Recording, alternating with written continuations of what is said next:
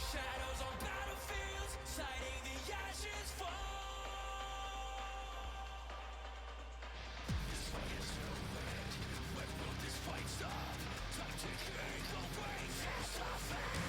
Still grows cold, the echoes fade away.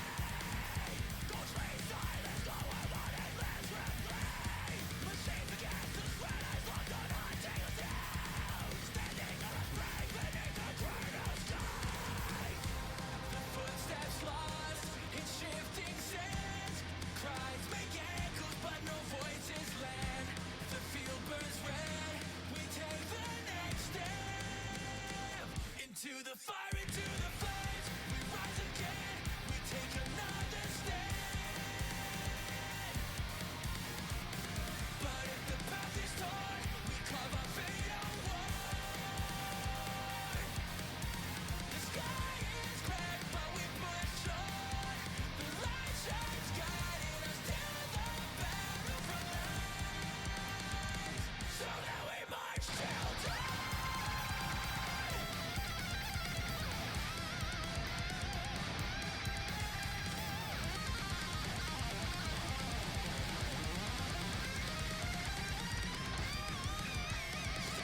Up, we are the last command. The guns will see all the battles to achieve.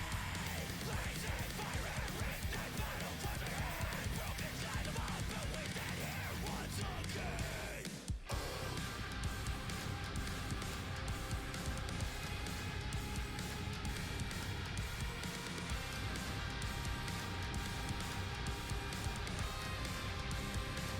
Into the fire, into the flames. We rise again.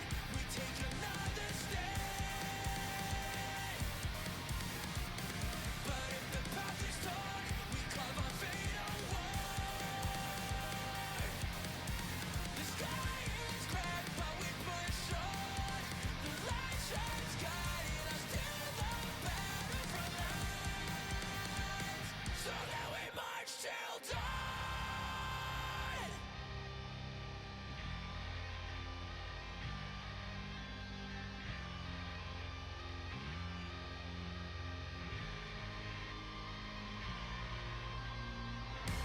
The burning flame now calls my name. A soul consumed, yet it still stays untamed. No fate to claim, no chains remain. Into the fire, into the flames. We rise again, we take another stand. We take another stand. But if the path is torn, we carve our fate outward. We carve our fate outward. The wreckage streets are free. We rise again. No guiding light betrayed. No guiding light betrayed. But if the ground is scarred, we march with faded hand. We march with faded hand. The sky is torn, but we march on. A hope shining, showing hands of victory tonight. Nothing will break us down. Nothing will break us down.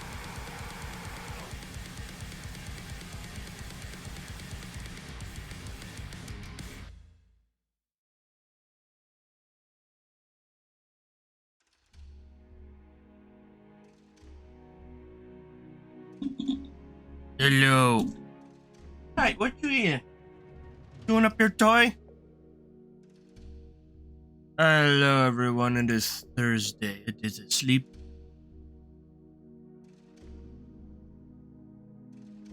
Very sleepy Thursday. Not much happened yesterday, so we're gonna try to bullshit with it. We're looking at.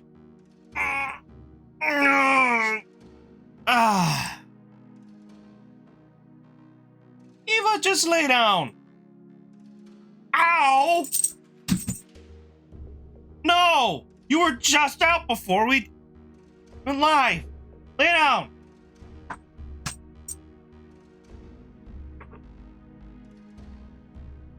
Lay down. You need to lay down. Lay down. Lay down. Here you go. Your toy. Good girl. It's a little tough love right there. A little bit of the tough. It didn't do nothing.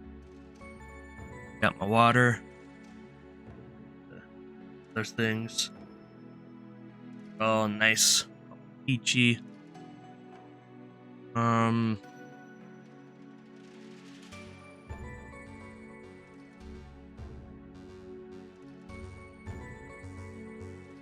I gotta get that. Hold on, I'm gonna move.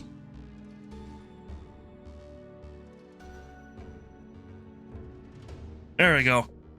Blowing my nose.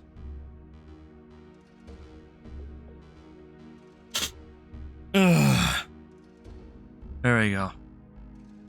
All good, all good, all good. Let's take a look. I thought I had a couple things I wanted to show you guys and tell you about, but I don't remember if I had them. Nope. Nope, I don't know where they are.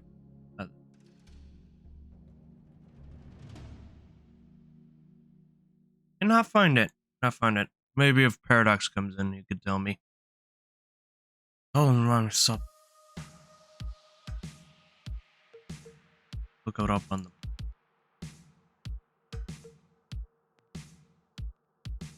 the browser. Dun, dun, boom. Okay, we'll wait a little bit on this one.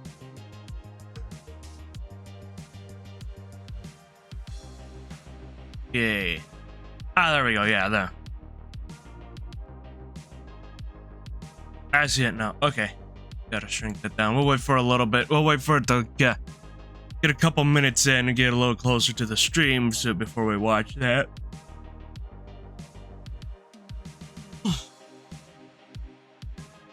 There.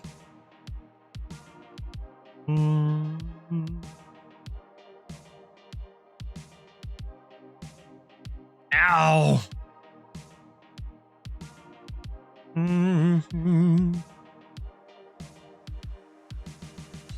Yeah, I'm just sorry. I'm sorry. It's just it's a sleepy Thursday. I don't got a lot to talk about today. Besides, nothing. Didn't do much yesterday. I didn't do shit yesterday. That I watched TV when he went live, and that's about it. Like, oh yeah, going off his life cafe. This boy had to go live again and play Dark Souls. Yeah, that was great. I don't know what else to talk.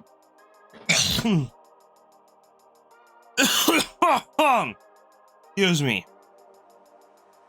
Ow. Everything is popping. Okay, I'm leaning back right now. Get this close to my mouth. Okay. Ugh. There we go.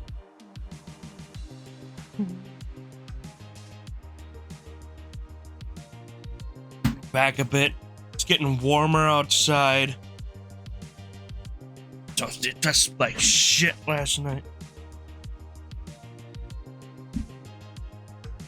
There we go.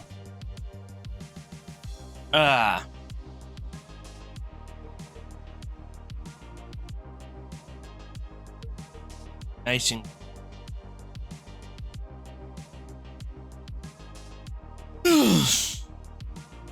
what?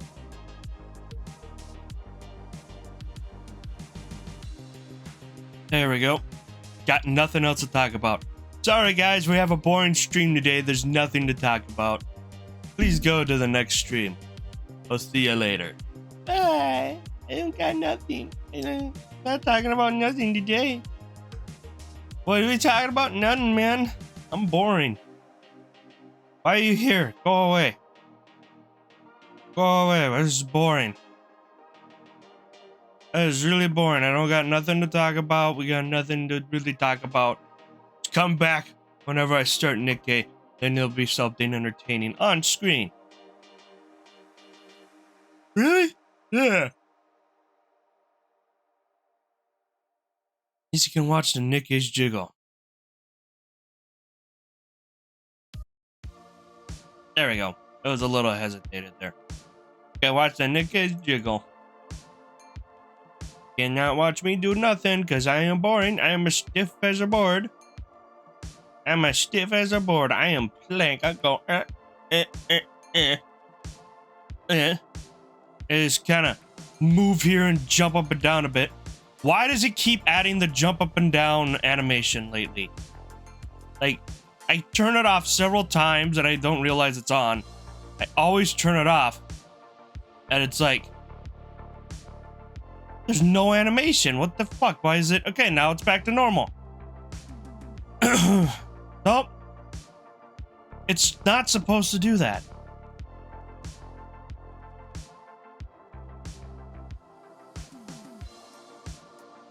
None. None. Why does it keep jumping? Why is it doing this? It's not supposed to jump up and down. Does it do it when I switch? No? Yes? Why is it doing that? Can't even... You know? Supposed to be no animation in it. Is they supposed to save it as that? Stop. Oh, keeps doing it. For whatever reason, it keeps moving me up and down.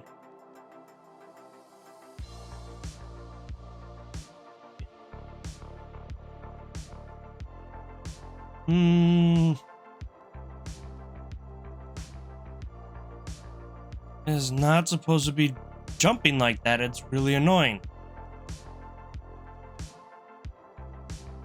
There. No, it keeps doing it.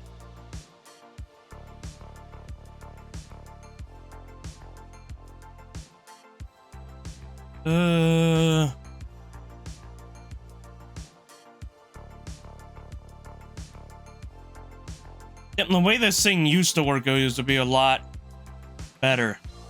I didn't do this hopping. It's really annoying. I didn't need the hopping. Wait, turn the hopping off.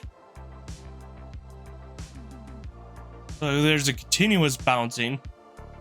There's a single bounce. And there's a no animation. And it should be a no animation, but it keeps jumping. Then I do the crossfade effect. Nothing. It's really pissing me off. Really is. Might have to redo it.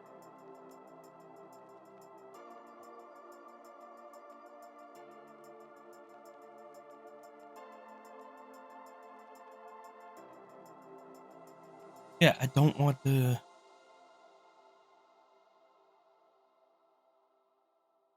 Fuji cord. Hold on. That's the one.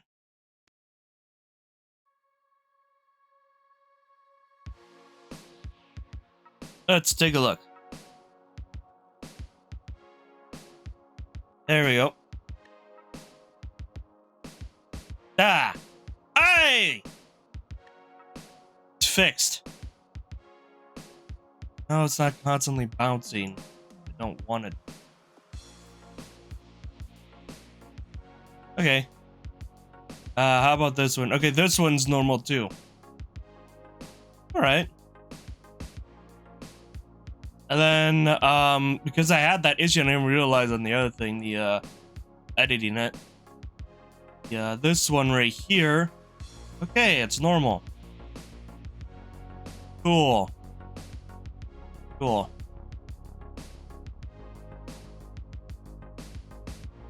I think it put me up a little bit more. I can't tell.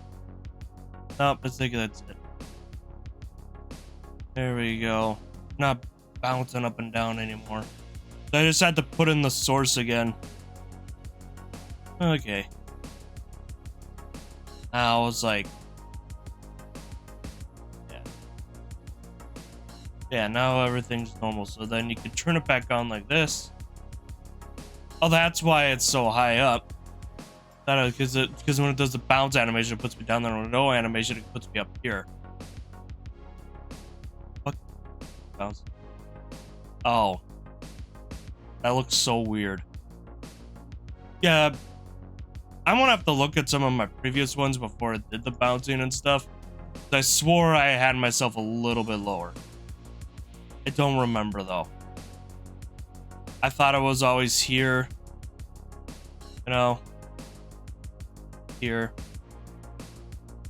This thing. That looks normal now. Doesn't look too bad. Yeah. Whatever. I think it's some of its stuff with Fuji wanting to update, which is annoying. I think we got that all fixed. Don't jump up and down. Now everything's glitching out on my OBS. Hey. Okay, getting everything adjusted. Everyone's still there, didn't scare away. Tech difficulties, we gotta fix it. Ugh.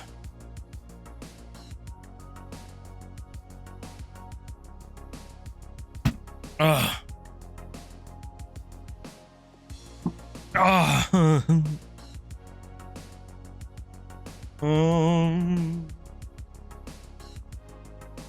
How you guys doing? Right? Terrible.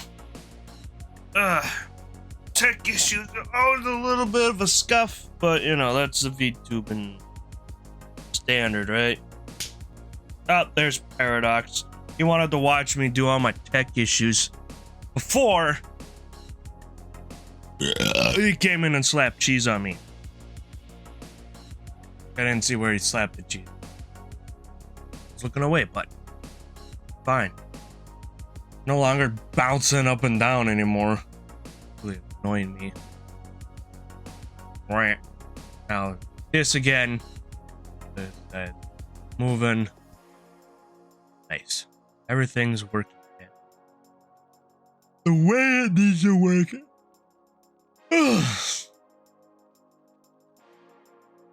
How you doing, Para?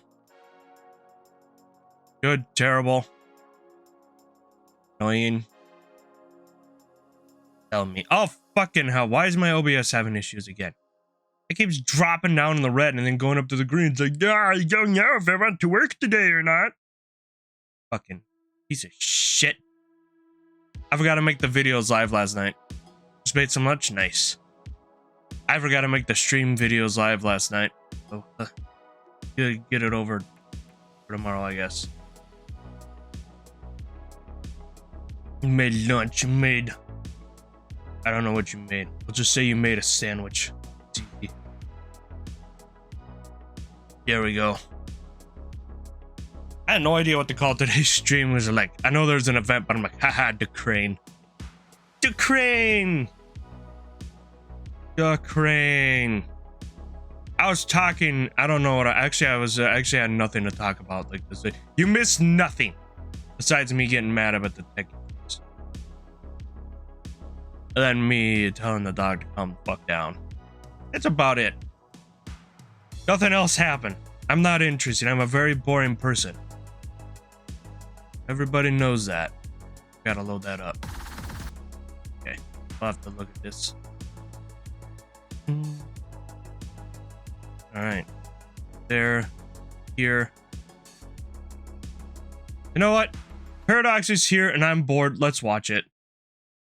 Made some instant noodles. You put some tuna in and an egg on top. Nice. I made some instant noodles yesterday. I didn't have tuna though. I just put the egg on. Made a fried egg for it. Okay, let's get this going. There we go. We will watch this because I got nothing else and I'm very boring. And this is entertaining, and at least someone's in the chat, so I don't have to pretend that everybody watched it. All right, let's watch it.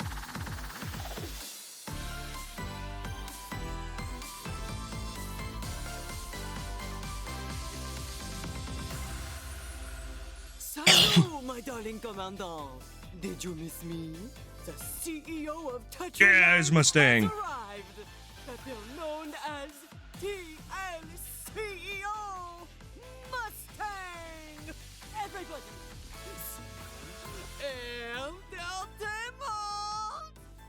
Nice. Okay, is this volume up? Once Good. again, the Okay. fourth Doki Doki NIKKE Global Popularity Poll is here! The hottest and most beautiful entertainment spectacle that puts the manufacturer's filthy on the line. But I'm a little teased. My tears won't stop. Oh, devastating. Oh, for the past 3 years, Tetris NIKKEs have lost. This is why you should have rolled out Anise like right now.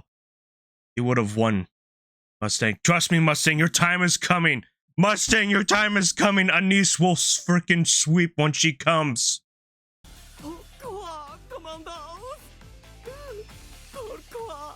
Pourquoi? Pourquoi? No mercy to defeat. Enough is enough. She's most likely would have to. Yeah, she would sweep. This time, That's why that's why they didn't release her. the dreams of Tetris They had to make sure Cindy got her last final chance. That Tetra will claim the #1 spot on this very special stage. So, There we go. come on. Ready to pick? Vote for your favorite NIKKE with burning passion. Okay, the CEOs of the manufacturers are arriving soon. Everyone was dressed in their most alluring costumes to cheer for their NIKKEs. Alors, it's I believe even Shift Up knows that Anise will sweep one, even though it'll be like a full year later. I'm Ingrid, CEO of Elysium. Last Damn! Oh, let's get a good picture. Look at Ingrid with the hat and everything. Look at that. Hold on, I'm gonna move this. There we go. Honestly, didn't know who I wanted to vote for this time, so I gave 5 votes of Anise today. I gave 5 votes to Snow because it's Snow. I didn't know what else. I just went bam, Snow White. But damn, look at Ingrid's freaking rocking this strip. Sweet victory. Looks like a pirate. I sincerely thank everyone for their votes. Elysian's tactical operations are slated to continue, so we have no intention of losing this year either. Did you think Elysian would be satisfied with just 1 win? Our goal is consecutive victories. Then we'll see who truly deserves the title of King of Tactical. Please vote for Elysian this year too. Okay, next. Now the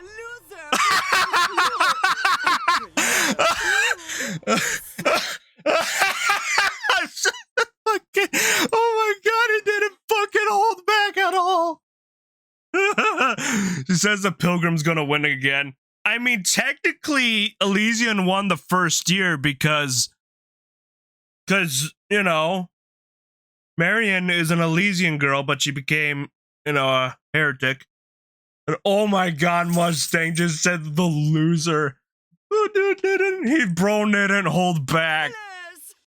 Hey, Ava, lay down. What did you just say? Who exactly are you calling a loser? Ugh, this stupid poll is still happening?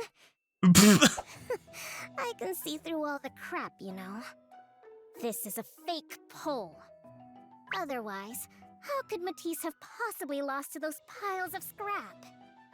Let me spell it out in a way even you can understand. Well, one of them was Red Hood. Basilis's technical prowess is the pinnacle of the Ark. No, the pinnacle of human technology. We've reached the heights so far beyond those so-called tactical or entertainment companies. Amateur outfits like theirs can't even. You know, I'm sad that they didn't make a third Red Hood paradox, because she would have definitely gotten a third back-to-back. Still lost? That's how you know it's fake. Now you get it, right? So vote for Basilis's NIKKEs. That's an order. Oh. And next, entry number 3. Pilgrims aiming for their third victory. They're getting I it. got dragged here this year as well, it seems. Though I'm hardly the right person to represent the Pilgrims. Liar! You liar! Liar! Anderson, hardly the right person to represent the damn Pilgrims. Bullshit! We know who you are now, Anderson. You are the best representative for the Pilgrims. It all makes sense why you're the representative for the Pilgrims. They're your babies! They're your girls! Filthy, filthy liar. Yeah! One of them won the poll! You were her commander! Liar! Alright, we can continue. As a deputy chief, I know enough about them to speak for them. Please You know support enough them about this them year as because they well. were your girls! Honestly, there's nothing much else to say. When it comes to the Pilgrims, you all have a stronger bond. Looks like than the I glove do. he has on is red So I glove. will finish with this. Vote with your heart. And if possible, grant the title of Goddess of Victory to those who continue to valiantly fight on the surface. Over Alright. Doesn't that look like Red's glove he's wearing? and Not out. represented, looks like he's wearing Red's glove. Entry number 4. Ox Entertainment Tetra! Woo! From this moment on, this is mom time to shine! Hell yeah, look at Mustang. Let's go all out and have fun! Go with your heart. He says most people pick the meta unit to vote on. Let's vote for Tetra, yo! Right. Entertainment! Let me hear you! Tyrion! Entertainment! Scream your love for Tetra! Mustang, we know you're not winning this year, but once Anise comes, she's going to win. Louder! Shout it out! Felt! Yes! Entertainment! Entertainment! Foreshadowing. Foreshadowing. Once her SSR drops, she is going to sweep. This NIKKE right here will sweep it. She will sweep the whole damn thing. That's when you will win, Mustang. I promise, bro. I will vote for. I'll just put all my votes on Anise when she comes. Look at the first comment after the vid as well. My darling commander, vote for Touch Your Stars with your love. Merci beaucoup. Woo! Okay, let's get started. The 4th Doki Doki NIKKE Global Popularity Poll starts now. Let's enter Teen Month!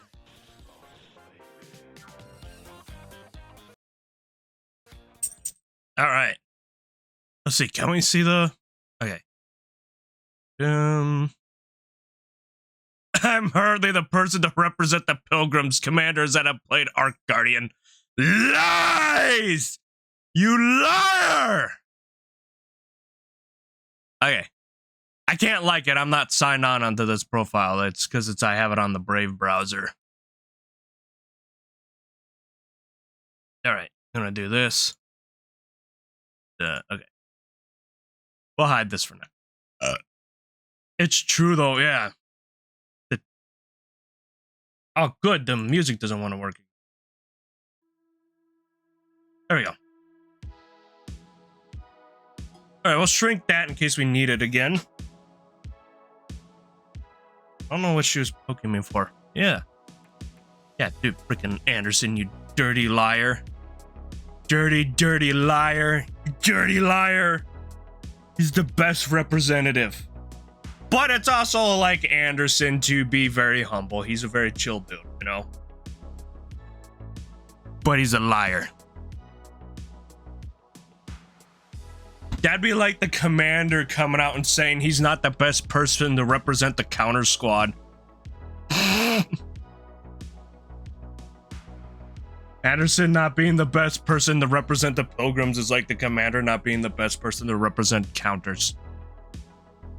You know it's full. You know they're both full of bullshit. And why does my freaking OBS keep acting up this morning, huh? I'm out of all these browsers and stuff. Well, maybe actually I'll close the Brave browser. I'll open up the Brave browser again if this one open for that. Okay, there we go.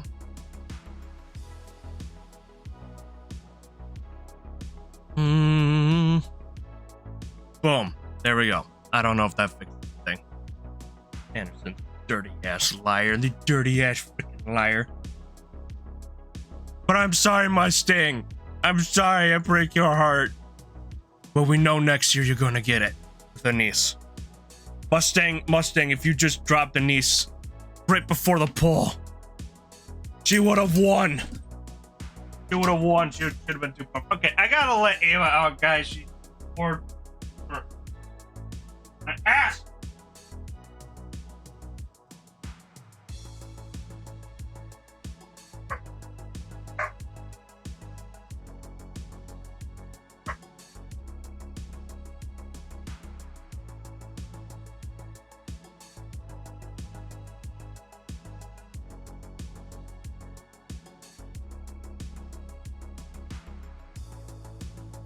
Alright, she's just being a pain in my ass.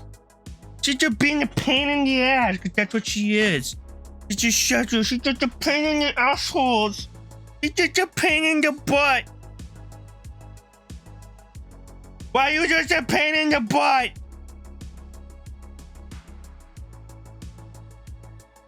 So needy. So needy.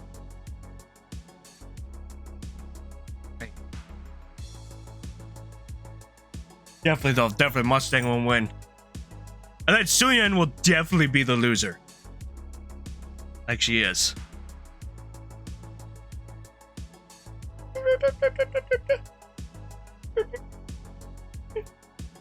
So yeah, 100%. Suyin would definitely be the loser because she'd be the only one that never won once Mustang wins. For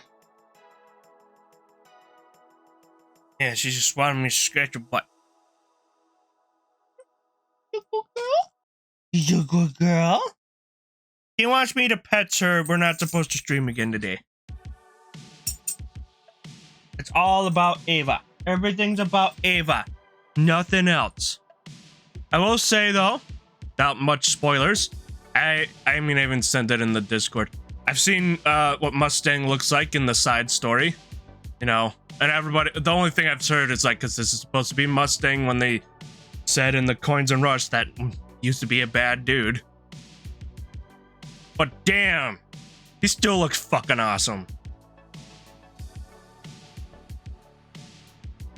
Everybody, people do say they're wondering what his redemption arc was, though, to become our Giga Chad that we know today. Be the,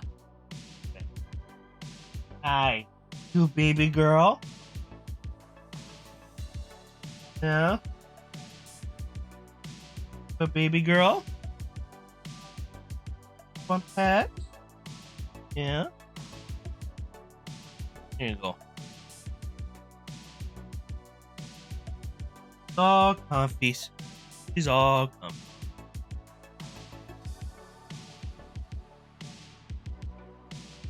Yeah. And I will say we will do that side story today if there's enough time after the main event, which there might be. Usually when it's a regular event, they're pretty short, pretty quick. So we'll see how it goes. We'll probably just go through all of it and enjoy our time with the side story. And then next week we'll do the wordless side story.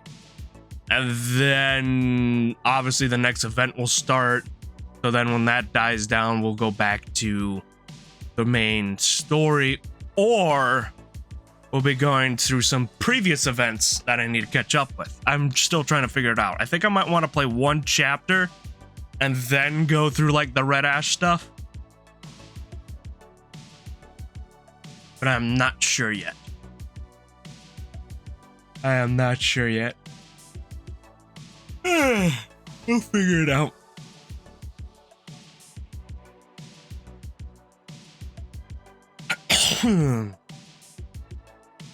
I'll figure that out.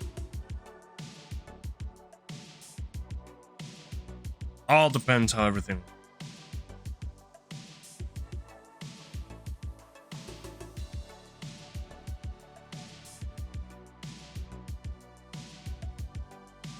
Oh, I gotta. Hold on, I gotta blow my nose.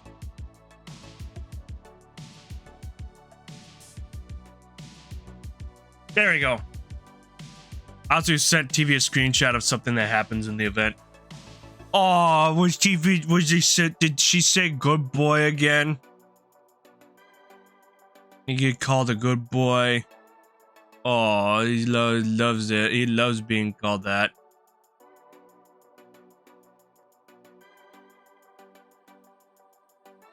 Oh, yeah. TV loves being praised. He has his praise. And he denies it. At least everybody else sees it. Everybody sees it. Snow Crane gives you a head pat. Well, of course, he loves that. Of course, we know TV would love that. He loves his praise. Praise Kingston Cooper. That was funny. Somebody was named that Praise Kingston Cooper. Praise Kingston Cooper.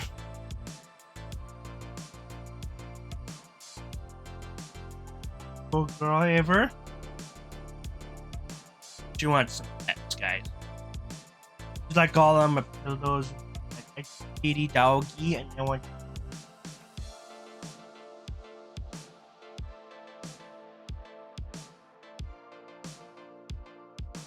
Yeah. She wants Thursdays just to be for her. She don't want me to do this.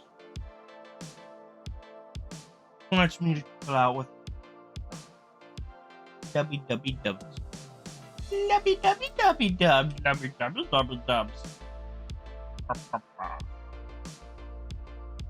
Yeah, she. Girls, Avers. Why does my bitrate keep going up and down and up and down and doing like a bunch of Tony Hawk Pro Skater stuff?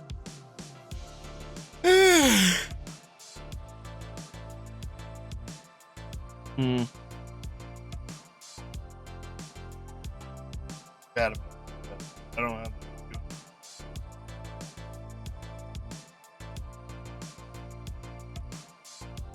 Oh, I gotta make sure I am not signing to NIKKE. There we go. What? Sorry, did I stop petting you?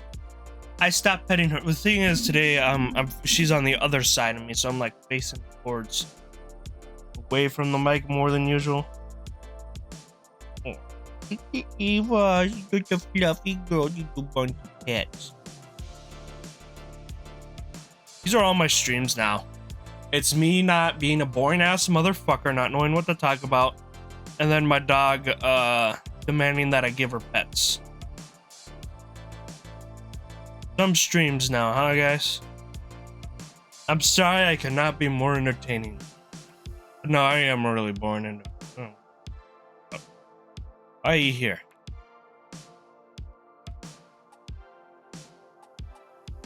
I'm boring. It's not entertaining enough. I can't bend my arm that way anymore, Ava. I'm sorry. Gotta have a little break. Yeah. Trying to stay that. But fucking, how many times do you keep adding that damn tag into my damn stream, Paradox? I swear I like delete it almost all the damn time. Sometimes I think it scares people away. Nope, now you really can't reach. Like, entertain this. Ooh. Had it there for like 6 months. No, I deleted it again at some point. I remember deleting it again at another point. And you just keep putting it on there, man.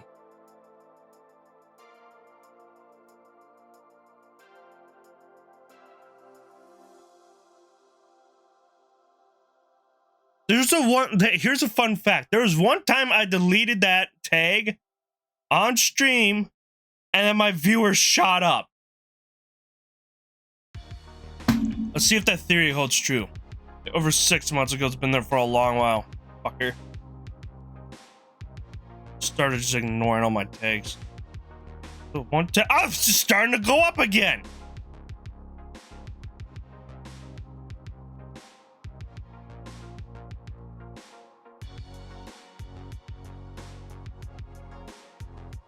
Starting to go up again one by one. Like every time I delete it, it goes up. Like it keeps people away or something. Freaking jerk. Yeah, it's just going up. My views are going up. Every time I delete it, they go up. The fuck, man? Stop adding it. Could have been big time streamer by now, but you kept having to have the furry tag and shit. Damn it. Why is my bitrate going down, you piece of crap OBS? And I know it's OBS. It's OBS. It's not my computer or nothing. It's OBS being a bitch. If it wasn't OBS being a bitch, then I would have had to have more troubleshooting the other day when it happened. Huh. OBS being a bitch. Why has been a bitch lately? Yeah. Yeah, freaking jumped up at least 2 viewers after I deleted it. The hell, man. The hell, man. I want to refresh the pages and make sure it's all updated. Yeah. Freaking the viewers go up when I delete it. It's a conspiracy, man. I know, it's just been holding me down. Oh, good news, that video I had, recent video, all the comments should be back now. So that's good. I did done the one, I'm pretty sure it's because there were some comments on there that said they would report me, and they probably actually did that. So once I got them back, I reported those accounts to YouTube. You're saying that publicly and stuff. I was paying attention to it. Yeah, I know, but I'm pretty sure that's what hurt the video in the end. So that's the video right there. Should be. Yeah. So probably hurt in the end. I was more sad. I know, like I did better than I thought I did. It should have kept going up and stuff. I was more sad that I was hiding some decent comments from my friends. So. They should all be back there now. So, enjoy that.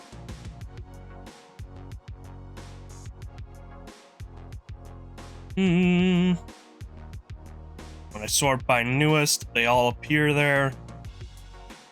Good.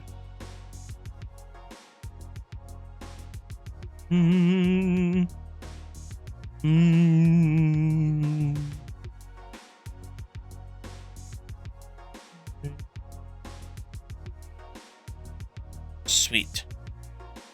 There you go. That's all good. It's all good. Imagine getting overpowered over a simple joke. Yeah, it's just a joke. It was a smart ass joke. Bet the viewership will go up if you show your fipples on screen. No, I'll get banned by YouTube, Cornbread. Also, hi, Cornbread. How are you? Nah, YouTube will ban me.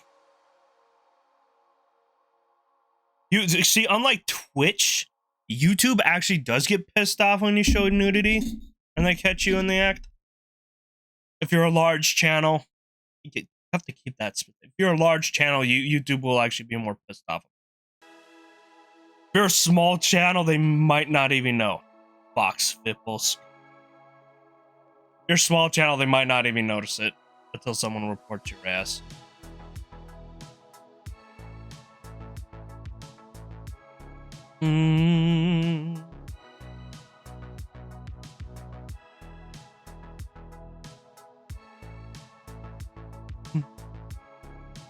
Unless you're doing naked yoga, then it's perfectly okay somehow, right? Naked yoga for Twitch. Maybe that's what we need to do. We need to do hot naked yoga. Man, you guys ever see those hot yoga places and you go there like, yeah, I'll go watch. Like, what are you doing? You're supposed to be taking part in the yoga. It's like, no, I came to watch. You're like, get the fuck out. Fine. Don't advertise hot yoga then, you fucking assholes. Hot yoga, yeah, I want to watch. Just in the advertisement, says hot yoga. Well, you want to go watch some hot yoga? Pilates. Pilates.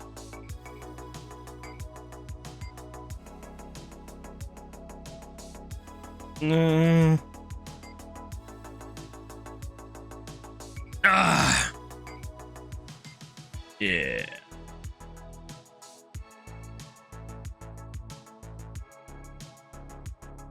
Oh! Ow! Everything popped in my arms. Ah! Pilates. I don't know much about Pilates besides the thing, but yeah, I'll watch Pilates maybe too. Yeah. Watch Pilates. You watch hot yoga. What? Who's not watching hot yoga, man? Just like the Call Me music video. Nobody's watching that music video for the song. They're watching it for the girls in it. I will, if I find that, I will send it in the Discord later. I'm not watching it on stream. Trust me, you guys will love it. You guys will actually find it right now. Let me see. I want to throw it in the music chat of the Discord server. Didn't know Husky was this degenerate. Little bit, but I'm bored right now and I got nothing else to talk about. I said earlier, I'm bored. And when I'm bored and I find something stupid to talk about, I'm just gonna fucking go into it. Okay?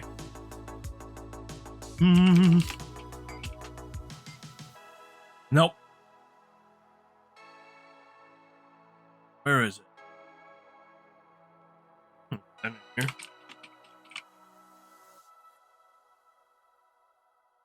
I can't. I'll find it later. You guys will like it. Maybe I'll get Cyber dressed up as one of the girls in that.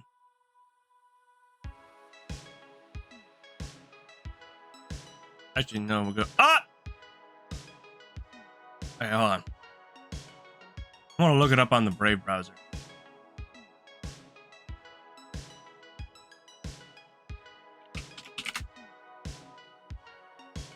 Ah, there we go. There we go. Found it. Alright. Paradox dropped the Discord for those that don't have it. I am throwing it in the music chat. And then I'm going to throw it in the streams chat.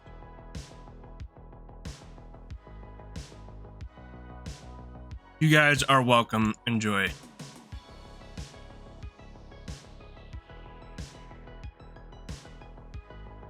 Enjoy. All right. Enjoy. Enjoy that.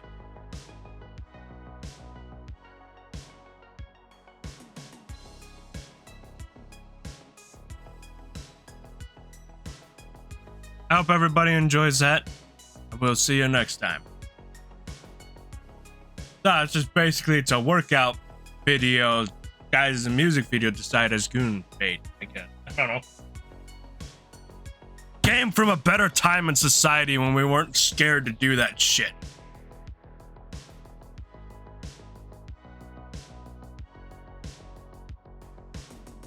You know? They weren't scared to do that. Now there is a dude in the video too, and if you get after the dude, hey, no judgment, man, but that's you. Because it's also a romance story where the guy falls in love with the instructor.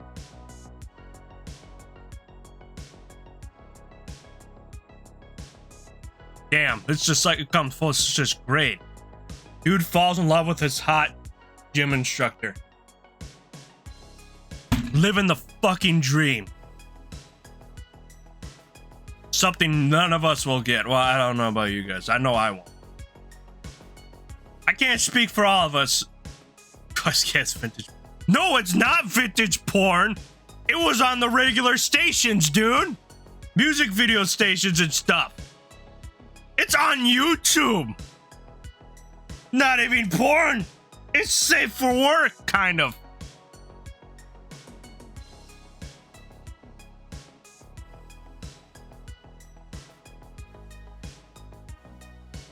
You're saying the vintage porn. Dude, anything can be porn if you're fucking down bad enough, right, Paradox? Why'd you ask Paradox? Because Paradox gets off to anything, dude. Except V3. We've been over this many times. Yep, see?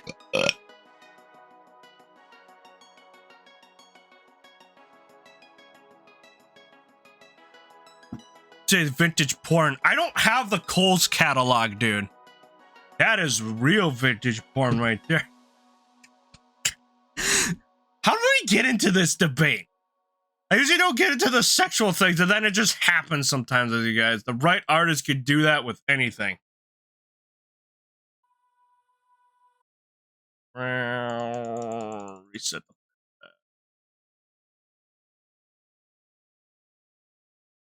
I was even mentioning that to like another streamer, like they don't do the sexual stuff. I'm like, I don't either, but my chat gets me out of context, or sometimes it's chat. It's mostly the chat. Braille Playboys, no, I do not. I don't even have those. I don't have those. What I do have is old Nintendo Power magazines, and they're so vintage, they still have the cigarette ads on there where they're basically the cigarettes are saying they help hair loss and cancer. That's the real vintage shit right there, bros. When you get stuff so old it's having cigarette ads, the cigarettes are saying they're very healthy for you and actually help you with your everyday problems. That's the real vintage shit right there. Smoking ads. We need to push cigarette ads back and stuff. Oh, promotes it. No, I want to see cigarette ads because I'm tired of seeing vape shit. Like, vape. No, I need my cancer acoustic, and you're a fucking pussy if you're vaping. If you're in the chat right now and you're vaping, you're offended by this, fuck you. Smoke like a man, you little fucking pansy ass bitch. Plus, you won't get popcorn lung. But you better be, if you're smoking in my community, you better be doing it the legit way. If you smoke weed, I'll just call you a fucking little pussy bitch. Because tobacco's cooler. Tobacco will always be cooler than weed. Weed will just always make you look like a douche. Tobacco. This is why this is my statement to you, Marlboro cigarettes. This is why I want you to sponsor me. I will shill big tobacco. I really would. I would shill big tobacco. Not even smoke, I would shill big tobacco. So damn hard. Fucking give me my tobacco sponsorship, Marlboro cigarettes. I will do it. This is just free advertisement. You don't like promoting drugs? Yeah, but I'll fucking show such a sell. I will only sell out to Marlboro cigarettes, by the way. Like, if they freaking knock down my door and said, hey, we'll pay you money, I'll be like, fuck yeah. I will be freaking smoking every day. Hell yeah. Big money from big tobacco. Then I can tell everybody that is my political bias. I don't care if you're left, right, conservative, liberal. As long as you support big tobacco, I will support you. And every war effort, I don't support this side or that side. I support big tobacco. Let's go big tobacco. Okay, we're gonna get up. Don't go anywhere. We'll be right back. I'm gonna throw you guys at that ad break. We'll get into it.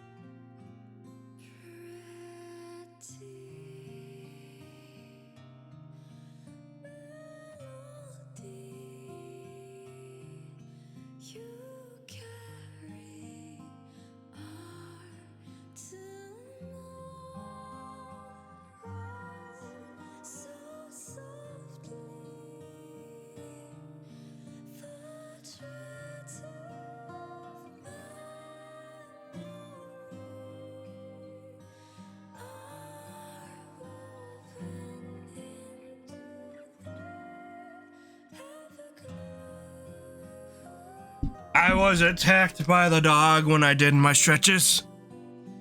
We almost didn't come back. Okay, we're back though. NIKKE. Welcome back, everyone.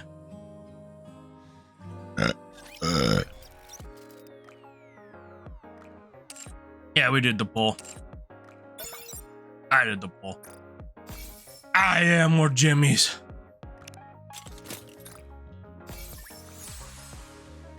All right, let's do this.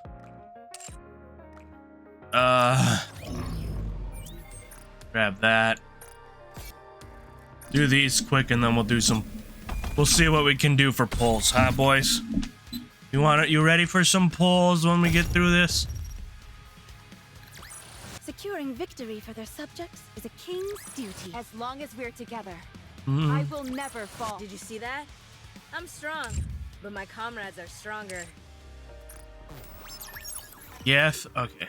Here we go.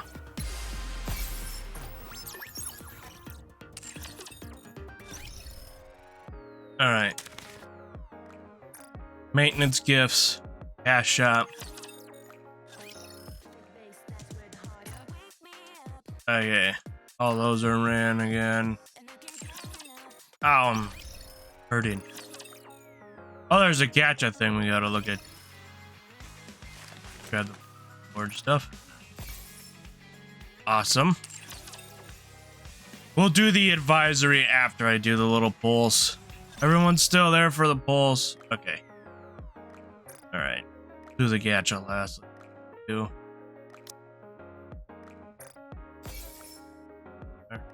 Okay. Oh, we got 2 of these to do. Not enough of those. Okay. Oh yeah, we already did the guarantee poll the other day. Alright, we got 2 of these. What we got? Nothing. Nice.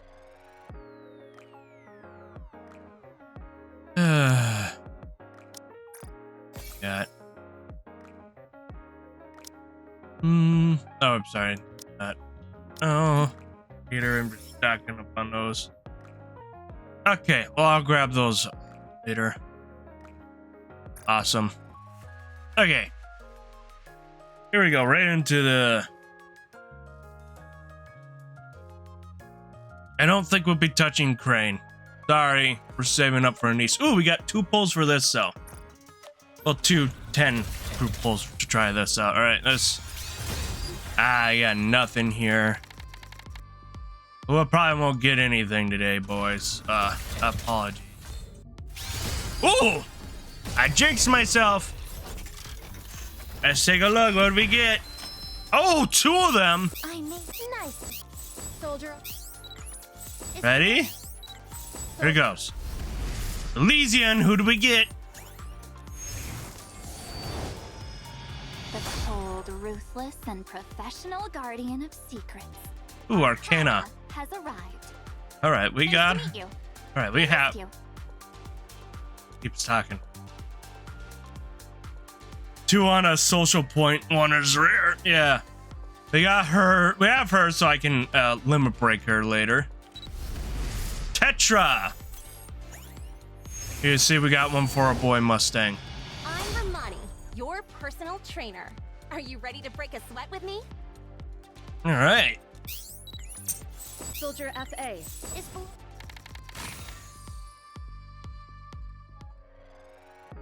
Nice. All right. We only have 5 of those. We'll probably get more of those as the next event comes. But damn, look at that. Get all that shit up. All right, what's the new here? Oh yeah, it's just the new stuff. Okay, go through some of these quick. Quick advice here. Scrolling through. Why do you have them there? Quick advice. Wow, we're almost done with you. Quick advice table. Oh yeah, I got maxed out on you, didn't I? Quick advice. I'm having trouble catching my breath. Could it be because of this outfit? Night. Tina. Up. I Up. want to stroll under the night sky with you. One for Emma.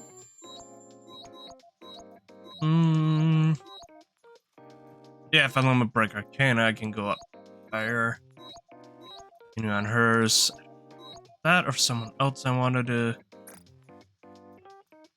Wait, no quick advice. Go in. Been shopping recently. How do you think this looks on me? It's perfect. Really? I knew it would look good on me. But it's nice to hear it from someone else.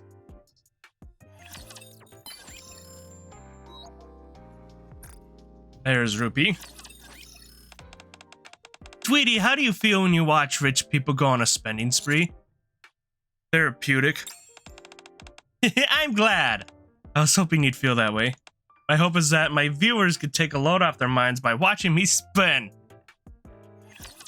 Oh, sweetie, I like you so much more than before. At least this much more. There we go. Snow. We have break. I could probably just do Arcana, couldn't I? Yeah, there's no harm in it.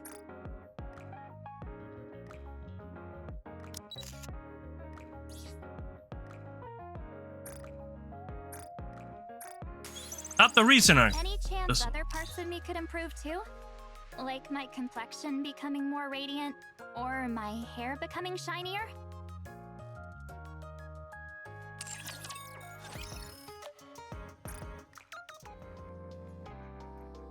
You can have the device. All right. Let's claim everything here. This is fun.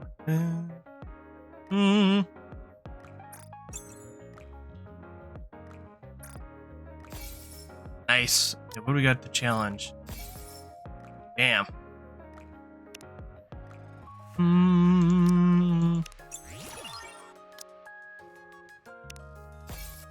All right, we're ready to go into this new little story right here. All right, here we go. Ready, everybody? We're bringing you the breaking news of a historic event unlike anything in the Ark's history. The Counters has successfully reclaimed part of the surface, something Ark citizens have dreamed of for years. Since the Ark was founded, has any commander ever achieved something like this?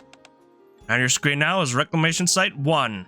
All right, we already did. All right, I know we're not there yet. But yay, we did it for Anderson, because he just said that in the recent chapter we were in. And on your screen now is Reclamation Site 1, a forward base established by the central government. Man, got a log cabins, kind of cozy. Oh my. They actually reclaimed part of the surface. That's wonderful, truly wonderful.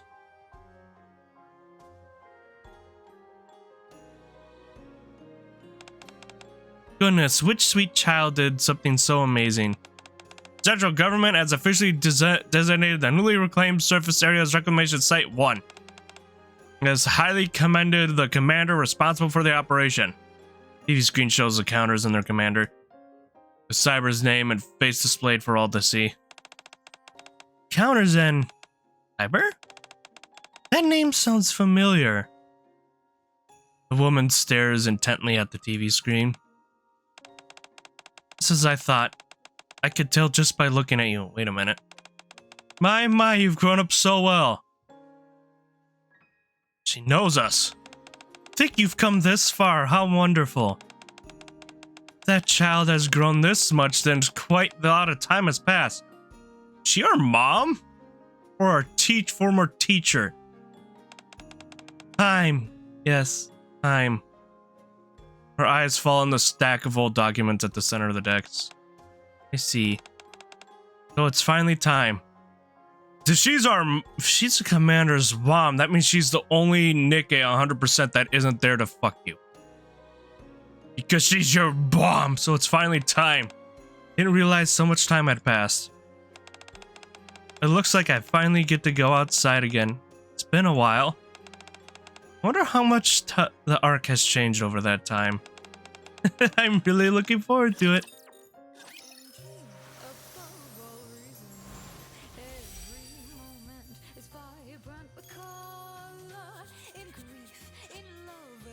No idea what her relation to Commander is yet. Probably not his mom, though. Something, though.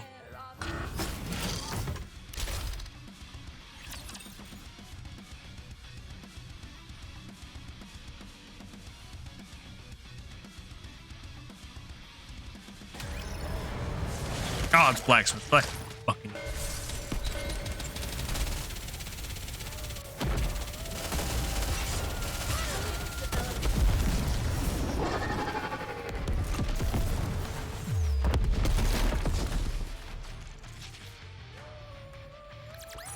Securing victory for their subjects is a king's duty. There are the rewards booths. Drake, Clay, Adme, Yulha, and D Killer Wife. But luckily I could get all the way there with those three.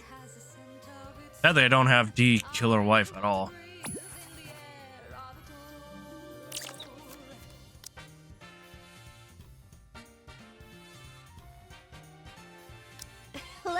do this. Mm. I'll put my heart and soul into cheering you on. Yeah, hold on. Preparation finished. All right. Let's go and find everyone. Roger. Joining the mission. I don't think we need much of anything else with it. Yeah, it's Rappy gets to be in there. No Red's down there. And everybody that's so powerful. I'm on stage 3s are so damn powerful.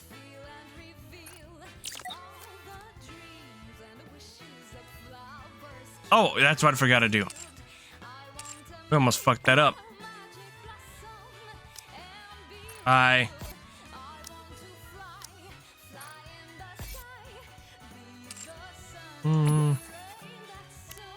Dude, I know it's a female singer, but it feels like some classic, like, Sinatra. My God, she's head patting you right there. Look at that.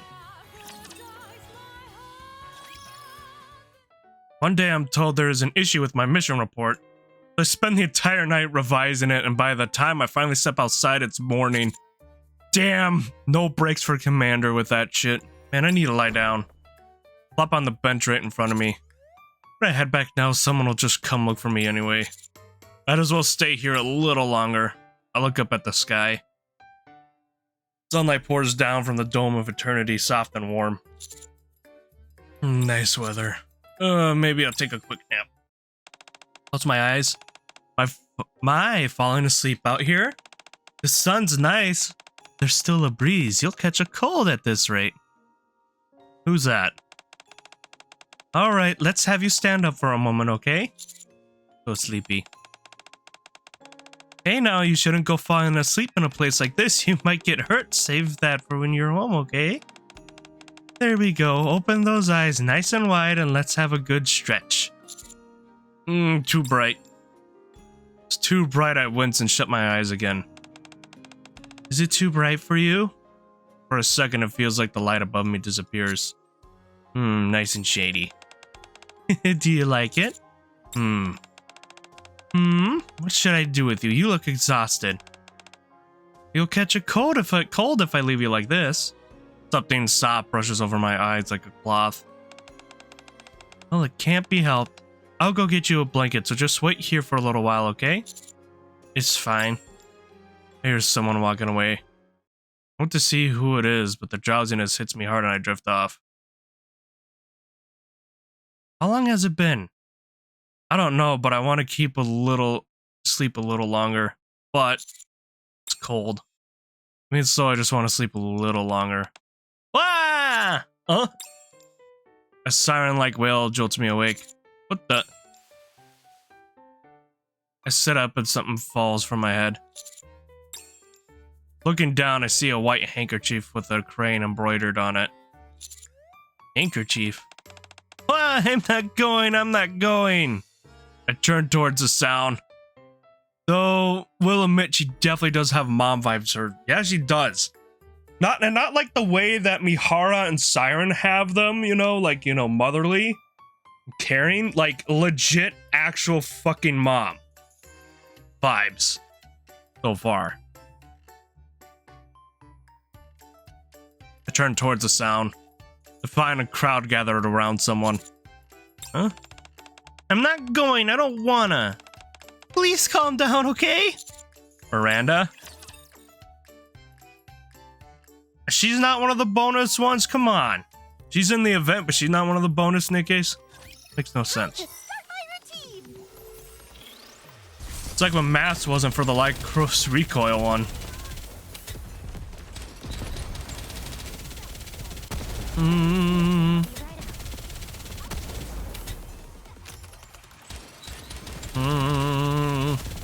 Oh, good, I put enemy in the correct spot for a sniper.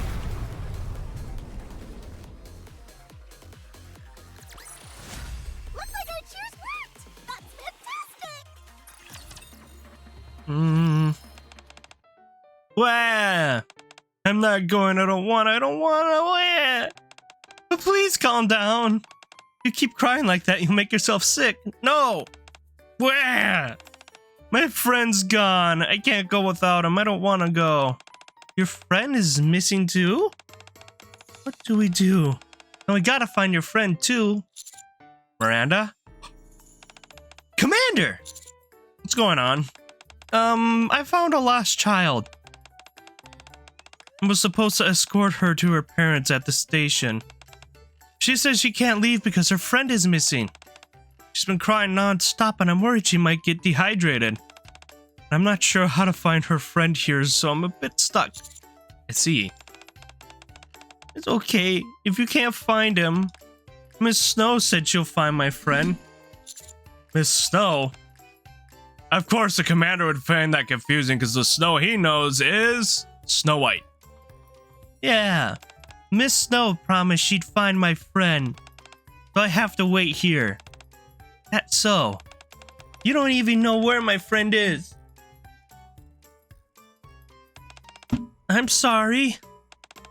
But when's Miss Snow getting here? I don't know. Oh, I see. How long has it been since you went to look for your friend? I don't know. I ate all my ice cream and waited, but she didn't come. I mean, she must have just forgotten. No. She said you're supposed to keep your promises. She said she'd keep hers. Hold on. Don't tell me Miss Snow got lost too. You really think so? It's Miranda, of course she really does. Been loads of lost kids lately.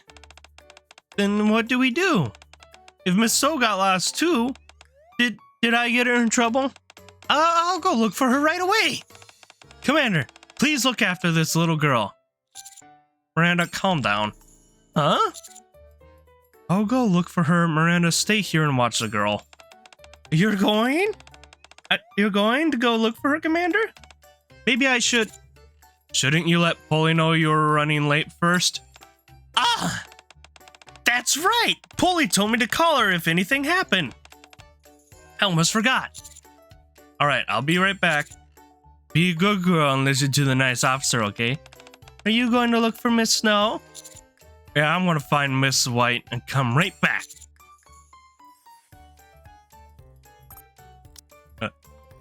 Yeah, Miss White. He's thinking Snow White. I knew the commander would. Look at, they even did that one. This is Snow Crane. Look at, I'll find Miss White. So this commander thinks it's a different Snow as over here right now. Promise me you'll stay with the officer and not cry, okay? And I know that's not a mistake. I know it's intentional, I think. That's who the commander's probably thinking of. So promise me you'll stay with the officer and not cry, okay? Okay, I promise. Alright, I'll go look for her. Oh my, is there someone else we need to find? I turn around there she is, a woman in white with hair to match.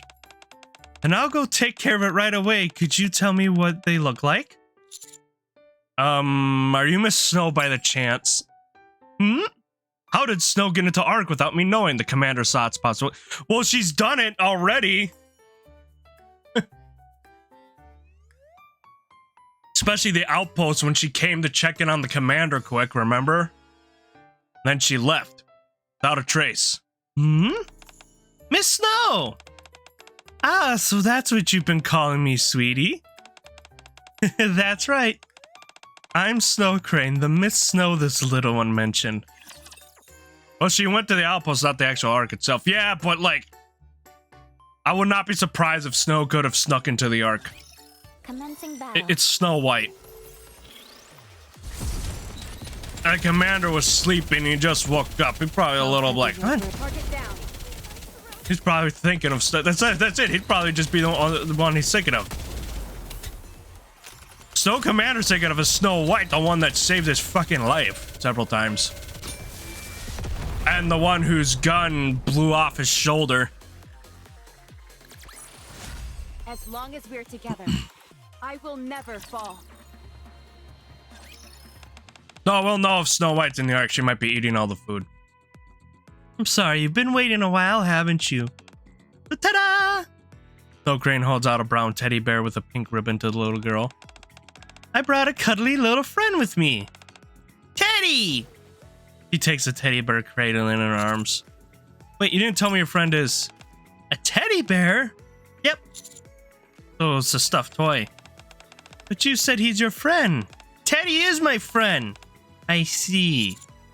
Good thing we didn't report her missing. That would have been a mess. Now then, who else do we still need to find? We're just about to go look for you, Miss Snow. Oh my, really? Yeah, we started to think you got lost or something. I see. I'm sorry, dear. It's been a while since I've been up on the Ark, so I got a little lost along the way. I hope I didn't keep you waiting too long. Been a while? Well then, since it looks like her friend's been found safe and sound, we'll be heading off now. Thank you for the cooperation, Commander. Anytime, I'll leave the rest to you, Miranda. Bye-bye, Miss Snow. Bye-bye, mister. You take care now, little one. Miranda and the little girl leave together. Oh my, I didn't think it would take me this long to find her toy. Thank you for comforting the little one. I'm not great with kids, so thanks for stepping in. Really good with them. I like children, they're so pure. See, she's either like actual mother, surrogate mother, or teacher to the commander. So she could have been the surrogate mother to the commander that helped raise them.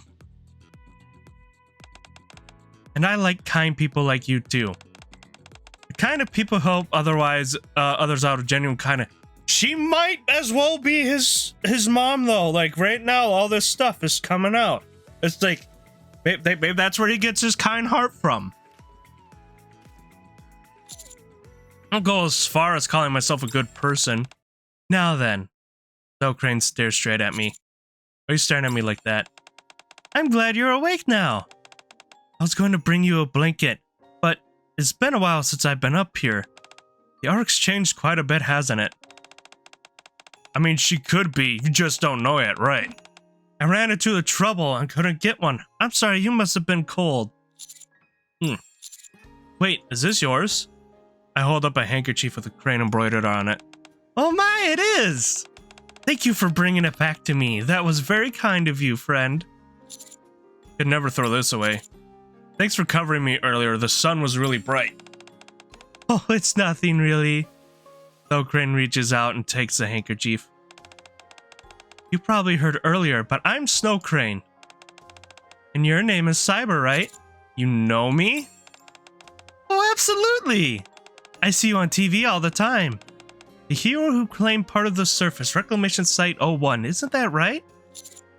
Oh, so that's what was on TV. Of course.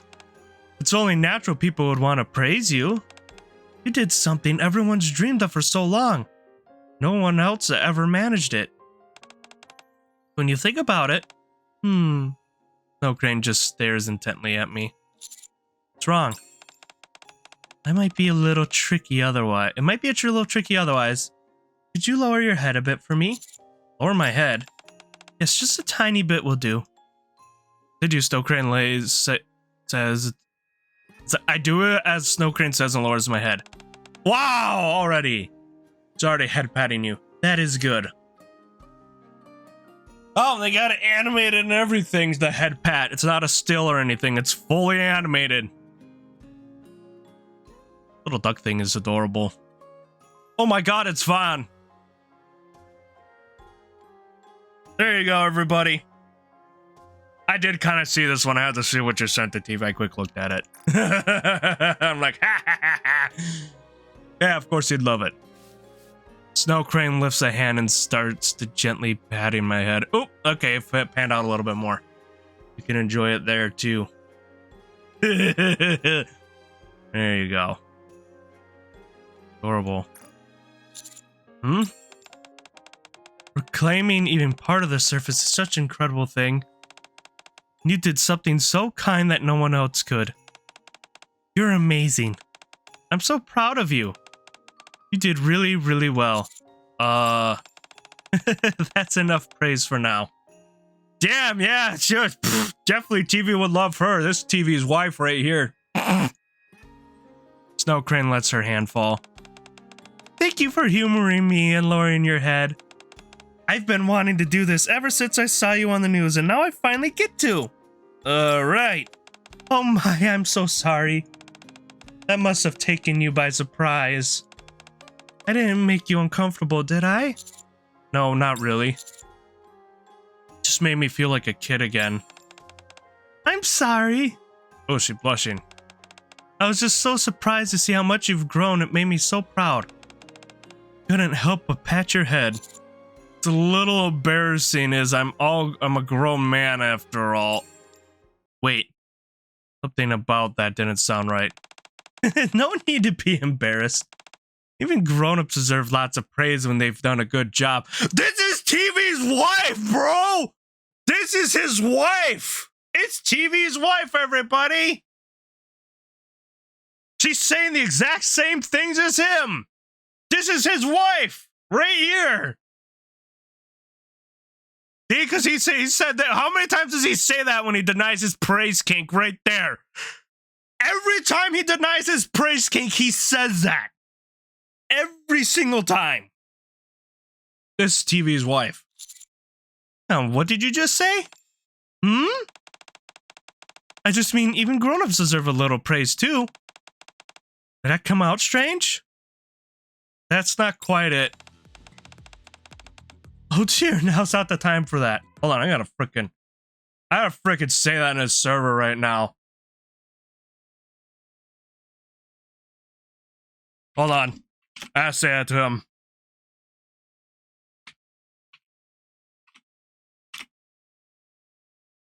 Okay, I'm good. I told him she is 500% his wife. Okay, hold on, let me check. Oh dear, now's not that time for that. Do you know what time it is? I pull out my phone and check the time. It's 11:20 a.m. Oh dear. I might be late if I don't hurry. I should get going now. It's really lovely meeting you today, friend. Oh, okay. You let me know if he responds to that at all, Paradox. Snow Crane rushes toward... He might not. He's probably busy now. Snow Crane rushes towards the park entrance. Then halts abruptly and looks around for a while. And now she's heading this way again? Excuse me, friend. I'm really sorry to bother you. Do you happen to know where the train station is? I can't seem to find a map anywhere. Huh? A map? Guess people really don't use maps and don't really use maps anymore these days. You all know your way around so well. That's so clever of you. Why don't you just check the map on your phone? Oh, phones have maps now? Oh, she's kind of funny. So Crane fishes her phone out of her pocket. On something this tiny? How does that even work? I bet it's an old flip phone. I'll take you there. Bet it's a flip phone. I'm not alone. We're all in this together.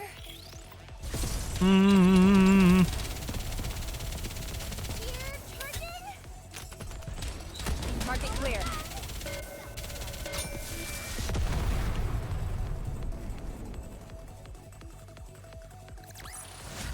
We won. What a blessing. Oh my, so this is the station. If I'd come by myself, I might have wandered around forever. Goodness, the roads have gotten so complicated, haven't they? You're very good at finding your way, aren't you? How impressive. Thank you for bringing me here, friend. You're welcome. The thing is... No Crane looks up at the departure board, eyes moving over the train schedules. There's so many trains running. Which one should I take to get there? Where are you headed? I think it's somewhere along Royal Road. The place is called Under Grace, I think? You happen to have the address? Oh, of course. I'm sure I wrote it down somewhere. Let me check. Snow Crane pulls out a small notebook. Ah, there it is. Here you go. Can I take a look? Inside the notebook, there are 3 addresses. Snow Crane points to the first one. Looks like you're headed to the department store on Royal Road. Just catch the train to Royal Road from platform 1. Oh my, you really do know everything, don't you? Anyone can figure that out. What a smart boy. Dude, she is 100% TV's wife. I'm sorry, 500% his wife. So Crane gently pats my back, treating me like a kid again. That deserves some praise, you know. Thank you so, yeah, dude. She is violently mother-like. More like Siren is in the kind, loving, caring, support you way. Same with Mihara. That's why they got along very well in the Unbreakable Sphere event. She is like legit, actual, like you're probably your mother, like that, but motherly vibes with her. That is legit. Like Brave is a NIKKE mother. But this is like the most violent mother character they have. She is 100% bait too, so you guys pull for her over a niece. Thank you so much for helping me. I'll see you again soon, okay? Snow Crane walks briskly forward. Should I really just let Snow Crane go without asking anything? Should at least ask for her number. I look towards where Snow Crane went. Once again, Snow Crane looks around, then starts walking back towards me. Oh dear, this isn't good. What is it this time? Can't seem to find where to buy a ticket. Huh? I need one, but I'm not sure where to go. Would you happen to know, friend? AZX is free to use in the Ark. It's part of the social welfare program. Oh my, really? I had no idea they offered benefits like that.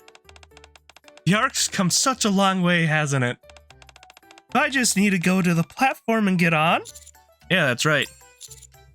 Are you going on your own? Yeah, not even the mother vibe, but just straight up mom vibes. Yeah, like legit a mom. Not mother vibes, just straight up mom. That is it. You okay going on your own? I'm not completely sure, but if I ask around as I go, I'm sure I'll manage. I'll take you there. I like how we're her chaperone. Not by choice, just because this is the commander. Really? But you're usually so busy. I'm free today, so it's fine. But I can go with you.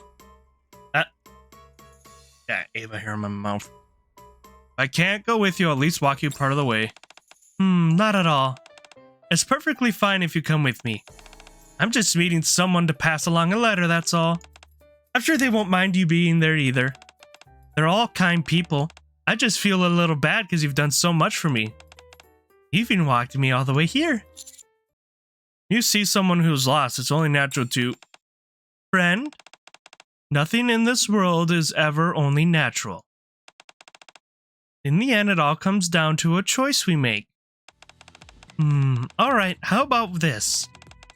When I'm done with everything for today, I'll grant you one wish in return for your help, as long as it's within my power. Wish? That's right. It doesn't have to be today. I'll take care of the agreement. I don't think that's necessary. Oh my, I'm sorry. I didn't mean to come across so strongly. Managing agreements is just part of what I do. Do you manage agreements? Then shall we make a promise instead? We still need to keep it just like an agreement, but it won't feel quite so heavy. If I hadn't heard that, I probably would have turned it down. Just so surprised to see how much you've grown and made me so proud. Couldn't help but pat your head. She said she was surprised how much I've grown. That means she knows about my past. If that's the case, I have to ask her. She might know about the parts of my childhood I can't remember. Also, TV just went live, so I might get to rate him later. Thank you again, Keo, for bullying him. Shout out to Keo for bullying TV into going live. And we have to say that. We have to shout her out because she's bullying TV to go live. Right? It's definitely her. She might not know parts of my childhood I can't remember. And the project I'm tied to. Something bothering you? Does even making a promise feel like too much right now? Hi, you actually gave her a shout out. Oh, we'll have to tell her later or something that we shouted her out because she bullied TV. That's 100%. Yeah, she gets a shout out for bullying TV. Let's make a promise. I've got something I want to ask you too. Oh my, is that so? That works out nicely. Then let's make a promise. When this is over, I'll grant you one wish, friend. Okay, I'll hold you to that.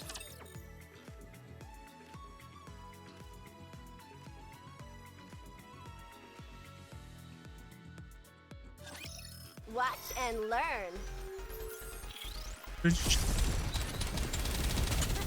Reload.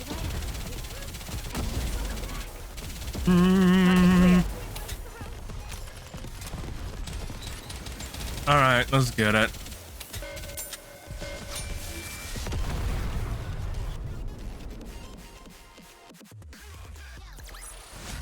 As long as we're together, Ugh. we'll never fall. So this is the department store. How beautiful. Crane keeps glancing around. Oh my, what a big space. And it's all shops? How nice. Oh goodness, look at those clothes. They've put them out for everyone to see. Oh friend, come take a look. They're selling flowers. I wonder if they're real. Hey, relax. Oh, forgive me. I got a bit carried away. Is this your first time at a department store? Yes, when I first came to the Ark, I don't remember seeing buildings like these. So the Ark was not as much as imitating of what civilization was when it first started, I guess. Most of the larger ones were connected to the central government. But perhaps it's not quite fair of me to say. Back then I was always traveling for agreements, so I never really had the chance to look around. That might be why I simply never noticed them. When I first arrived, the war was still ongoing, so everything felt very different from how it does now. I think this is why I find it rather fascinating. Crane watches people spill out of the store, their moods written, playing on their faces. Some look pleased with their purchases, while others mutter underneath their breaths, clearly dissatisfied. My, it's changed so much. Just watching them makes me happy. What's the name of the place we are going again? Oh, it's called Under Grace. I think it's a cafe. Just a sec. I tried searching for it online. Found it, looks like it's on B1. Let's head down. Oh my, you found it already? How reassuring. I trust in you and follow your lead. I think this is it. You're right. It's Under Grace. You really are good at finding your way around. That's impressive.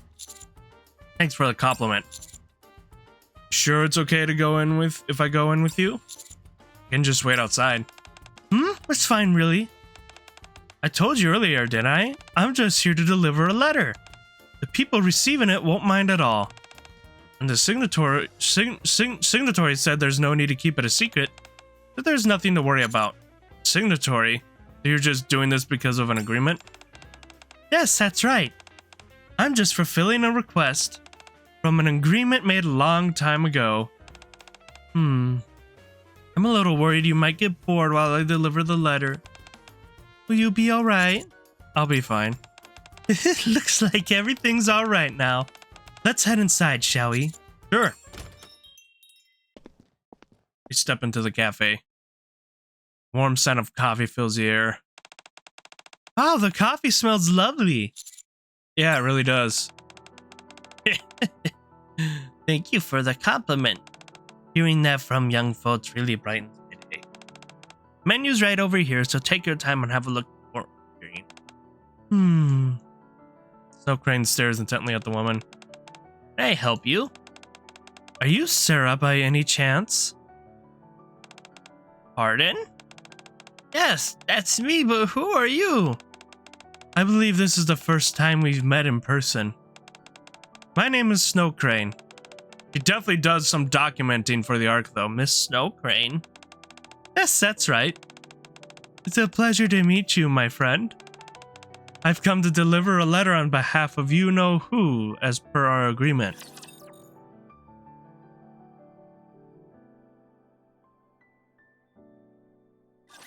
I'm not alone. We're all in this together. Let Let me Da-dum. Reload. Mm.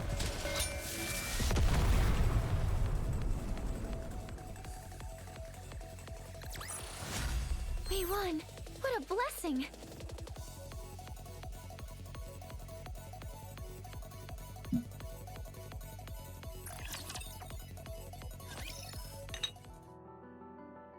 The soft clink.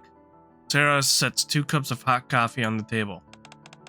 Oh wow, thank you. Thanks, thank you, I appreciate it. Don't mention it. Since you're with Miss Snow Crane, it's only natural that I take care of you.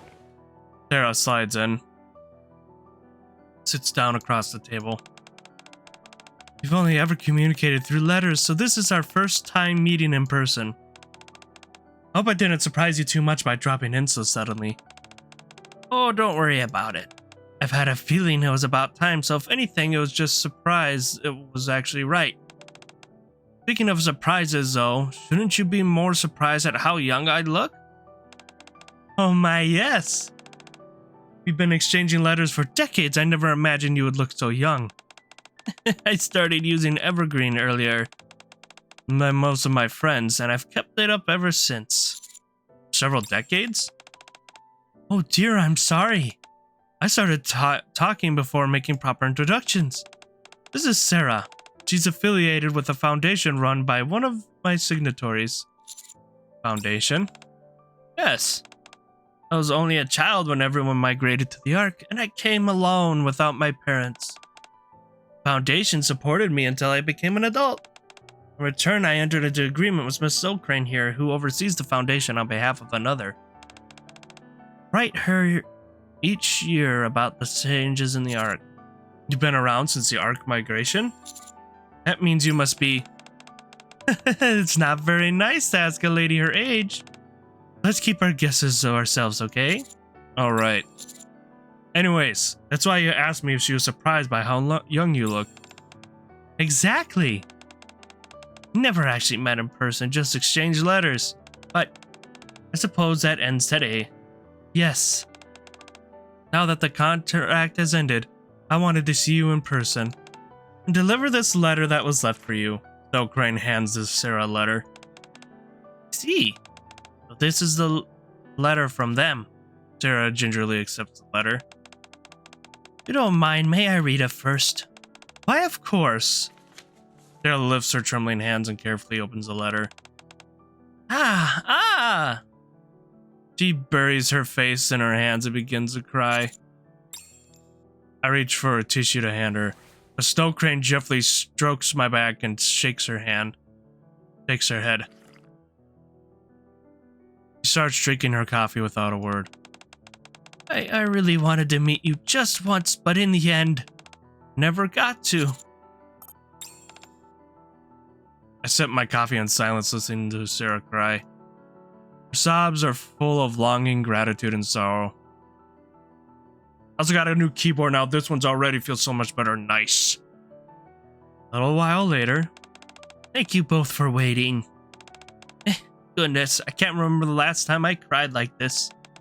To think I'd make such a scene at my age. In front of someone younger too, I'm sorry. No, not at all. There's nothing to be ashamed of. It's only natural to cry when you're hurting. Thank you, Miss Snow Crane, for waiting so patiently, and for bringing me this letter. I suppose I won't be writing those yearly letters anymore. It's going to feel a little lonelier now. No, I should be the one thanking you. I think about those yearly letters no longer coming. It does feel a little lonely, doesn't it?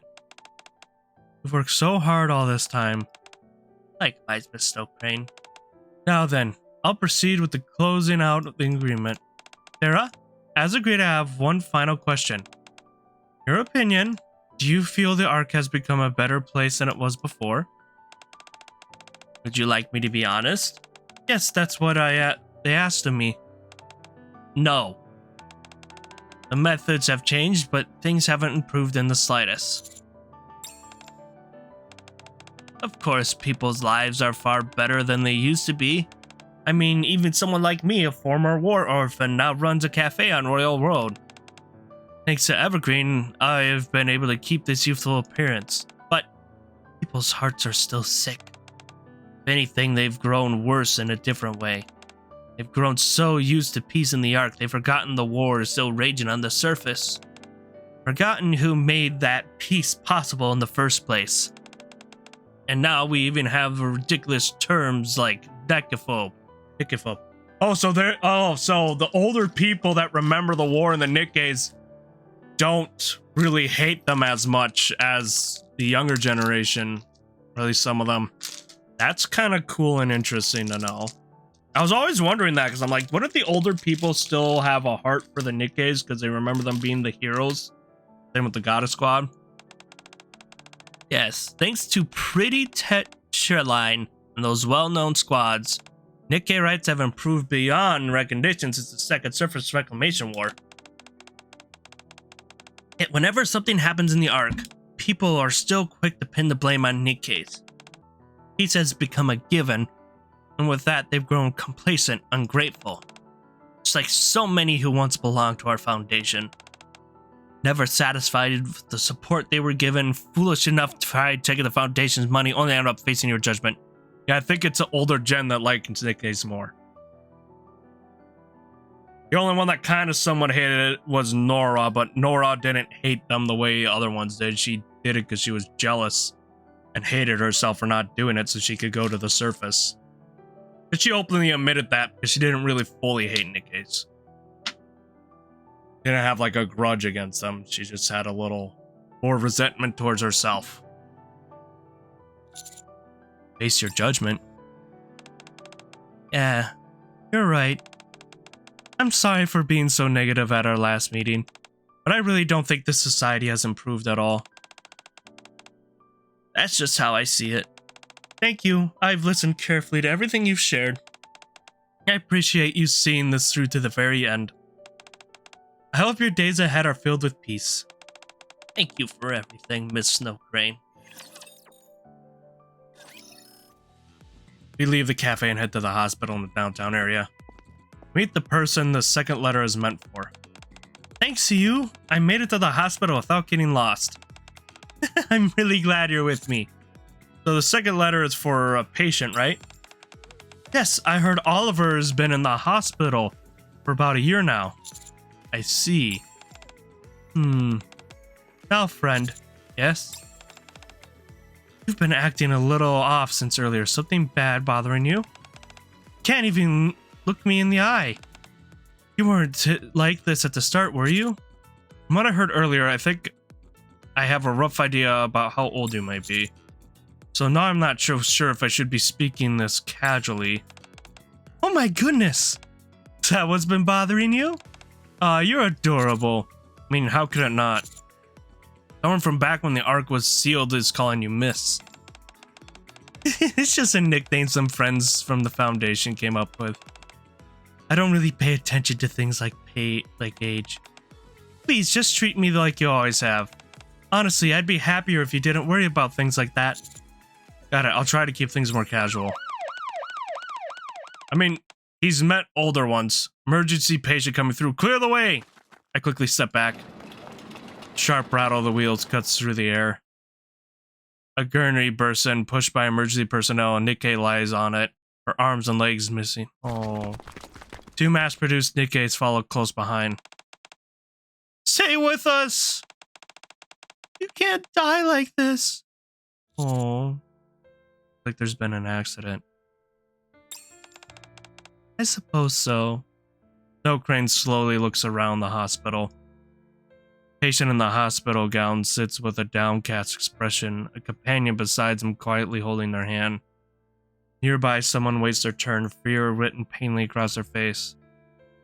Another sits hunched over, their face twisted in pain. All around, people sit with worry heavy on their faces. You alright? Of course! I've seen things like this times before. She's sweating. But ever since Evergreen was developed, people have been living far longer than anyone ever expected. And medicine has advanced just as much. Yet humans and NIKKEs too. Right. I'm sure I got that right. They still fall ill without warning. They still get caught in the accidents. They still grieve and suffer. Even after all this time, that hasn't changed. It makes me a little sad. Oh dear, I'm sorry. I didn't mean to make things so serious. We submitted a visitation request a while ago, but it looks like it's taking a little longer than expected. Right, I'll go check. Who's here to see Mr. Oliver? Yes, that's us. Please come this way. The nurse leads us to the hospital room. And there...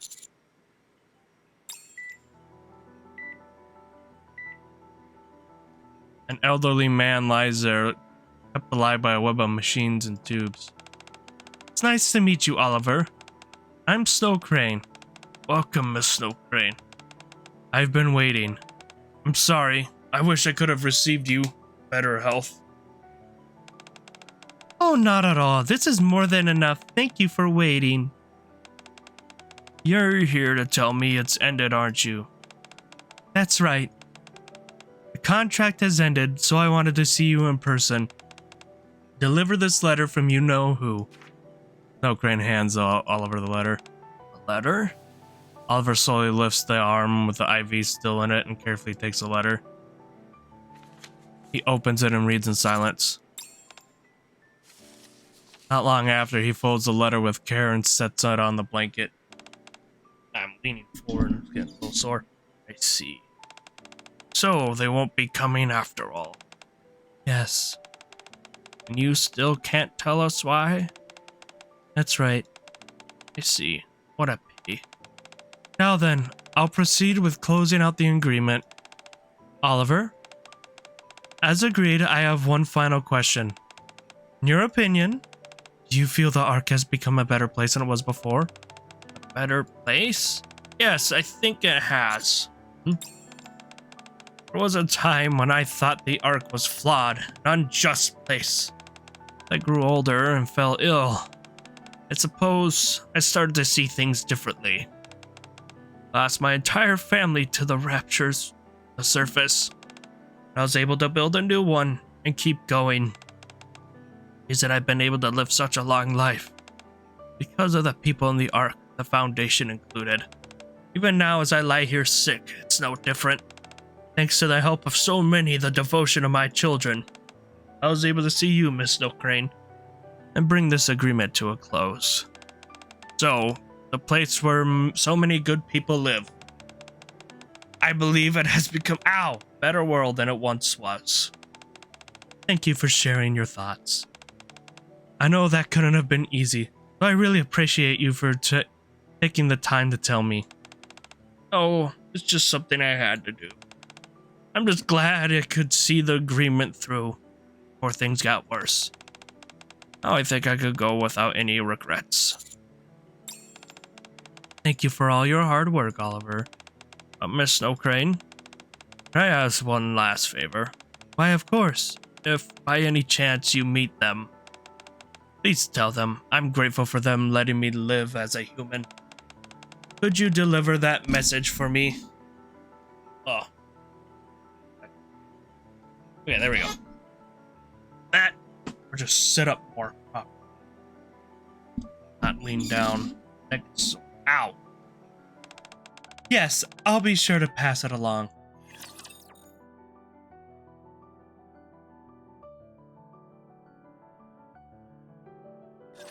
Engaging with enemy. Commander, stay behind me.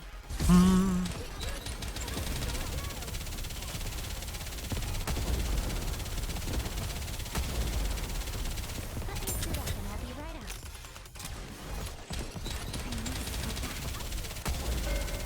How heavy your burden has been.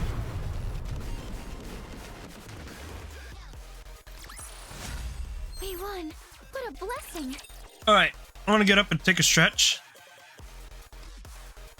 Once this loads. Thanks in Oh, advance. alright, never mind. We'll get through this and then we'll do the stretch break.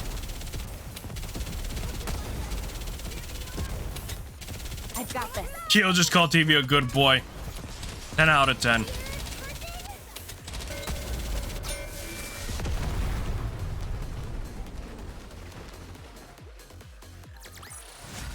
you see that? If not, then just ignore me. All right. Don't go anywhere. We'll be right back. I'm going to take a break.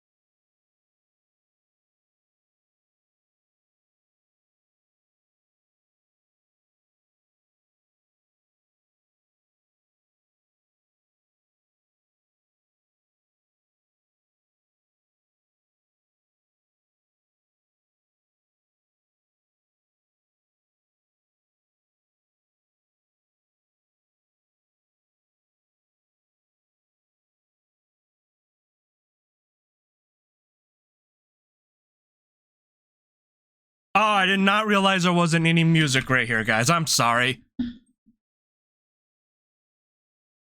All right, it's almost over. Did everyone enjoy the break? All right, here we go. It's all done. Everyone enjoy the break? Where to next? Let's see. Our next stop is... No Crane opens her notebook. Suddenly my stomach growls loudly. What was that sound? Is that you, friend? Don't look surprised, it's kind of embarrassing. Posted the link clip. Nice. I'll have to look at it. Later? I'll have to look at that a little later. Don't look surprised, it's kind of embarrassing. Okay, here we go. This is the perfect one so I can sit up. Kind of embarrassing. Don't look down, just talk forward. Sometimes I think I need a better mic stand. This one always sinks and stuff. Don't look surprised, it's kind of embarrassing. Oh dear, I didn't even notice. It's already past lunchtime. How could I let a growing boy go hungry like this? I really am the worst. Oh my gosh. But I'm not a kid anymore. This simply won't do. Let's go have lunch right now. Hey, no need to rush, just take it easy. You grab something quick on the way. Snacking instead of a real meal? That's not good for you, friend. You need to eat proper meals to stay healthy. Snow Crane grabs my hand and pulls me along. Come on, let's go get something to eat together right now. Fine, let's go. Great, off we go. Oh, like, she's not Vom vibe. She's like 100%. Gosh. Why are you just standing there? Huh? Oh, I thought you already have somewhere in mind. I don't. Oh, I see. Right. You might not know the tasty spots around here. Just hang on a sec, okay? I'll ask a few people what our most popular places are. Saw on TV that if you ask about 10 people and check their answers, you can usually find a really nice spot. I grab Snow Crane just as she's about to dart forward. Oh, it's fine, I'll take you somewhere. Everybody, it's time for Cosmo Taste. Welcome to Cosmo Burger. Please place your order at the kiosk. Kiosk? Oh wow, friend. It seems the staff are calling themselves kiosks these days, huh? This is funny. This is really great. How curious. Huh? That man said we should place our order at the kiosk. Excuse me. Usually we'd say place your orders with the staff, but I guess they call themselves kiosks here. No, that's not it. Lead Snow Crane up to the kiosk. This is a kiosk. It's a machine you can use to place orders on your own. Oh, so you order with this? How do you pay then? Pay at the same time you order. Oh my goodness, you can do that? Fascinating. I think I understand. It's like kind of like a vending machine, huh? Yeah, you could say that. Now that I think of it, you can place an order without speaking to anyone at all. That must make it much easier for introverts. Yes. How lovely. Much. Wow, this is so good. Snow Crane turns towards the young man enjoying his meal. That's a new burger, right? Yeah. Want a bite? Everyone's really enjoying their food. Hamburger. It's my first time seeing one, but it looks quite tasty. Miss, how long have you been, like, not around anyone? Like, burgers have existed since the 1800s. Like, the cheeseburger on a bun, and before that, just the Hamburg steak existed. Like, she doesn't, has she ever touched grass? But you've never had a hamburger? No, I haven't. Back when I was on Underground, our meals are pretty limited.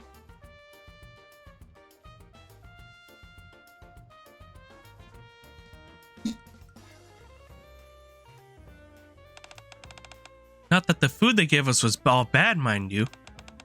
We just didn't really get things like this. You locked up or something? Oh, nothing like that. I suppose you could say I was there partly out of duty and partly because I chose to be. I happen to know quite a few agreements that are best left unspoken. Oh yeah, I remember you said your job was to oversee agreements. I guess that means you handle other contracts too, not just the ones related to what we are doing now? Correct. There are other contracts as... excuse me, are you going to order? If not, can I go first? Oh, I'm sorry, we've been chatting without even ordering. Please go ahead. Snow Crane and I step aside. Suppose this isn't a great place to talk. How about I tell you the rest later? Alright. Why don't we try that new burger?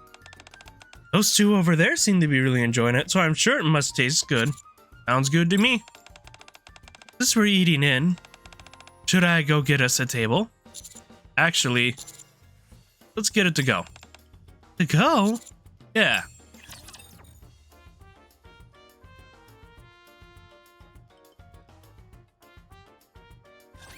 Watch over me.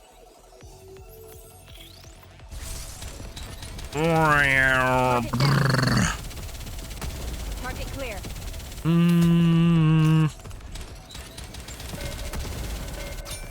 Nice.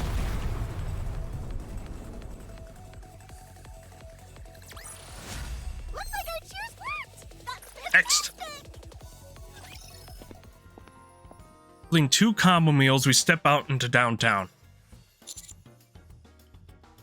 Why don't we eat here? I sat on a bench off the side of a busy I sat on a bench off the one side of a busy area. Here?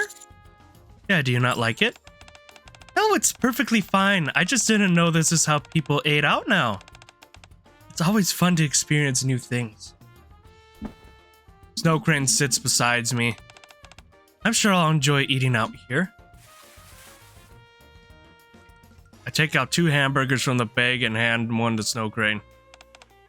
By the sigh. I just feel bad that you ended up paying because I didn't know how to. I should have watched more about this on TV. Well, now that you know how to do it, you can pay next time.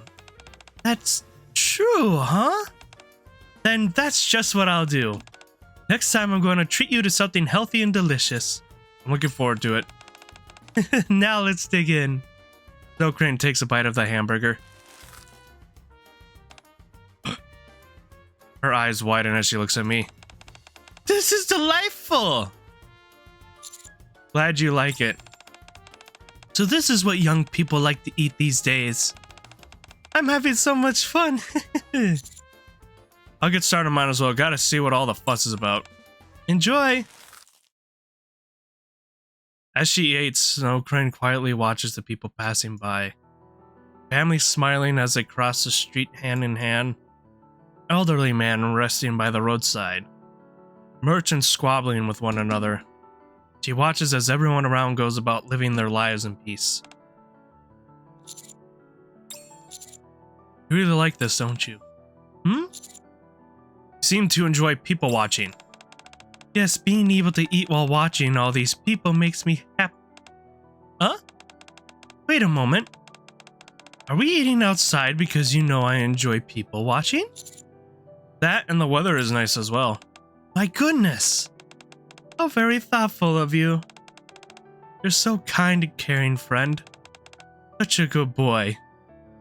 This is TV's wife, guys. Look at that. You go from Arcane on the last one calling you a good boy to her. Look at that. Look at this is TV's wife right here. Look. TV's wife is this right here. Snow Crane lifts her head clean. Snow Crane lifts her clean hand and pats my shoulder. How did you know, though? What gave it away? At the department store, in the hospital, and pretty much everywhere we've been, you've always seemed to be noticing others. Like when you found me sleeping in the park and helped me. Or when you helped that girl who lost her teddy bear. Figure the reason you're able to notice people is because you must enjoy watching them. Yeah, that's right.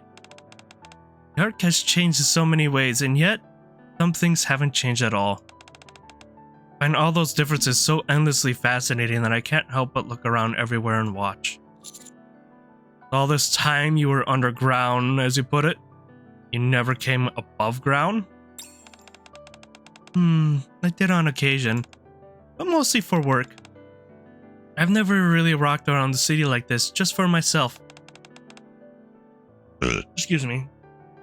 Even before coming to the Ark, I was in a lab training for what was to become my line of work. So when it comes to what you might call a normal life, this might actually be my first time experiencing it. Your first time? You don't have any memories from before you became a NIKKE? No. He's just like the commander for real. I was created to carry out the special duty of handling contracts and agreements. I would watch Tetra TV and read the letters sent each year by the people who had contracts with the Foundation. Within those letters, there was a world I had never experienced, a living, breathing Ark. That might be why I had more of a personal attachment to this contract than most of the others. I see. Doesn't that make you feel a little sad? What do you mean? The contract you care about is ending. Yeah, of course. I'm sad knowing that I won't be able to receive their letters anymore, but they held up their end of the contract through to the very end. That's enough for me to be happy. being able to inform someone that they fulfilled their contracts isn't something that happens often. It's not? There was something Sarah mentioned earlier. It was about people in the Foundation, and how a lot were dissatisfied with the support they received, so they tried to take the Foundation's money. Then I had to discipline them. You remember that? Yeah. At the beginning, there were over 100 children in the Foundation. Now only 3 of them remain who were rightful to their agreements. 3, that means no one else made it to the end of their contracts. They either passed away due to illness or unrelated accidents. Or were disciplined by me. What do you mean by discipline? Exactly what it sounds like. I reprimanded those failed to uphold their contracts. Excuse me. Discipline. Trying to look at them. There are over 100 children in the Foundation. Wait a minute. At first, I tried to reason with them. If that doesn't work, I gave them a warning. If that fails, I resort to force. Beats their ass. In this line of work, it's sort of thing that happens more than you think. Very few people see an agreement through to its end. That being said, with this contract, there are 3 whole people who either made it to the end or who still can. That's why I'm happy. I get to meet with those who showed me the arc long ago. Then look them in the eye and tell them they've done well and bring this all to a beautiful close. I see. I'd like to thank you, friend, for helping me bring something so meaningful to a proper end. And for guiding me around this unfamiliar world I find myself in. Excuse me. You're a really good person. No, I'm really only helping you because I wanted to ask you something. What's wrong? Where did you say the last letter needed to go? Let's see, Leo should be here. Snow Crane opens her notebooks and shows me an address. Not far from here. Oh, wonderful. Let's go talk to him. I'll bring this contract to its proper end. Alright. Before we go, let's finish eating. Make sure to chew properly. Once we finish, we'll go find the last friend on my list and give his story a beautiful ending. However, things often conclude in ways we never expect for reasons we never see coming.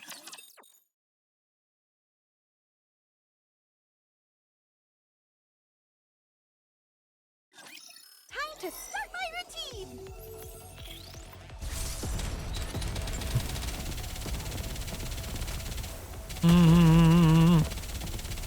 Mark it clear.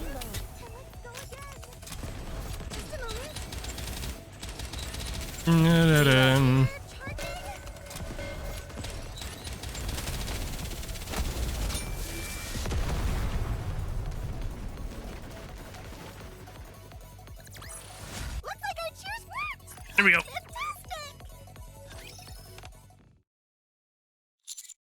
Said it was a 5th shelf, right? Yes. This should be it. Indeed, I believe this is correct. We lift our heads and look at a photo of an elderly man smiling brightly. Leo. Beside it, there's an urn labeled Leo. An hour earlier. Hello. Does your name happen to be Leo? Oh, Leo's my father. Who are you? Oh, I see. Goodness me, what a wonderful son he has. It's a pleasure to meet you. I'm Snow Crane. I came to inform your father of the end of his contract with the Foundation. Are you Miss Snow Crane? You know who I am? Yes, my father had been waiting for you for a very long time. I see, then I should see him right away. Could you tell me where he is? My father passed away last week. But we were in touch only a month ago. How could that happen? It's how it happens. They're gone in the blink of the eye. Just like that, it happens. He'd gone quite some time without Evergreen, and his condition suddenly took a turn for the worse due to his advanced age. see. I wish you would have come a bit sooner. My father never stopped waiting for the day you'd come. All he ever talked about was the day he finally get a word from his sponsor. Oh, I'm sorry I was too late. Snow Crane grips the bag with the letter tightly. Thank you for letting me know. I'm sorry for your loss. We should get going now. Snow Crane, wait. Yes? It's not too much trouble. Could you tell us where his grave is? This is how we finally meet. Snow Crane places a white flower in front of the urn. Thank you for asking about his son about this. When he told me what happened, my mind went completely blank. This isn't the first time something like this has happened, but I can never get used to it. Okay, it's not sweat, it's tears of joy right there. She has, okay. Well, or just tears that she has. That's understandable. You just found out you lost someone you'd been in touch with for a long time. That's right. He and I corresponded for a very long time. Every year on the same day, he made sure his letters arrived in the morning. He never missed a single one, not even this year.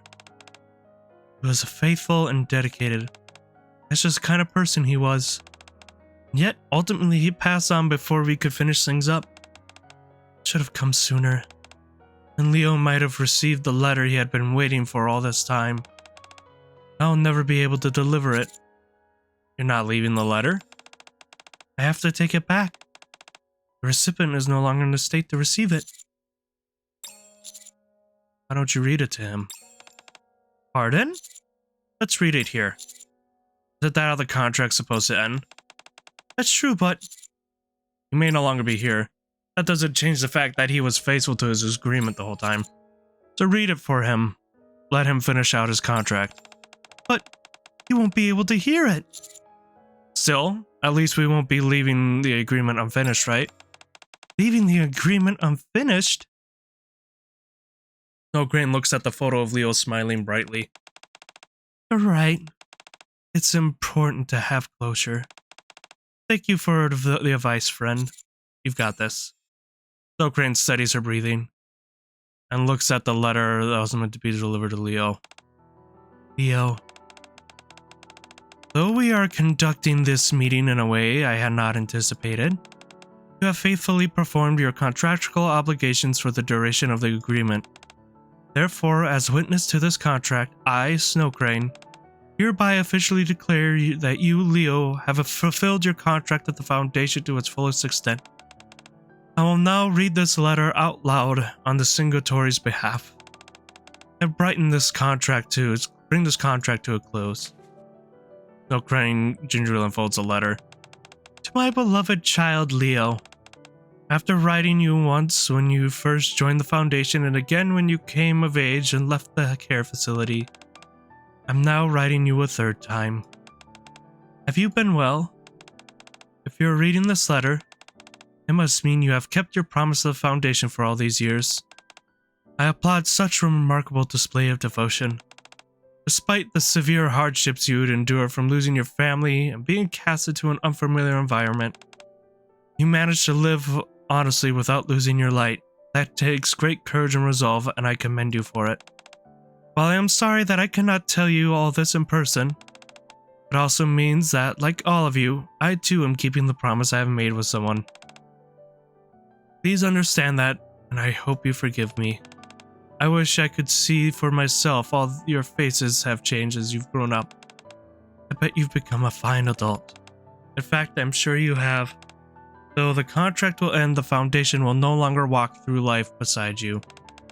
I truly believe you'll have already found a new, dear family members. So Leo, let me make sure I didn't click. Okay. I do not know how much of life still lies before you. But you've proved your devotion in your life up till now. For that, I hope your life will continue to shine until the very end. Even from afar, I'll always be cheering for you. Your eternal supporter in life. Snow Crane folds the letter and places it in front of a smiling photo of Leo. With this, I can report all the Foundation's contracts have come to an end. Leo, thank you for the letters you've sent over the years. Through them, I was able to see the Ark even from deep underground. Tears begin to fall from Sokrane's eyes. I wish I could have met you. Aww. I told you this in person. Thank you so much for your dedication. Sokrane bows her head towards the resting Leo. Standing beside her, I bow my head as well, silently honoring the man who faithfully carried out his contract.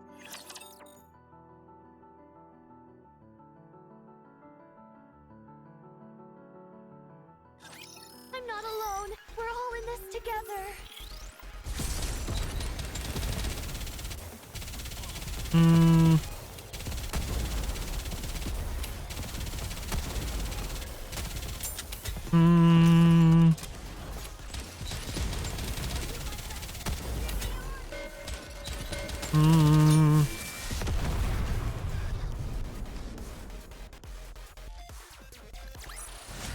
Looks like our cheers worked. That's fantastic. Would you like to rest on that bench for a bit? Sure. Sokrane and I sit next to each other on a nearby bench. Now that it's late, there is no one else in the park except for us two. Thank you for today, friend. Because of you, I was able to get closure with Leo. It was all you. You did great today. Oh, come on now. I couldn't have done it without you guiding me along. Thank you for staying with me for so long. Sokrane lowers her head in gratitude. It was an unforgivable experience. Forgettable experience. I'm glad it was meaning for you as well. Now then, since we finished everything, it's time for me to grant you your request just as promised. Right. Go ahead and ask for anything. I'll do whatever I can for you. There are a few questions I want to ask you. Will you answer them honestly? You want me to answer some questions? That's really all you want? The questions are really important to me. Wonder what could be so important. Please. Now, judging by your demeanor, you don't seem to be just any questions. Very well, I'll answer whatever you ask me. Thanks.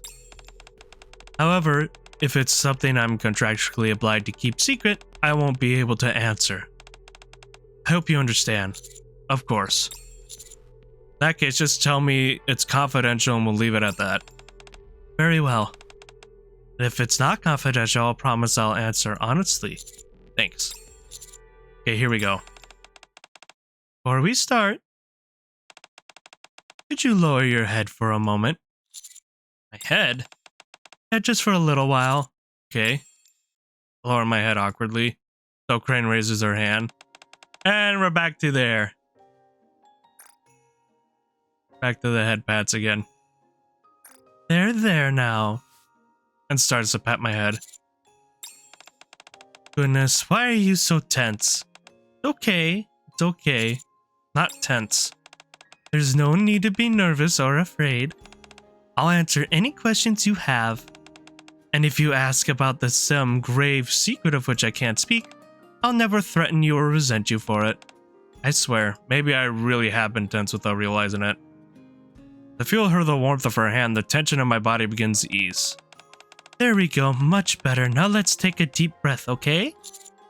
Whew. Good.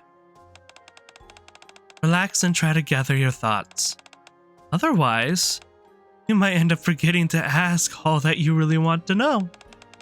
You could take whatever time you need and ask all the questions you want. I want you to feel comfortable asking anything. The tension fades and my mind starts to settle. Q. I'm feeling a lot better. Really? I'm glad. Sokrane lowers her hand. Now then, let's begin our fun little questions and answer time. I'm not nervous anymore. You don't have to do all that. Oh, this isn't to relieve your nerves. It's to set the mood. Now, what's your first question? When we first met in the park, you said you were surprised that I'd grown up into a lovely young man. I did say that, yes. Does that mean you know about my past? Ah, I can see how that would be an important question to you. Yeah. I know nothing about my past, so when I heard you say that, I thought I'd finally met someone who knows something. Goodness, I apologize. You've been waiting all day to ask that, haven't you? Well, you're right. I do know something about your past, friend. Though, be exact, I only know your name. Ow. I was part of the information I received related to a contract. There was a record relating to your birth. Was it about how I was created as part of a special project? You remember that? No, I barely have any memories left of back then.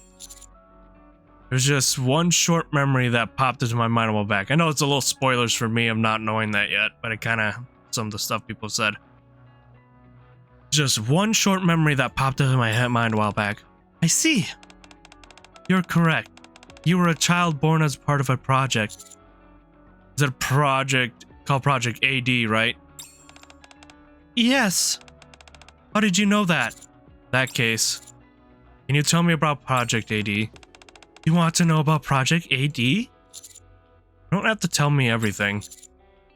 I'd be happy even with just a hint of what kind of experiment was or what they were trying to research.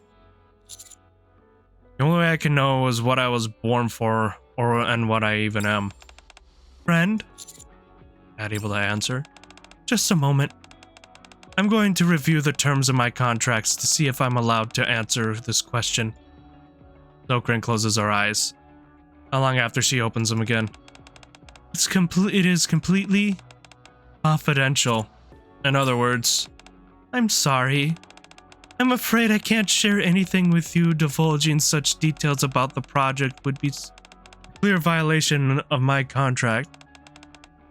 Only a select few within the Ark even know of the project, meaning it's confidential as can be. I see. Instead, while it may not fully answer your question, I can at least explain why the project was created. Oh shit. Would that be alright? I'll take any information I get. Please tell me. Very well. This is a story about a very old contract. Oh fuck, we're gonna see some shit.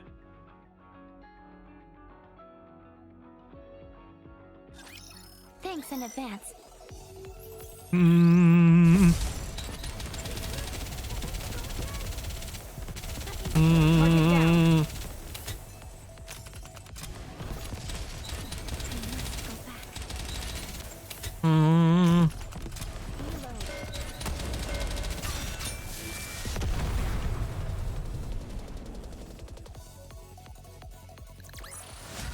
We won. What a blessing. Right. Final one.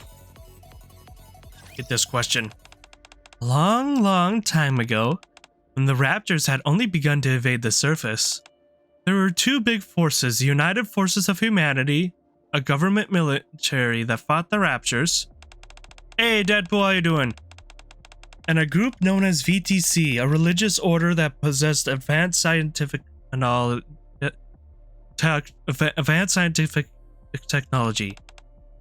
Those two forces joined hands to fight the Raptors. But around that time, they finally accepted defeat and decided to retreat to the Ark. United Forces of Humanity made a major decision.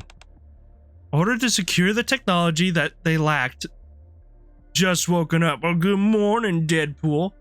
In order to secure the technology that they lacked, we might, we're gonna go into Nisa's side story after this. Oh, by the way, this, like, the way she is, this is like 500% TV's wife. She praises, she pats, and she's definitely TV's wife. In order to secure the technology they lacked so they could better govern the Ark, they chose to merge with VTC and take on a new name, the Central Government. So that's when they started calling it that.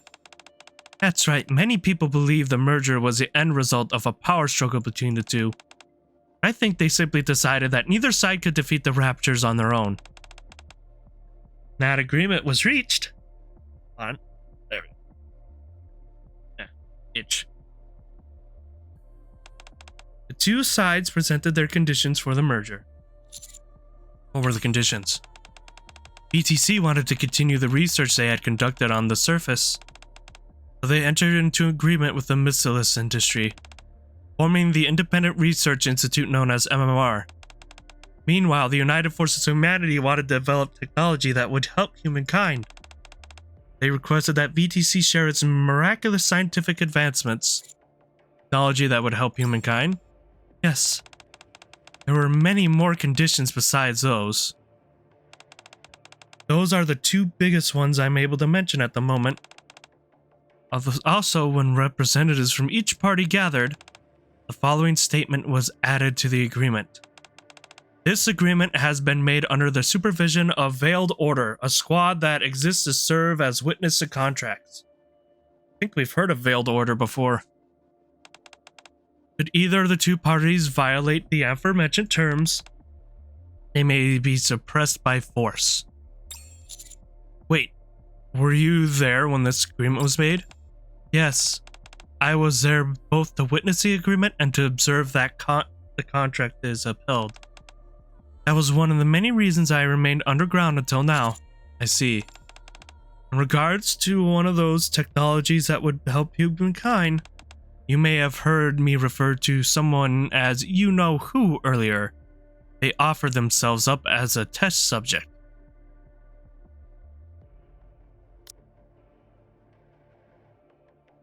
Person? Exchange for getting MMR to begin a particular research sub-project. Project AD, the very same one you're interested in. Who is this person? Someone who dreamed of making the world a better place. There's two. Oswald and Anderson. That's it. That we know story-wise from then. It was probably Anderson. So Anderson's our daddy. They wanted the Ark to serve as the starting point for that, so they embarked in many different endeavors. Project AD was one of those. Also, I just thought of one more thing connected to Project AD. You've had mentioned it many times today. I have? Yes, the miracle drug that extends human lifespan. Evergreen. This person was able to get it mass-produced. As a direct result of their involvement in this project, so Evergreen is related to Project AD, they were a really great person. Not only did they kickstart Project AD, but even the contract that you helped wrap up today was still Oswald or Anderson or both. Even the contract that you helped wrap up today was one of the many good things they did for the Ark. Which, you mean they established a foundation, which you've been talking about? Yes! In order to care for the children who lost their parents before entering the Ark. Oswald was also the one behind the secret library as well, so that the Goddess Squad could still be remembered somehow, yes. Like, Oswald and Anderson did so much to make sure we could go back on the right track. In different ways. It seems like Oswald really worked in the shadows, but not in like a fishy way, in like the best way possible. This person used their own wealth. I'm starting to think it's Oswald because he has a little more wealth to build this foundation. However, they wanted to prevent children from taking things for granted and becoming wasteful. And they were concerned the money could fall into the wrong hands, which would prevent the children from getting the support they needed. To this end, the foundation made a contract with me, and had the children send me letters every year recording the changes in the Ark, enabling you to step in if you saw the funds were being misused. Precisely. This person you're talking about sounds like a really good person. They were. They're gone. So it probably was Oswald, because a lot of people are pretty sure he died and just, they didn't go on Evergreen or anything. They devoted everything they had to making it's definitely Oswald then, to making it good. To making it good. Others may think differently, but that's what I believe. So to describe Project AD, I would say it was one of several foundation stones this person laid to build Good World. I hope you could think of it the same way for now. Parts of the foundation of Good World, huh? Someday, I'm sure you'll learn the whole truth about this project. Right, someday. Yes, I'm sure of it. Can I ask you one last thing? Sleepy there. You can ask me one more. You can ask me more than one last thing. You tell me who this person is that we've been talking about? Of course I can. Put it in terms of your job, they are the boss. High up. Oh, then it's Anderson. High up on the ladder. Put it in terms of the ark which we live, they are the commander-in-chief. So then that would be Anderson then. So she was what? So it's like, I was thinking it was either Anderson or Oswald. And it had to be one of those two. Because those were the two very persistent on making sure the ark was a better place, that what they fought for would be remembered, and that there would be a chance for it to reclaim the surface again. Anderson's our daddy! Looks like I choose next! That's fantastic! Even more confirmed now. Commander-in-Chief. Yes! Commander-in-Chief really does exist. Honestly, I thought it might just be a title with no person behind it. Oh, could still be Oswald. Okay, so it's just something they said. It's quite natural that you think that way, because it could be Oswald still. We don't know if he's dead or not.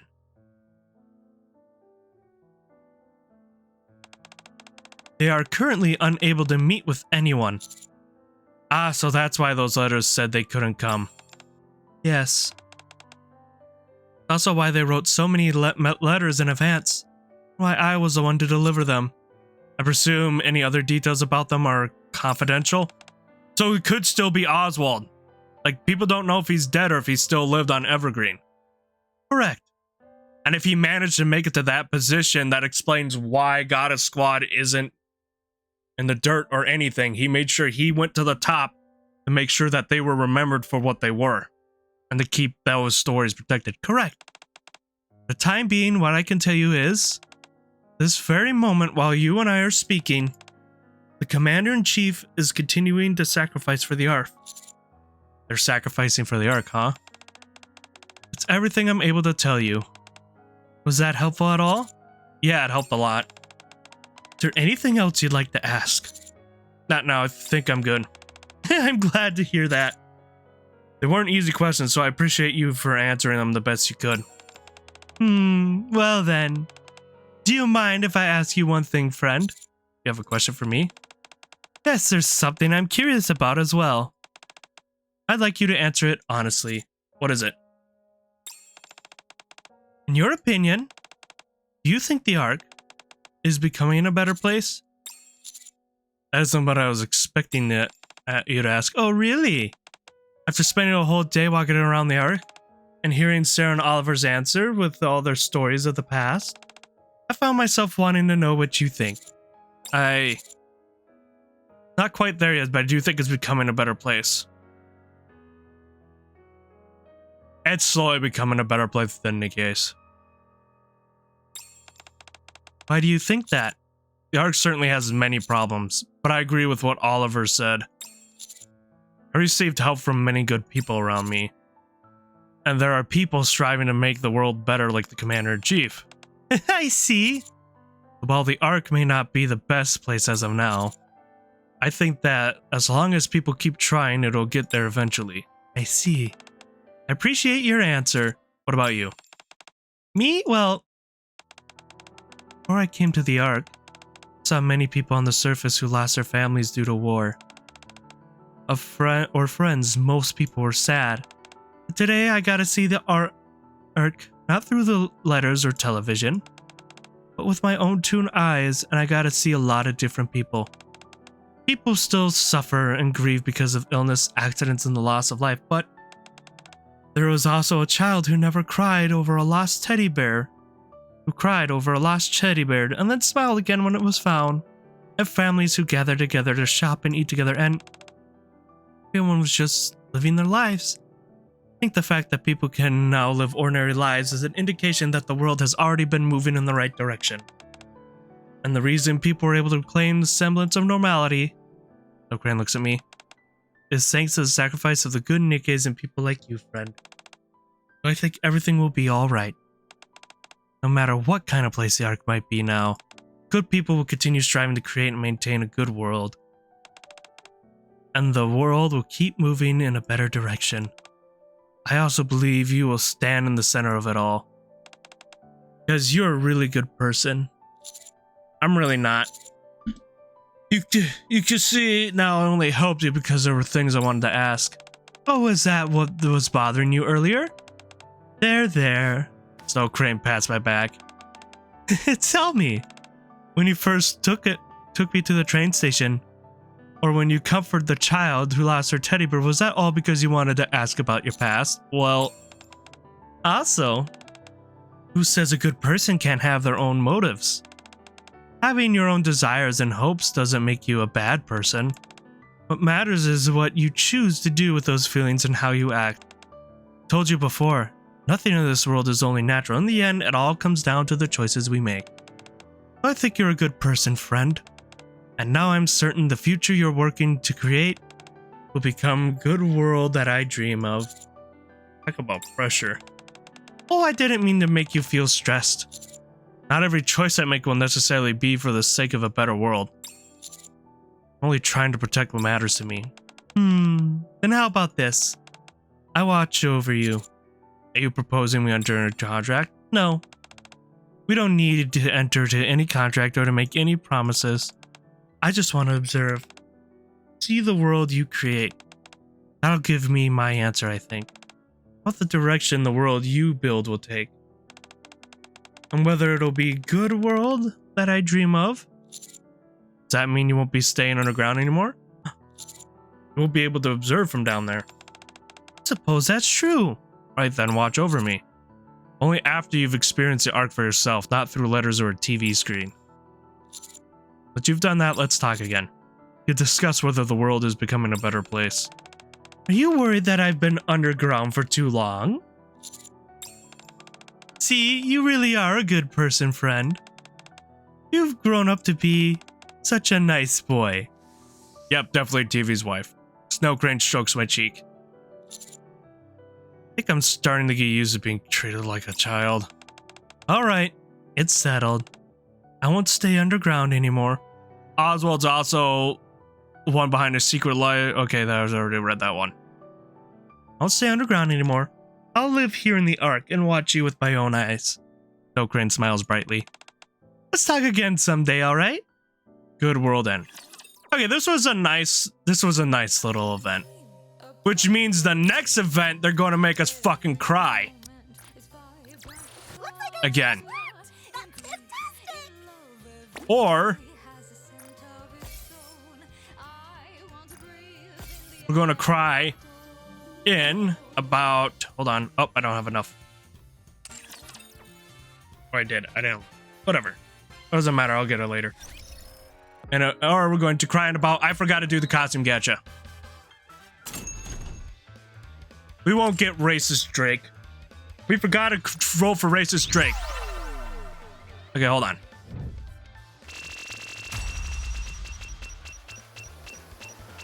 They're offering great discounts. Don't miss them. All right. Guys, forgot to remind me to roll for... Okay, now we'll cry in about 5 seconds. We're not doing wordless. We will do wordless next week. Okay, this story takes place after Arc Guardian. It's closely tied to campaign chapter 42. May be difficult to understand the plot if you haven't experienced the prior story. You can still play through a story without finish. Okay. Paradox, will I be fine doing the Anissa's side story? The Pretty Star. Wordless we'll have to do soon. But will we be fine with the... Will we be fine with the Pretty Star?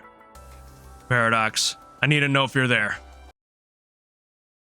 I'm just waiting on Paradox to say something. Think so. You haven't done it yet, but you think you should be okay. Well, we'll do it. You know what? We'll do it. Because I think regardless of what happens, I think we're going to need it before the next event. And I want to see it before next event. And I also don't want spoilers. That's why we're doing it before, like, wordless. So, here we go. Stage 1. Stage 1.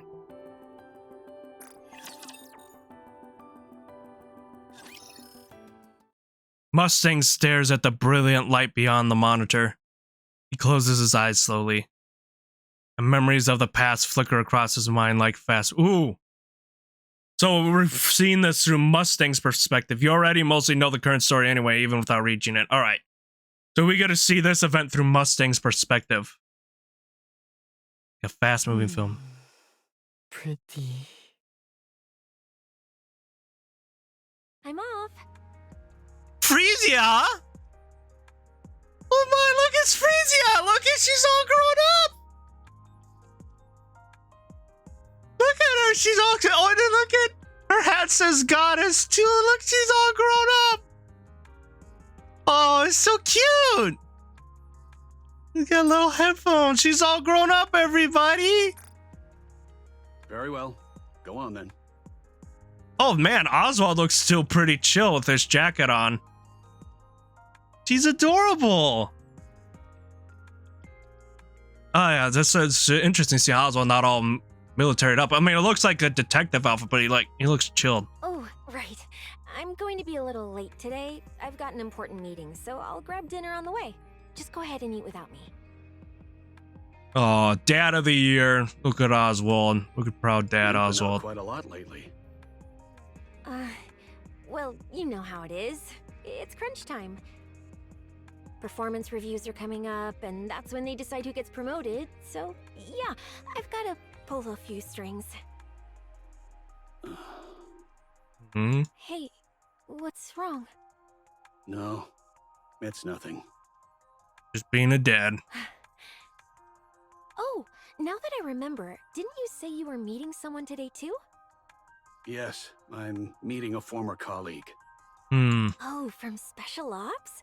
Are you going back to being a hellhound? Didn't we agree not to bring that up? Oh, yeah, that's right. Oswald doesn't want to think about some of the parts of that. It's not exactly the sort of past to joke about. Oh. Just Yeah. messing with you. But Oh. seriously, if anyone tells you to go back, don't. Promise me, okay? Oh. Rest assured, I have no plans to return. Good. It's peaceful now, so you don't need to do that anymore. Oh crap, I'm late. I gotta go. See you tonight! All right, I'll see you this evening. Hmm. Frisia hurries out of the front door. Oswald stays where he is, staring blankly at the closed door. A time of peace. Huh. Hmm. Long time no see, Chief. I'm no longer with Special Operations. Still, I can't just call you Oswald. Very well. Just call me whatever's easiest for you. Wow, it's been ages since you hung up your boots. Indeed. It has been quite some time. Then why are you still strapped? Is 'Cause that you obvious? Is you stay strapped or you get clapped, boys. Okay? Oswald knows the rules. You stay strapped or you get clapped. Nope, it's perfectly hidden. Only folks in our line of work would notice. It's a habit. I feel unsettled if it's not there. I know what you mean. I'm the same. Hmm. How's everything been with you? I'm doing well. The work itself is quite rewarding in its own way. Heard you're the training advisor over at Elysion now. I'm sorry, I'm gonna be mostly quiet. Let talk. Figures. I can't think of anyone better for the job than you. Okay, so he did, work with Elysian with everything. All right, so that's why the bestseller squad is his squad is an Elysian because he decided to work with Elysian. They've been treating me very well, though the workload has been easing up a bit lately. Man sitting across from Oswald gazes out of the cafe window. Outside, members of the NIKKE Rights Committee walk down the street holding their picket signs high. Yeah, makes sense. They're slowly replacing us with NIKKEs. After all, the dangerous high-skill stuff isn't for us anymore. Perhaps it's time you gave retirement some thought as well. We can't really keep going even if we wanted to. After all, Special Ops is exactly the kind of work a NIKKE is built for. Now that folks are retiring left and right, it's probably best to leave while the benefits are still good. Yes, times are changing quickly. It might be wise to start looking for something you can take on immediately. Sometimes, I really miss those days we're out on operations together, Chief. Is that so? Oswald brings the cup to his lips and takes a sip. I don't miss it. I like how things are now. You've really changed since I last saw you. Oh, really? Can I ask you something?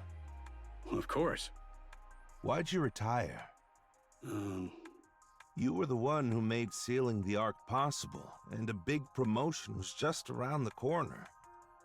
I mean, with all the shit with the Ark closing and all that, I probably would want to be done too after all of it. Sure, the Goddess Squad ran off at the last minute and caused a mess. But that wasn't on you. They didn't. They didn't, and he knows. I'm sorry. That's why he did. He retired because he's got to work a different way to help make sure they're remembered. No, that's quite all right. Anyway, I can't for the life of me figure out why you decided to retire. I honestly didn't think I had it in me to take on that kind of work anymore. Because of Frisia? So you do know her name? Everyone in Special Ops knows that name. And I'd bet it's the same even in the central government. I mean, Hellhound Oswald himself, the Chief of Special Operations, had adopted a little girl. That was a shock to say the least. And he's been a good dad. What made you decide to do that? I'm afraid I don't know. I really don't. Some Red Hood's legacy.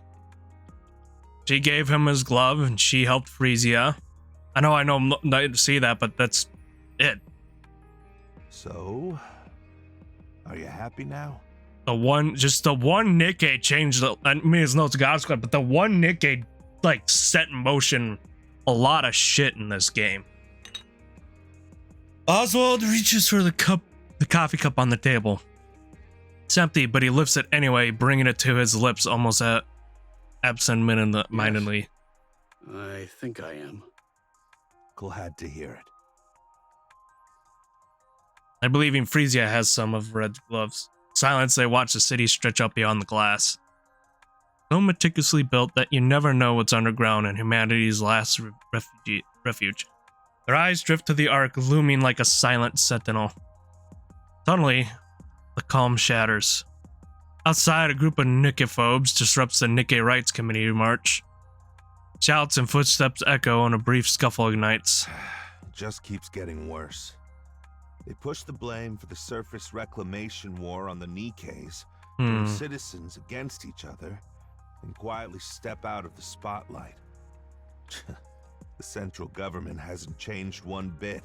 Damn. They're always looking for a scapegoat, but I never thought they'd throw the NIKKEs under the bus too. Yeah. Deadsies. NIKKEs. Dragging the Goddess of Victory down and calling them the reason we lost? Honestly, it makes me sick. Okay, so Oswald isn't the only one pissed off about that either. They all are. I'd advise against making remarks like that. Now I get what you meant when you said you couldn't keep doing this. Yep. Because they all know the Goddess Squad fought valiantly to the end. Back then, I honestly believed that no matter how dirty the work, it was necessary to protect humanity. We were getting torn apart, literally, by those insane raptures. But that's not the case anymore. The surface hasn't been our problem for a long time. It hasn't even been that long since we came down to the Ark, and already things have come to this. All I can do is sit in my room and watch them tear down the very ones we used to look up to, just to save themselves. It leaves a bad taste in my mouth. Ah, I see. So that's why you asked to meet today. Yeah, I've been thinking about retirement too. We've never really been the type to do ordinary work, right? That's why I've been curious about what life after retirement looks like for you. I guess I was hoping for a little reassurance. Or maybe just a bit of hope. What do you think? You know, I think it's time I retire. Seeing you doing well gives me some peace of mind. Ow. That's why I'm done serving a place like this. Up on the surface, I was blinded by grand ideals. Down here, I finally see things clearly. I see. Hold on a second. I wish you every success. Thanks. Really appreciate it. Once again, they watch the chaos beyond the glass in silence, and Mira's scuffle escalates, quickly spiraling out of control. Central government intervenes, deploying their tear gas. Both the NIKKE-phobes and the NIKKE rights community scatter in the panic. Through the crowd scrambling to get away, Oswald catches sight of a very familiar face. What's wrong? You don't look so good all of a sudden. I'm fine. Uh-oh. Okay. Frisia down there. Things have quieted down. Shall we get going? All right. It was great seeing you. Yes. I did enjoy it as well. Frisia must be there. Wow. You've really changed a lot.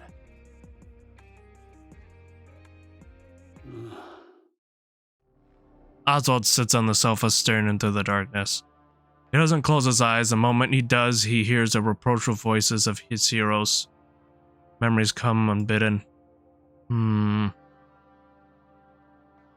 Oh, the times he betrayed the very people he once admired. Oh yeah, the Overzone, which we haven't gone through Overzone yet. Tries to tell himself he had no other choice but the comfort never lasts. After all, the truth remains unchanged. He had abandoned them on the surface. He had turned his back on his heroes. There was a time when that self-loathing consumed him and he couldn't escape it. He thought about the ending. Yeah, people had a negative view of Oswald because of that event, but then everything else showed that, Chad. He thought about ending everything dozens and hundreds of times. Oh. Every time. Mom. Frisia? Oh. Huh? He's the reason he kept fighting. What are you doing sitting in the dark? The lights come on. Oswald winces against the sudden glare. Are you okay, mister? Did you get into a He still fight with the calls him person you Mister. met? That's cute. He still calls him Mister. Aw. But every single time, he's saved by a girl with no ties to him.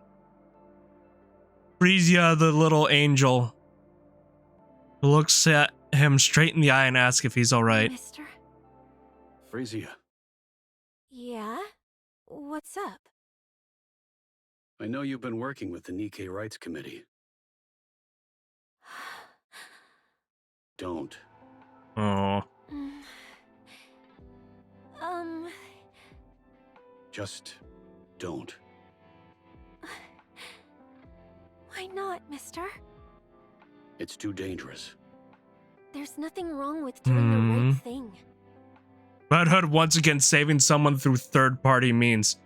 That's why I said she did one thing, and it caused a lot of things just to happen story-wise. She's just the one NIKKE existing.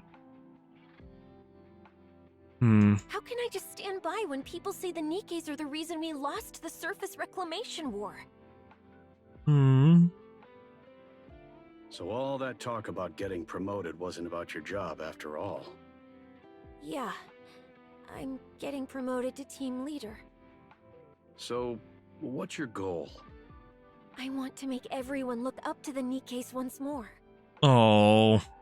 How do you plan on doing that? I'm not sure. Can't let their heroes be But I done. can't just stand around doing nothing. Frisia, the Ark has no need for heroes. There must be none.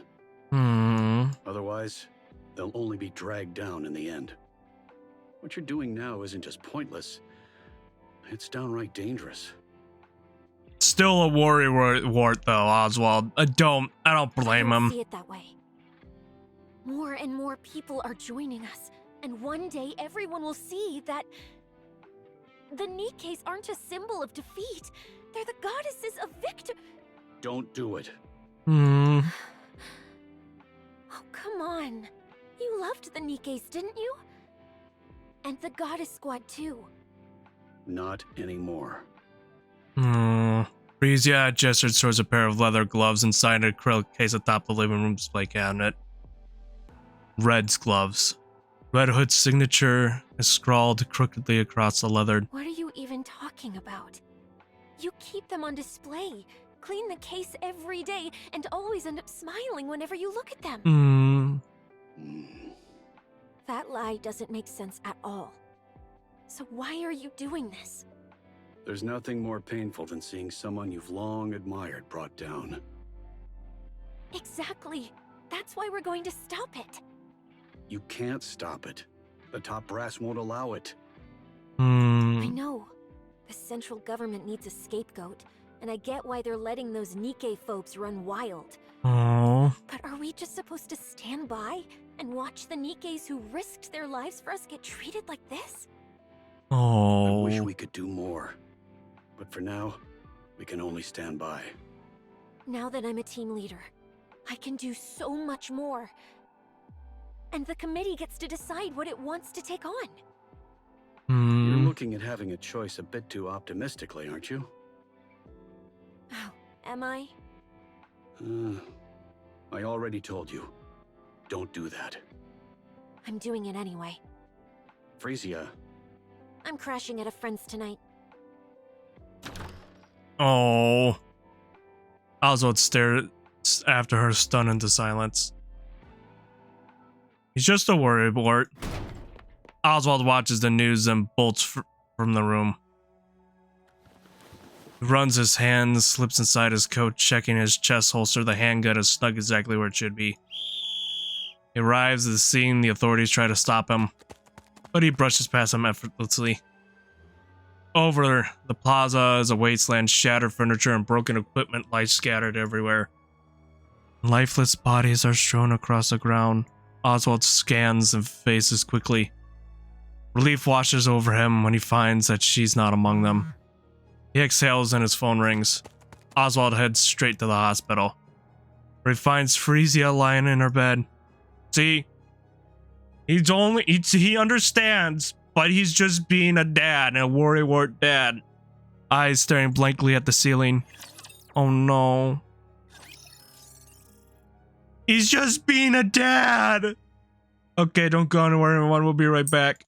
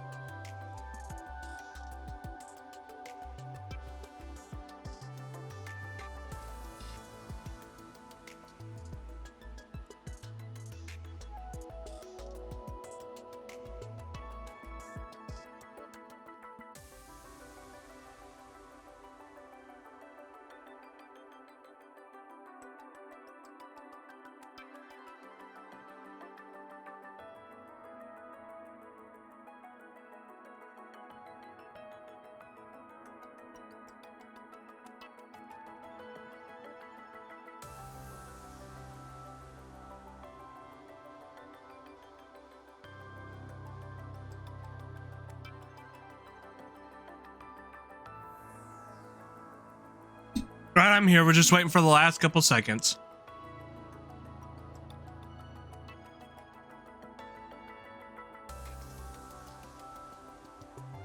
Hold on.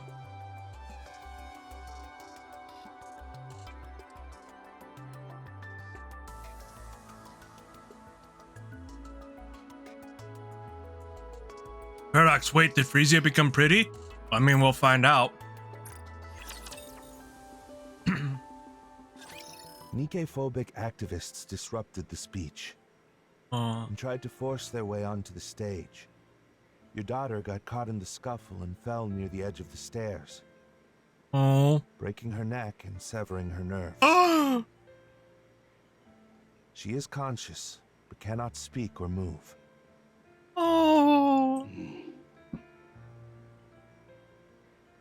Oswald listens quietly to the police officer's dry and motionless explanation. His eyes meet Frisia's. He can't hold her gaze. It looks away. It appears your daughter previously signed a consent form for posthumous Nikke conversion. In special cases like this, conversion can be done even while she's still alive. But the decision rests with the legal guardian.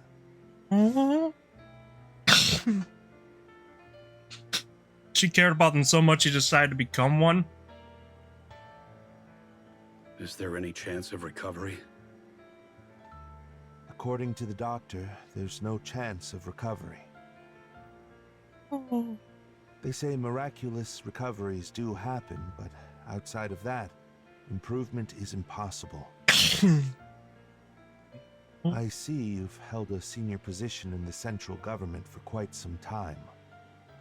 That gives her a significant advantage during the conversion process. You'd also be able to choose the manufacturer. If she's not going to be a mass-produced unit, you can even choose which squad she'll be assigned to. How would you like to proceed? I'll need some time to think this through. Understood. How long should we wait? I'll contact you directly. Noted.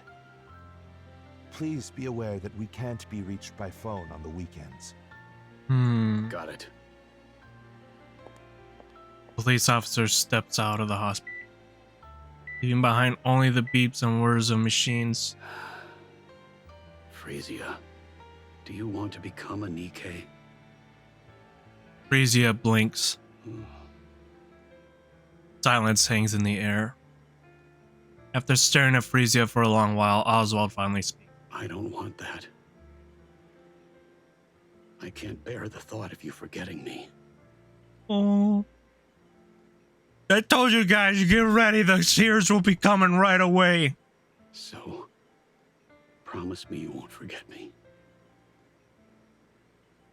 Frisia blinks and tears streaming down her cheek. All right. Until next time. Frisia blinks. Oswald reaches for his phone.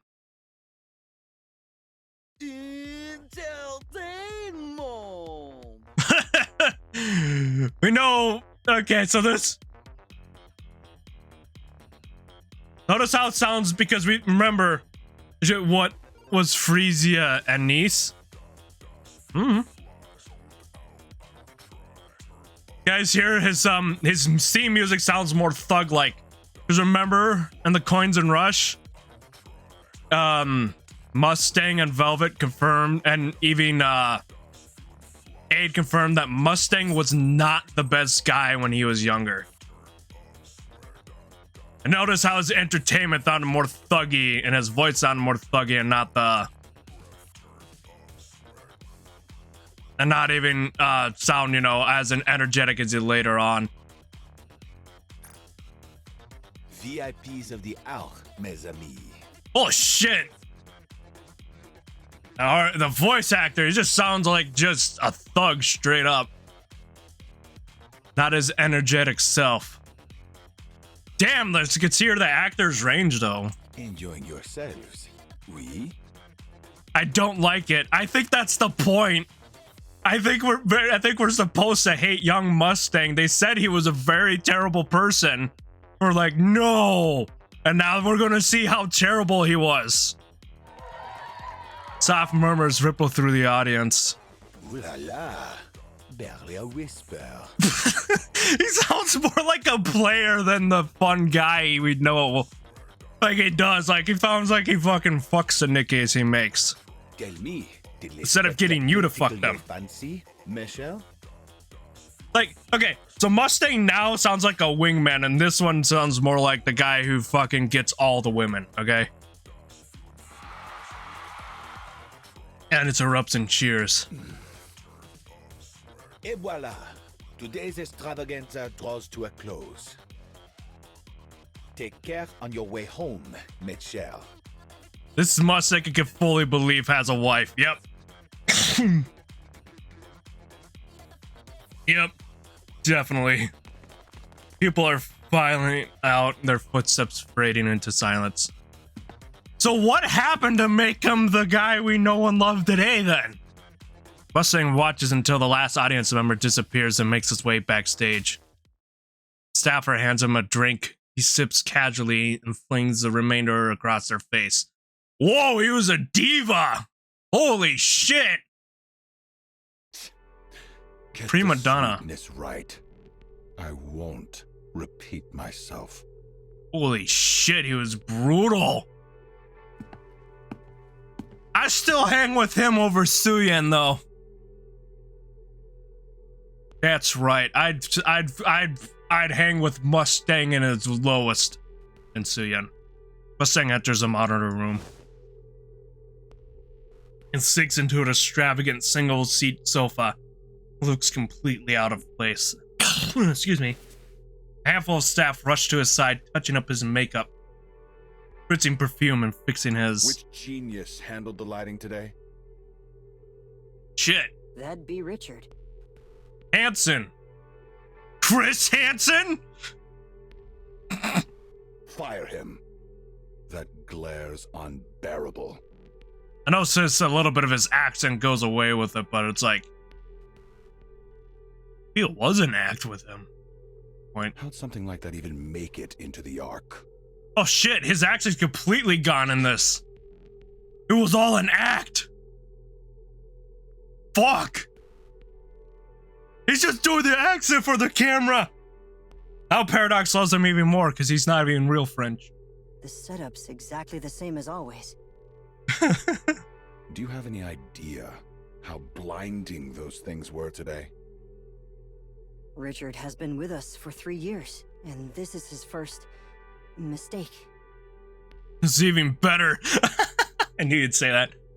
That's funny. The lights are so blinding. Kurt Mustang. The lights must be blinding. Fire him. Now. Shit, man, he was ruthless and brutal. Holy fuck. Understood. The current Mustang's like, oh, it's okay, friend. We've just make mistakes. Fix it up. Holy and what's shit. with the audience tonight so lukewarm? Pathetic. Every last one of them. Ooh. I give them a rare performance like that, and this is the thanks I get?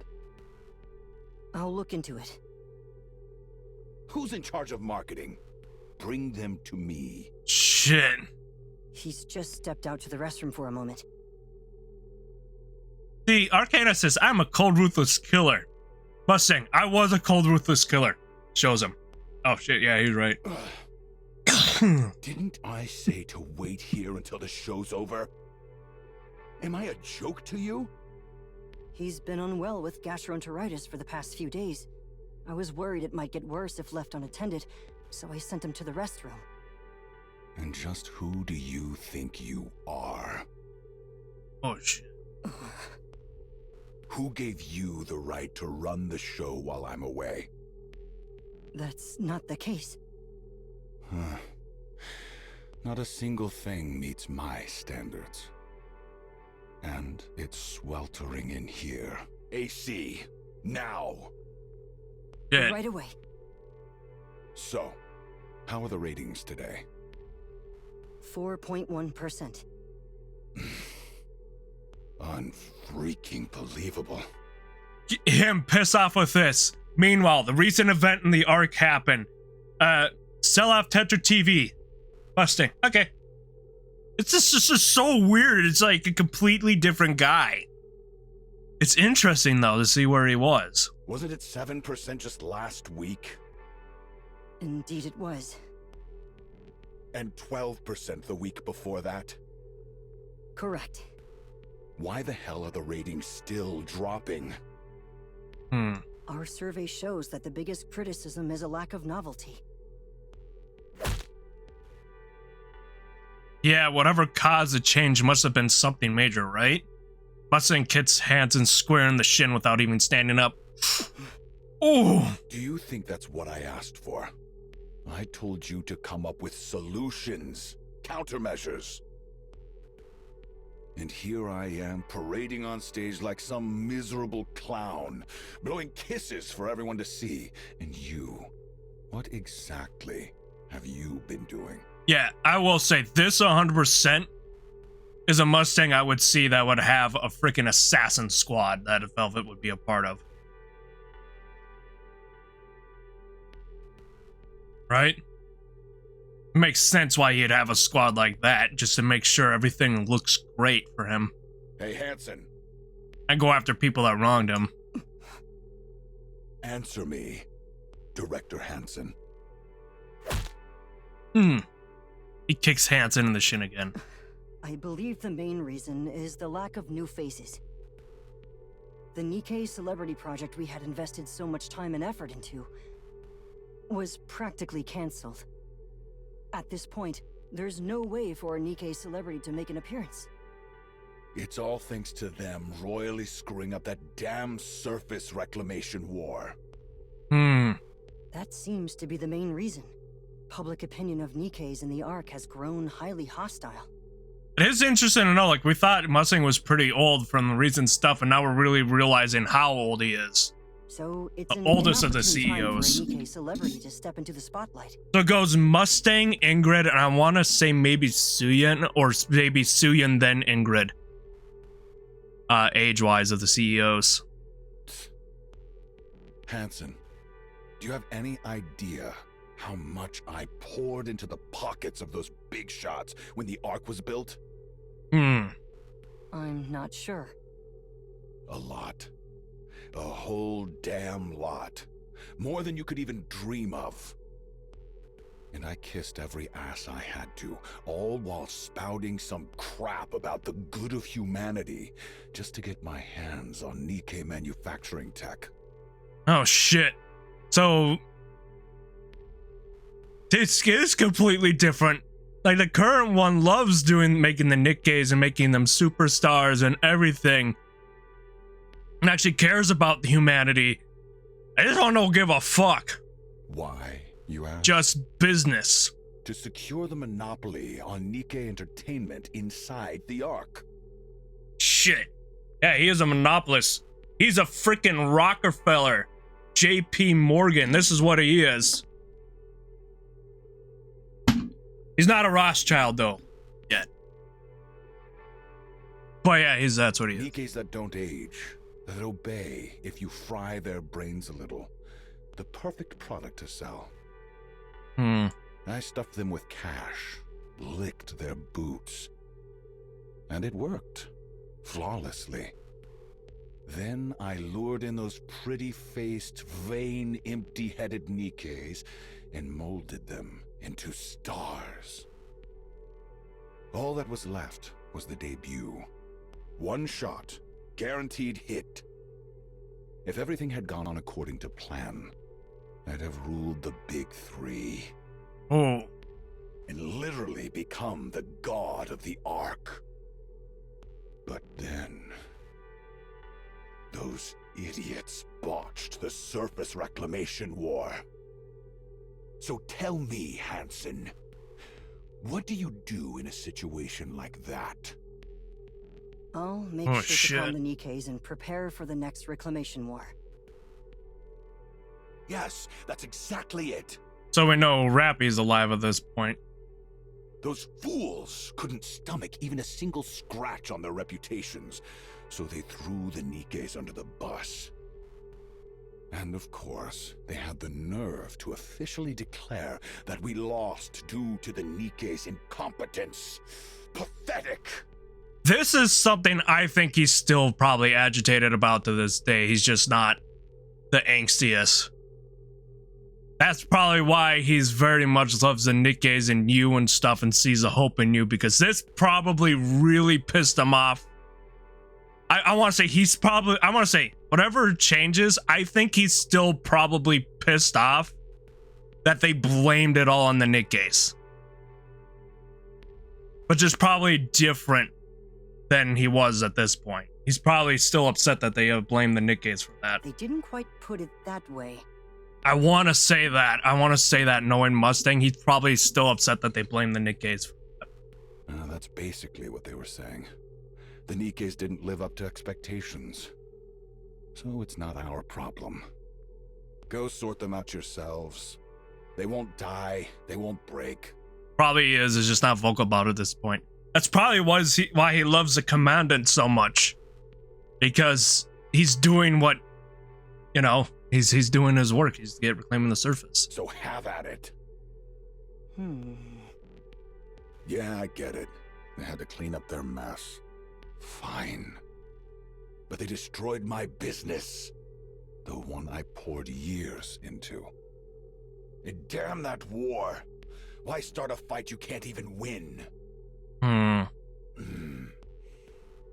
At this rate, we're finished. Absolutely finished. Well, they were gonna win, but then the heretics happened, so... There's nothing left for us. Nothing. Hansen, fix this. Now. I'll do my best. I don't care how you do it, just get it done. Yes, I understand. My car? It's waiting outside. I'm heading to Ephialtes. Don't even think about looking for me. It seems you've been going there quite often lately. How else am I supposed to blow off my steam, huh? I'm leaving. Hey, give me a change of clothes. Mustang gets to his feet and strides out of the monitor room. Hansen lets out a deep sigh. Always working yourself to the bone, huh? Mr. Miss. Oh, yeah, this is the one people were theorizing if she was Mustang's wife. They first showed her. Mrs. Miss. Since you know how hard I've been working, a little help would have been appreciated. How exactly am I supposed to help? That person's a nightmare to deal with. As I see it, you aren't exactly easy to handle either. Thanks for the compliment. I almost feel rejuvenated. Shall we take this outside? Why are you acting like that? You're scaring me. It's important. Damn, she looked older than I thought. If she still looked like this that long ago. Look at this. Mrs. Miss hands Hansen a document. So, she's hoping to become a Nikke. She can't move on her own? Yeah, she'd already worked her way up to team leader at the Nikke Rights Committee. When the Nikke-phobes attacked her, completely severed her nerves, poor thing. Okay, but what am I supposed to do with her? Let's bring her in. Oh, so Mrs. Miss and Hansen are the reason why Frisia goes over to Tetra. Looks like. A woman who died tragically while campaigning for Nikke rights. Reborn as a Nikke, she's back to fight for the goddesses of victory in her own way. Quite the picture, huh? Are you suggesting we bring her into the entertainment industry? That I do. We don't even know what kind of talent she has. At this point, her story is her talent. If we play our cards right, it could flip everything in our favor. Just like America's Got Talent, they're doing the sob story. Yay, it worked. Suppose that may be true. We're doing this then? Yes, I'd appreciate it.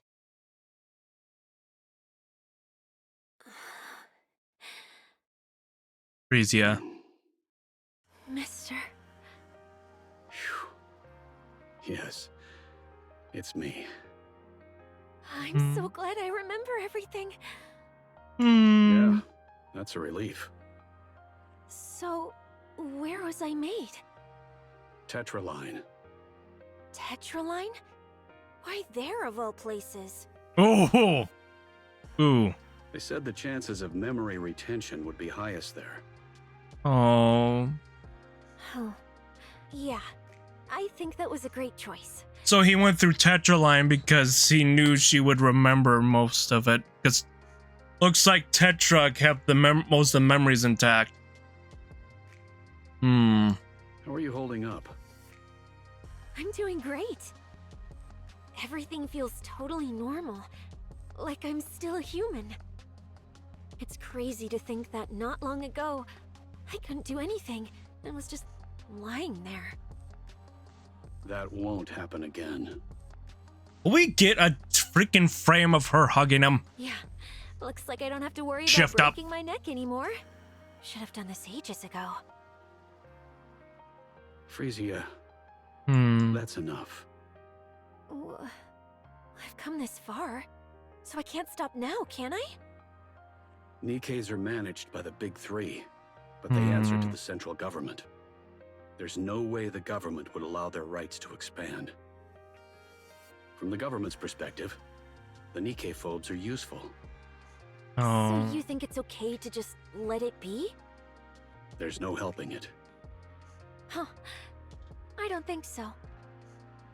Now that I'm a Nikke, there's so much more I can do.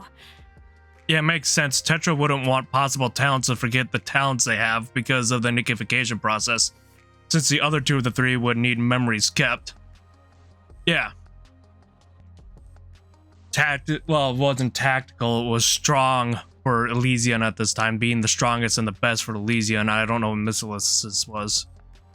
We know that from EH's event, that it wasn't tactical until Ingrid wouldn't, yeah. I'll make it happen, no matter what. Sorry, I'll be right back. I need to take this call. Sure, go ahead. Secure line. Oswald speaking. Chief, I heard your daughter became a Nikke. Does she still have her memories? Yes, her memories are intact.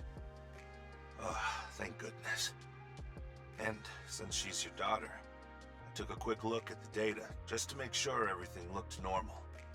Frisia? She's born to do this. Born to do what? I'm not sure I follow. Her combat skills are no joke. If I had to exaggerate a bit, that's Lillyweiss for you.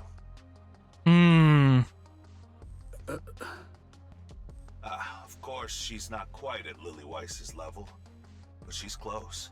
So she's pretty good and close to Lillyweiss. Honestly, there's nothing stopping her from becoming the next Lillyweiss. Oh.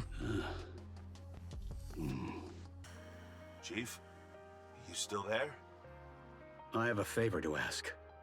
Oh, yes. Go on. Could I ask you to alter the data? At this stage, becoming the next Lillyweiss wouldn't do any good. She'd just be used as propaganda by the central government. Oh. More people would end up dying pointlessly on the surface. And one person alone can't change anything. He says that, but look at all the stuff that Red Hood pushed. Chief, the mere fact that there's a successor to Lillyweiss at this point. Please, I'm asking for your help. Oh. I can't let my daughter be sent to the front lines. Pulling the father-daughter card on me, huh? Yes. That's a low blow. Dad of the year. Well, too bad. I apologize. Too bad. Where's this dad of the year? Where's my #1 dad mug? Where's Oswald's dad mug? All right, leave it to me. I'll make her look like just another ordinary Nikke. Would that be possible? Nothing we haven't handled before. Piece of cake. I wonder how many Nikkes they've hid that Good from thing Enix's that tied about. up with managing the Ark right now. If everything goes according to plan, we should be able to monitor all sectors by next year. Right on time. I'll leave it in your capable hands. Sure thing. Guess I'll have to put retirement on hold for a while. Thank you. Mister? Still not done? No, it's over. Why? Tetra just called. They want me to swing by the office. Apparently they've got something to tell me. Tetra? Yeah. I asked if my guardian could come too, and they said yes. Let's go together. All right. What's going on? What happened? Why Tetra? Why even ask? It's obvious, isn't it? Tetra's in the entertainment business after all. They probably saw me and decided to scout me on the spot. I don't think that's the case. Say what? Oh. He's probably right. Oswald. Pretty star, too. I think the dog needs to go outside quick, guys, so I'll be right back. Hey, it's Anise! Oh, look at sweet little Anise before we keep continuing. Okay, everybody, love Anise. And I'm going to let Ava out.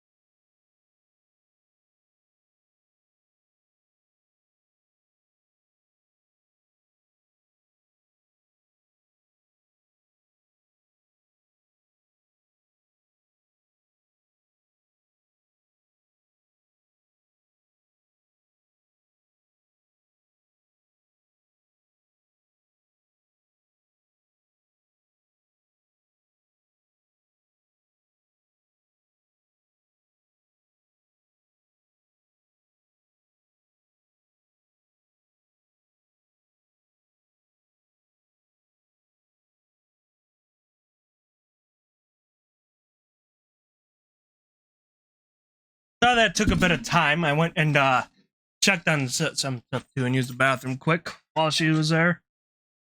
I think it's just she's getting worked up. Look at Anise! He always has a little bad face, and he stares intently at her desk. Every inch is scrawled with scribbles so crude she can barely bring herself to read them. So, and even Anise knew Mustang when he was like this. So no wonder she gets really embarrassed by him when we first meet him all these years later, right? This all makes sense now. No wonder she gets so embarrassed by him because he was this cold, ruthless killer. And then he becomes this flamboyant, embarrassing dad to her. Ugh.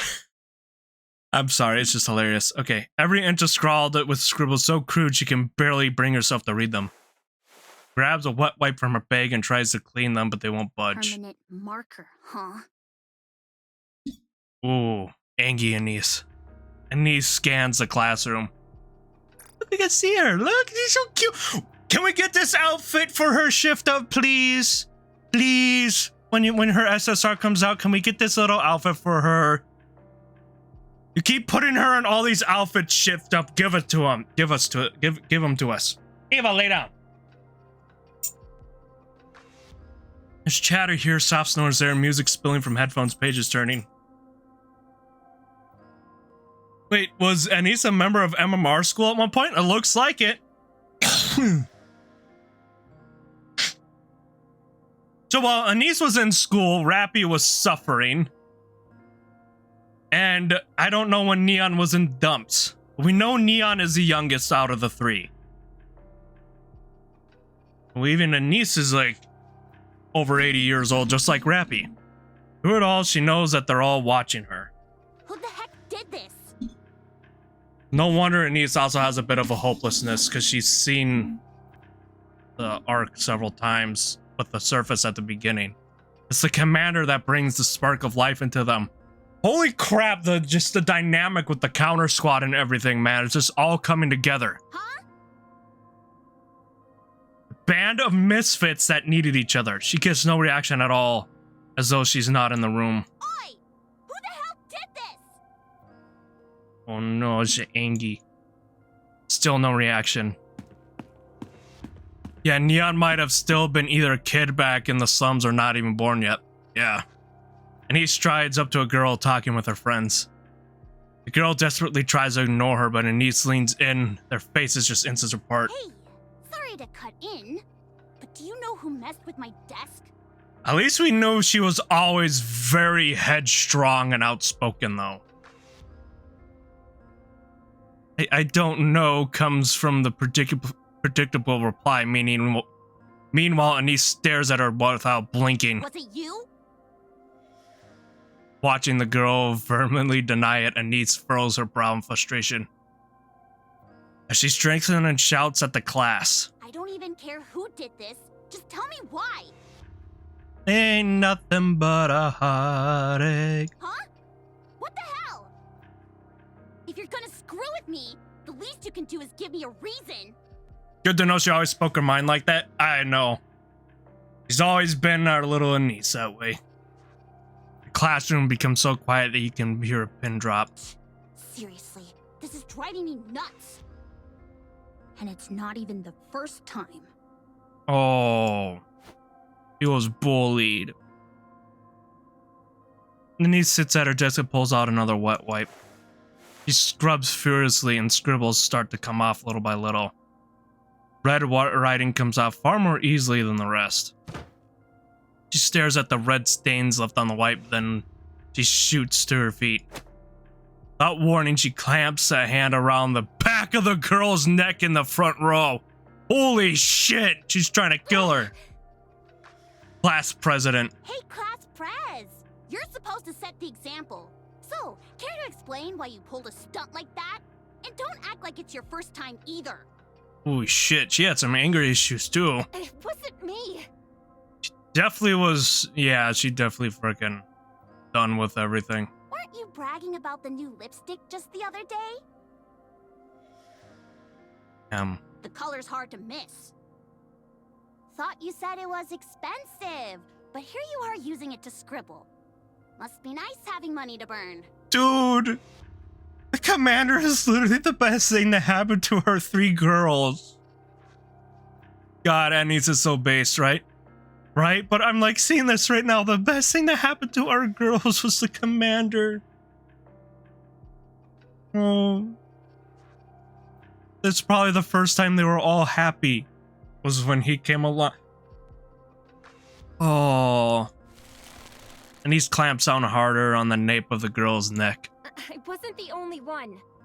But you're in on this too. Come on, Class Prez, step up and take the hit for the whole class. The class president rips herself away from Anise, rubbing her neck as she glares icily. You want to know why? You're a nobody, yet you strut around like you're all that. That's why. She can have confidence. Anise has always had confidence. Even when we first met her, she had a bunch of confidence. What the hell are you talking about? You're an orphan. Oh. Wait, is the entire counter squad just a bunch of orphans? You only got in here on some scholarship. What is this shit? What? Oh. You've got absolutely nothing. So why Orphan do power. you strut around like you're in charge? Because she can be happy and have confidence, you bitches. I'm the leader. I'm the class president, not you. Oh, I get it now. You're from some perfect family, so you get to be class president. And me? No parents, scraping by on government handouts. And suddenly, I'm a threat to your precious spot. Oh, shit. That pisses you off, so you pull this kind of crap, right? Please, know your place. Just because everyone humors you, doesn't mean they actually like you. Classroom door slides open, and the teacher enters. What are you doing? Nothing at all. Sit. Class is starting. The class president glances at the teacher and quickly returns to her seat. The teacher eyes Anise for a moment before walking to the podium. Anise lunges at the class president. Hey! I'm not done with you yet! Teacher! Teacher! How many times is this now? Dunno. Can't remember. Shit. Stop causing trouble. She's the one who started it first. I didn't do a single thing. I'm not saying she's in the right. But things like this don't just happen for no reason. It might help if you take a hard look at yourself. Are you for real right now? What? Whoops! My bad. That came out wrong. I just meant it's a shame you're only bringing it up now. But hey, teacher, I've thought it over, and honestly, I don't see a single thing I did wrong. You were the cheer captain at the recent sports festival, weren't you? Oh, Anise was the cheer captain. Oh, yay!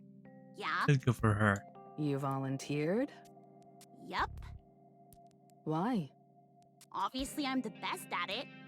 I can plan the moves, lead the team, and have a pretty decent personality to boot. And the others agreed? How else would I become the captain? Why didn't you just let the class president have it? You know how it is, Anise. The class president... Yeah, her parents throw money at the school and she's just as dumb and selfish as you'd expect. It's the rich girl. So you know, Guess that explains it then. Isn't that way too blunt for teaching a kid how messed up the Ark really is? Oh, yes. Oh, fucking. You think this only started when you came to the Ark? No. It's a culture with its own history and traditions. All right, Anise. Since we're talking about it, I'll be blunt. You were abandoned at birth and bounced from one facility to the next. Aww. Then, by some stroke of luck, you get picked for the chairman's so-called charity program. Special admission for the underprivileged, just to look good in the papers. Aww. And now, you've got things you never had before. Free housing, free meals, free education. So why isn't that enough? Why do you keep asking for more? Wow, teacher. That's a hell of a way to talk to a student. You sure that's allowed? Yeah. And honestly, this is fine for you. So, your answer? Do I really have to be honest? I've been honest with you, haven't I? I just want people to like me. Aww. We have to vote for her next year, guys. Ava, calm down. We have to vote for her next year, guys. When she comes, we have to... Right here, we have to vote for her. Okay? We have to do it. I've never really known that feeling. But here at school... Damn it, I'm tearing up. Oh. Here, some tissue.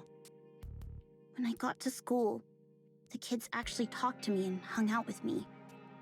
Niece really is one of the best. Yes, she is. It felt amazing, so I pushed myself even harder to get along with everyone. I thought that if I worked hard and did well, maybe they'd like me for it. You're lonely, aren't you? Yeah, always. Legit, the Counter Squad is the best thing that has happened to these three. They are the band of misfits that needed each other. Holy crap. Why don't you just quit school? Wow, you really don't hold back, do you? You're not going to get what you want here. The class president will keep pushing you around. And all outside activities, even part-time jobs are off limits, so you're just stuck here. Commander's really the best thing that happened to Counters, yes. And we understand why And now with this, we understand why Anise had such trust issues when we first met. Because she did have major trust issues at first. And we saw her soft side, and that's the Anise we know. That's the true Anise. At this point, you might as well quit and do what you actually want. You're living your life well because you work hard and fight for what you want. Honestly, that's impressive. But not here. Here, you'll get completely crushed, and all your effort will count for nothing. The memories you make in school, they'll stick with you for the rest of your life. So quit. Transferring would be tough, with your special admission and all. Still, wherever you end up in the world, I'm sure you'll manage just fine. Come on, teacher. Give me a hand, will ya? No, you know how it works. I've got bills to pay, and the chairman's the one paying me. Think it over. Now go back to class. Teacher! There's nothing I can do. I'm sorry. Thanks for apologizing anyway. Anise steps out of the teacher's room. She pushes open the classroom door and steps inside. The lesson is in full swing. Teacher talks, students scribble and whisper, but no one so much glances her way. Anise makes her way to the desk that's even more cluttered than before and drops into her seat. After a while, she leans forward and rests her head on the desk, awake but motionless. While that class pres could see what she becomes now, a member of a highly praised unit that was a part of claiming land no one else was able to, right? And saving the baby. The lesson continues, the final bell rings, signaling the end of the day. Murmurs ripples across the room, but Anise sits there unmoving. Gradually, the classroom grows quiet as time passes. For a long while, Anise lifts herself from the desk. The classroom is dark and empty as a loaded silence settles over her. Packs her bag and heads back to the dorm. All of her roommates' things are gone, but Anise just collapses onto the bed. Voices drift from all around. Oh. But none of them are for her. She closes her eyes and lets her memories surface. The thank you letter she wrote to a facility administrator left unopened in the trash. Time she asked a well-dressed peer to play, only to be slapped by their parent and splashed with water. What? A friend she had made who was adopted and gone before she could say goodbye. Meeting that friend years later and greeting them warmly only to be met with an awkward, uncomfortable smile. Dancing wildly on a stage, desperate for attention. At first, the laughter she got was intoxicating. Until she realized it was mocking and cried for days afterwards. A volunteer who hugged her tightly with tears in their eyes told her to take care when she left the second facility. Unable to forget the volunteers, she looked everywhere, but all that remained was their cold, digital gravestone.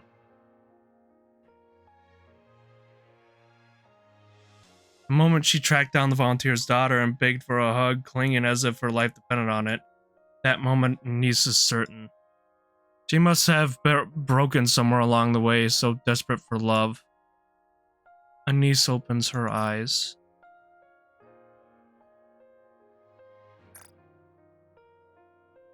On the first day of school, someone approaching her with a friendly smile, giving her courage when she had been timid and withdrawn. Eating together, walking home together, talking endlessly. Expectant looks when she's volunteered to be cheer captain. Practicing laughing and celebrating when they succeed. Feeling unmistakably that everyone liked her. That moment, Anise is more certain than ever. She isn't broken. She's better than she ever imagined. That's why she doesn't want to let this slip away. Even if it's fleeting, not even half a year, it's a time when she can finally like herself. Anise closes her eyes again. It's okay. I can go back. Yeah. Next day, Niece opens the classroom door and walks in. Hey, good morning. There's no response, no one even glances her way. They finally finished the construction by the school gate. Gotta admit, it looks really nice. The room remains silent, no one even looks at her. Hey, anyone got a clue what we're having for lunch? She gets no reply, no one meets her eyes. I finished all the homework. Wanna go over the answers with me? No one answers or even glances in her direction. Anise makes her way to her desk. It's still a mess with things scattered everywhere. Amid it all, the single chrysanthemum blooms in a small vase. Wow, I can't believe I could recognize that word. Anise feels a sudden urge to grab the vase and smash it on the class president's head. But she holds herself back. She sets the vase in the corner of the desk, pulls a book from her bag, and begins studying. 100% would have been her friend if I was in school with her, right? Seems like that one that could be a friend. I probably wouldn't because I'm probably the same boat. Well, not the same boat, but not talking to anyone. Sorry.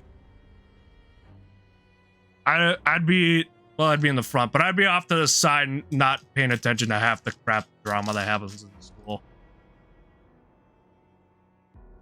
She fights back tears. Her eyes sting, her vision blurs. She fights back tears. That day, she doesn't utter a single word until she returns to the dorm and crawls into bed. Well, that was easy.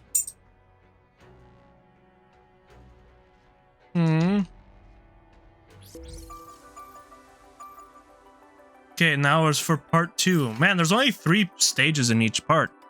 Okay. We'll get it started. We might have to take a break midway through. Or we take the break now. Well, you know what? We'll take the break now. Don't go anywhere. We'll be right back.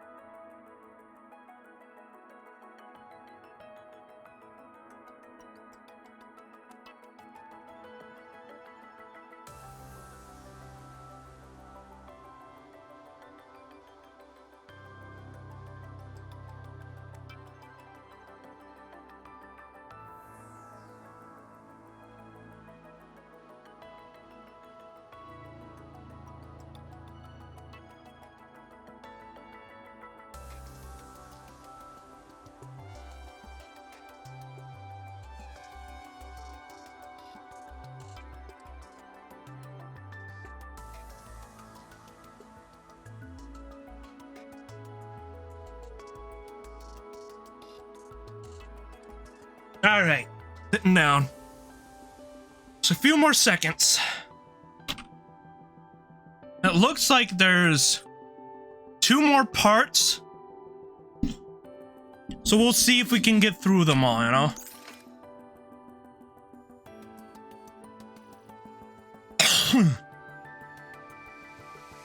Alright, we'll see if we can get through them all, but we'll continue right here. We'll continue. A pretty long side story. A celebrity? Really? Yes, that's correct. Tetraline would like to formally invite you to debut with us. Frisia pokes Oswald in the side. See? I told you. May I ask why? I can't make sense of debuting a NIKKE as a celebrity at this point. There must be a reason you chose Frisia, given that she's never shown any interest in the entertainment industry. Alright. She's got talent. Once she debuts, she'll shoot straight to stardom.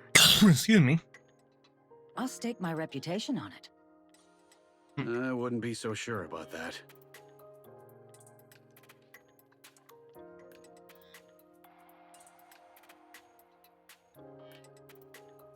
You think I'd lie?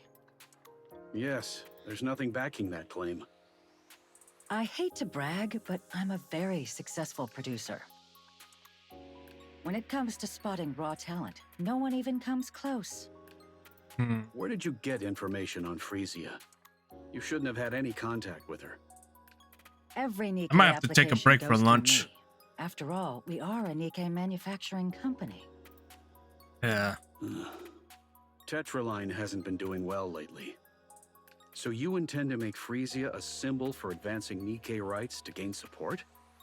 By my calculation, the NIKKE phobes make up half the Ark's population. And you intend to win over the other half by turning her into a celebrity. You work in this industry, don't you? I suppose you could say that. You're right. Hansen. As you said, Tetraline's situation is indeed far from ideal. Following the failure of the Surface Reclamation War, hostility toward the NIKKEs has spread throughout the Ark. As a result, Tetraline, which had been preparing a major entertainment project centered on the NIKKEs, is now taking a direct hit. That's precisely why we need your daughter. So you're hoping to turn things around by putting a NIKKE with a story in the spotlight? I won't deny that. But that's not the whole story. The current situation is wrong. NIKKEs should be celebrated as the goddesses of victory, not treated with scorn. I was only a child when the Rapture invasion occurred. I was powerless then. But I remember watching them fight for us on television. When I didn't know any better, I thought they were simply impressive. Once I learned the truth, I realized how noble their choices truly were. Damn. And now, those very NIKKEs are being made scapegoats, persecuted for circumstances beyond their control. The central government's neglect has left even their supporters unable to speak openly. This is wrong. It should never have been allowed to happen. Your daughter's story is a compelling one. Someone who died fighting for NIKKE rights was reborn as a NIKKE and now chooses to fight again. With Tetraline's unparalleled character branding and promotional power, we can spread that story throughout the Ark. I want those who fight for NIKKE rights to be able to speak freely and with confidence. I may be overstepping, but you seem well versed in this field. I believe you understand exactly what I mean. Please forgive me for speaking of such a tragic death in this way. But this is a rare opportunity. Does she really need to be a celebrity? I'm gonna have to put her away. I'm gonna have to put you away. Come on up.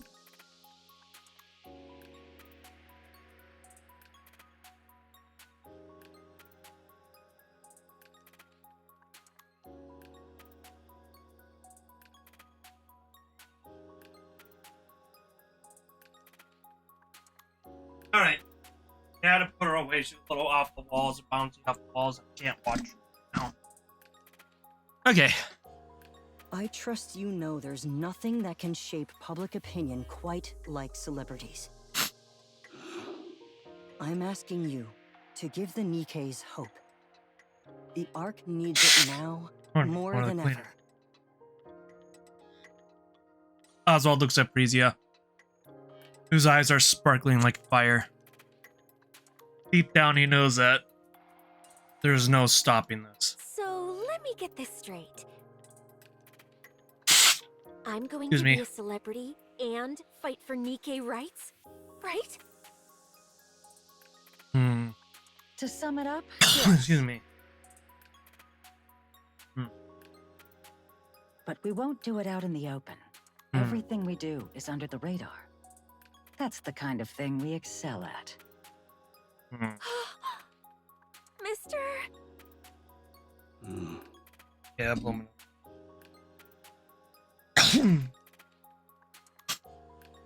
Oswald stares intently at Hansen. I have one condition. Sure, I'll do everything I can to accommodate it. Hansen, stay by Frisia's side as her manager. Hmm. And keep a close eye on everything she does. You do realize he's a board member at Tetra, right? He's not going to waste his time playing some celebrity's manager. Yes, I understand. Hansen? It's all right. That was my plan from the start. And one more thing. Under no circumstances are you to send her to the other side. The other side? I'm afraid I don't follow. Do you want me to go into the details of what really goes on behind closed doors at Tetra?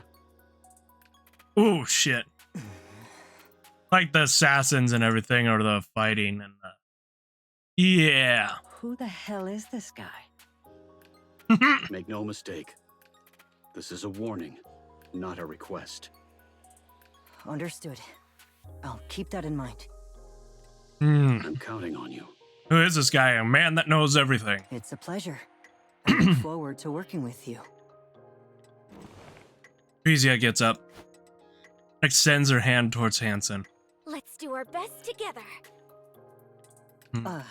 Yes, I look forward to working with you. I'm Frisia. Hansen. Their hands meet in a firm handshake. Oswald's eyes linger on Frisia, noting the way she looks at Hansen. Once again, he is certain that this cannot be stopped. We start tomorrow. The goal is a debut in 6 months. It's going to be tough, so you'd better be ready. Time drifts by. Oswald finishes work and makes his way home. He prepares dinner and watches the news. Front door swings open and Frisia stumbles in, utterly exhausted. They share a meal and talk about her training, the house humming with the gentle rhythm of everyday life. Frisia drifts off to sleep. Oswald turns his attention to the work waiting for him tomorrow. He's completely settled into his rhythm. This is quite repetition of days. If life could flow like this forever, he thinks that there would be nothing left to wish for. A week later, Frisia steps into a new world. That night, Oswald lies awake, wondering what he can do.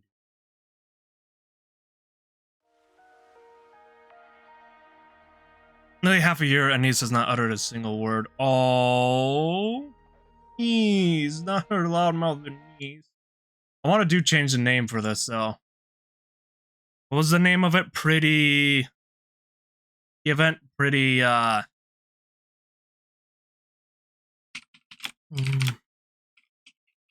see. Called Pretty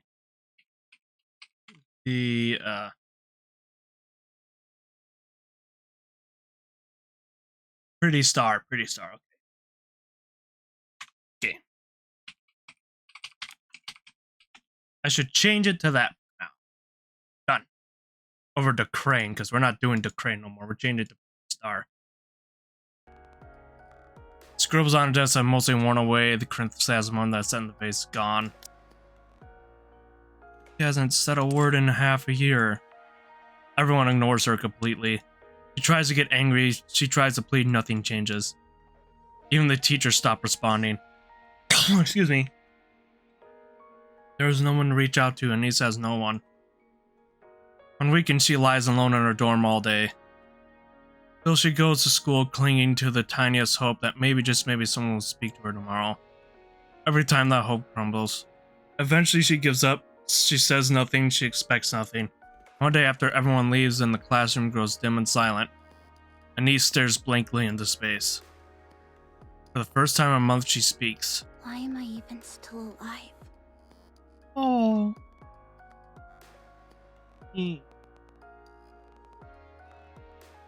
Feel her. Well, that was easy. You can't keep giving me the happy Anise right here. I need to hug her. I need to hug her. Anise needs a hug.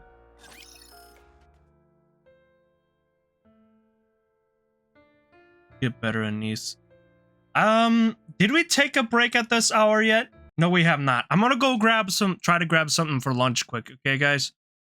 See what I have lying around. But let's take a look at our little precious Anise. Looks like the Sydney Opera House. Okay, so don't go anywhere. We'll be right back.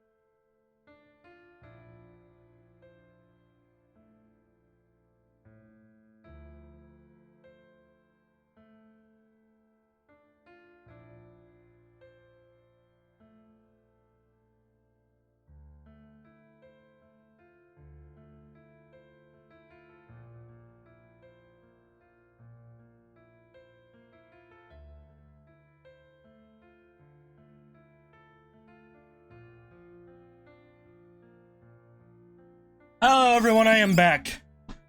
You still there? It took me a while. First I took a quick look around. I thought I had something. I guess I already took care of it. Ate it another day. And then I realized, oh hey, we have some leftover ham left, so I'll make a sandwich. So I also wanted to toast it and fry up the ham a little bit.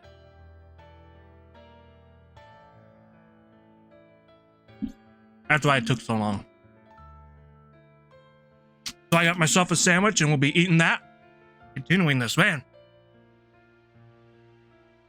That did take a while. I'm so sorry, everybody. He sits on the rooftop railing, staring blankly at the sky above. Pulls out her phone. Scrolls through her recent messages. There's Toshi in my room. Hey, I have a question about something from class today. Ha ha ha. She tried to sound casual, but the message remains unread. Her outgoing calls go unanswered one after another. Not a single incoming call has come through. For a moment, she wonders if she's forgotten how to speak at all.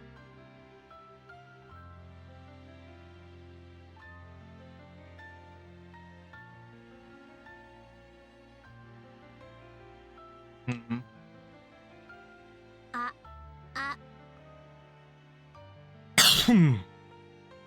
Her voice comes out just fine. The absurdity of it all makes her lower her head, let out a small, shaky laugh. Fans on because it's a little stuffy in here. Soon the laugh turns into sobs. Tears stream down, soaking her pants. She wants to be loved. Really loved in a way she's never known. I wish I hadn't known. I shouldn't have let them get to me. Nisa makes one last call to her teacher.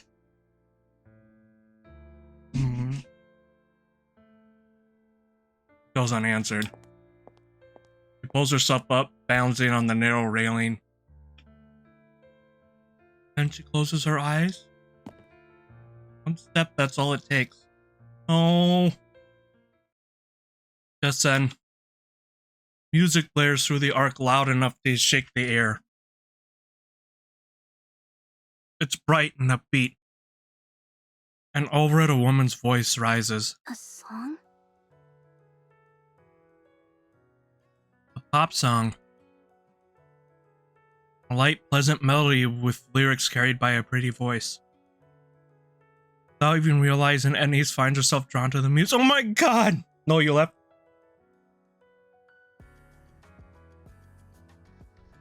Alright, here it goes, everybody. Red saves Rappy, raises Rappy. She helps Oswald, saves Frisia. And through that, her actions, Frisia's music saved our little Anise.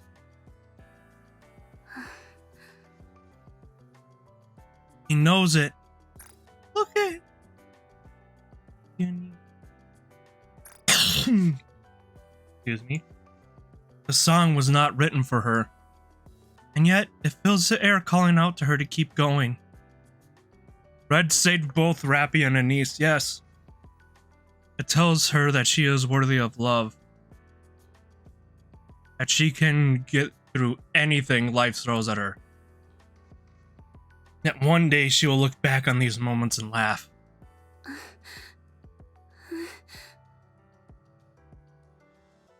It cheers her on and wraps her in comfort. It breathes courage into her. It restores her sense of self. You must live. You have to live and taste the happiness life has to offer. The lyrics ride the melody, gently nudging Anise away from the railing. The song ends, but she doesn't move from that spot until morning comes. Tears streak down her face. Encouragement and support fill her with warmth. Anise whispers to herself as if making a vow. I gotta live. I gotta fight through this. Wonderful. Brilliant. Simply brilliant. You actually went and did it, huh? Thank you. And the ratings? The ratings came in at 41%. Ha! Well done. You make me proud. Thank you. You kept coming to me for money, so I had to wonder what nonsense you were cooking up. And this is it, huh? Her debut went off without a hitch. Bet it cost a fortune to stream it live across the whole arc. Well, it wasn't exactly cheap. If you need more, just say the word. I'll pour it in without hesitation. You've done a fine job shaping her image. A NIKKE who takes the stage for the others. Couldn't have timed it better. So, what's next? We're currently working on it. Throw her into the spotlight. Every interview, every talk show, every damn variety program. I want her everywhere. Push her to the limit. She's scrap metal anyway. She won't tire. Make sure everyone on the Ark knows her name. Scrap metal. Damn, he was worse than Suyin. I don't know, I still hang with him. So Frisia did become pretty then. I guess so. Scrap metal anyways. Damn, you would never talk about them at all this day and age. So, where is it? Excuse me. Exactly? What do you mean? Excuse me. That singing rust bucket. What's it called again? Her stage name is Pretty. Yep. Right. Pretty. Where'd she vanish to? She went home. Get her in here. It's time to celebrate. Have her start pouring the drinks. I'm afraid that won't be possible under her contract. Huh. A contract? What kind of crap is that? Ugh. One of the contract terms specifies that she must rest at home. Screw your contracts. You actually went along with this bullshit? Damn. Her guardian was stubborn and flat out refused to give his consent. What were we supposed to do? And who exactly is the guardian? I'll send the materials over later. All right. Let's just see how cocky this guardian thinks he is. This guardian has connections. Here's the plan. For the next week, I want every movement recorded. The rust buckets, the NIKKE phobes, the opposition. Don't miss a single thing. You would never call his ladies that these day and age. Man, like, seriously. What happened? I'll deal with the central government myself. If we play this right, we can turn it into something much bigger. What exactly are you planning to do? Just corporate whitewashing. Pardon? That's enough. Bring the drinks. Mustang went from a crony to an entrepreneur. And those scrap metals prepping for their debut, call them all over here. Tonight, we're gonna have some real fun.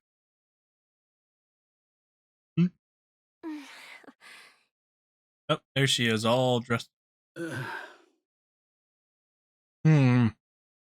Did you see that, mister? She's still adorable, though. See? Yes, I did. So, what'd you think? You did great. You looked lovely, and you handled yourself really well. Do these clothes suit me? They do. Still, you might Are they want to gonna change hug? into something more appropriate for a meal. I know, but I really wanted you to see it. Aww. But, mister, if I dance and sing, will it really make things better for the NIKKEs? Can I really give them hope? Aww. If that's what you believe, then that's how it will be. Okay. I'll go along with that. She has stars. Oh, there's those. Okay, it's on her eyelashes. She does have stars in her eyes. Well, that was easy.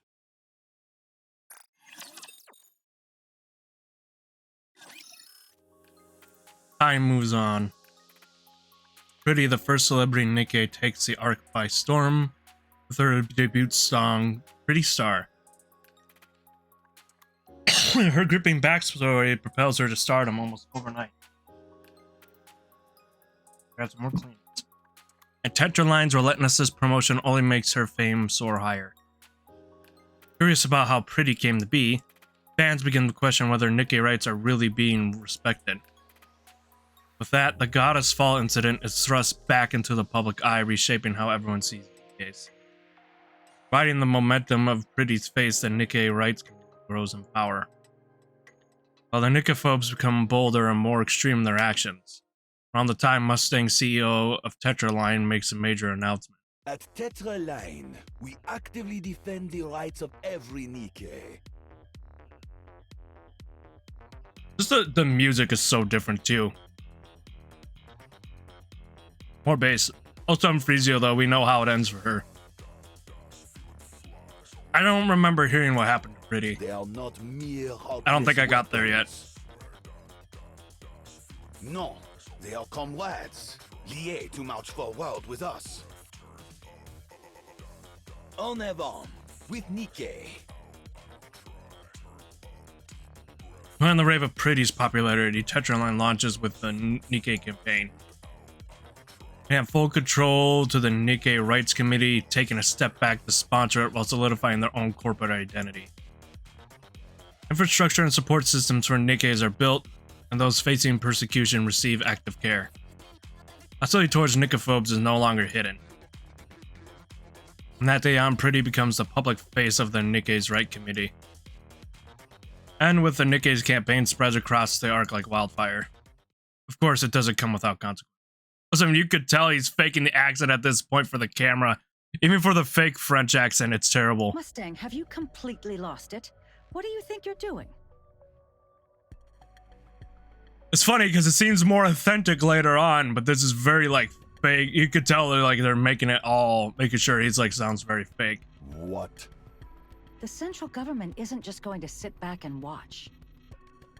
One of the big three openly picking a fight with the NIKKE-phobes? What do you think that'll accomplish?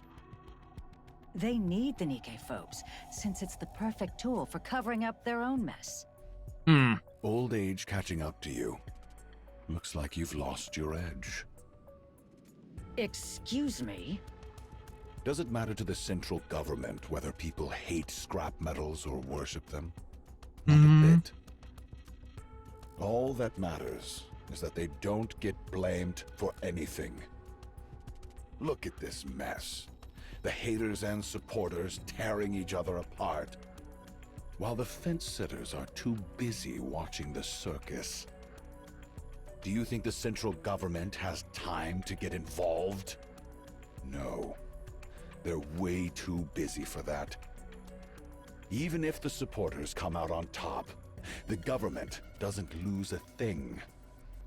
All they have to do is act like they're looking out for us, and the self-proclaimed intellectuals will lap it up.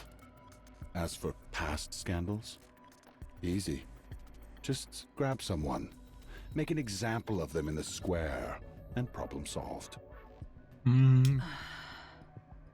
Sure, I was uneasy too. The last thing I needed was trouble from the central government. But it's all taken care of, so relax.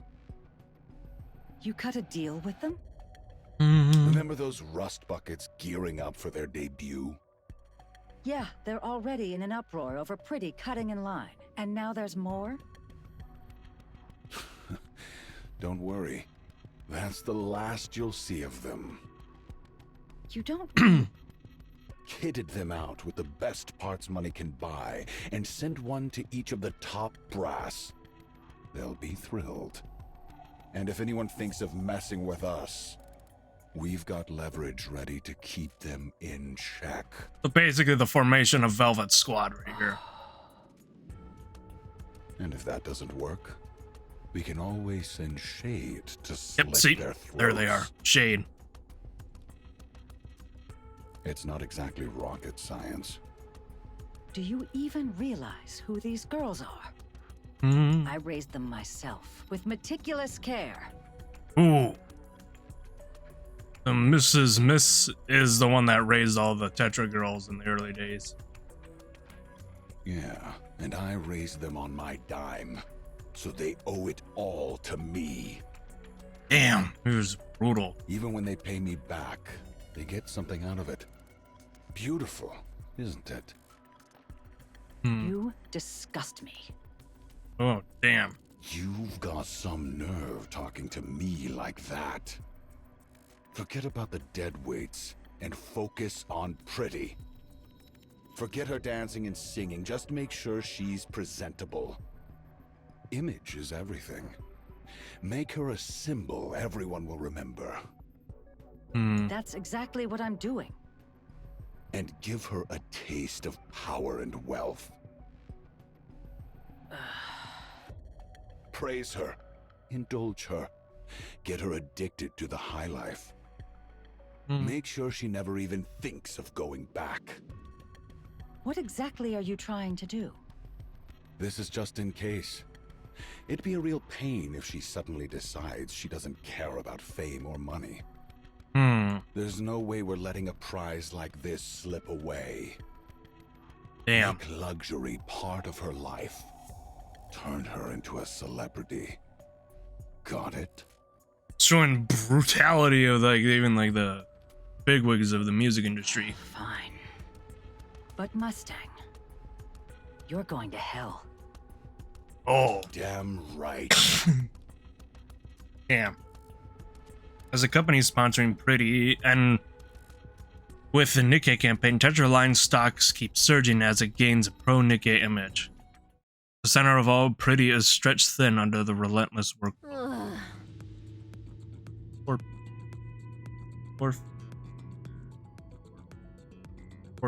Yeah. Take a look though, look. Oh.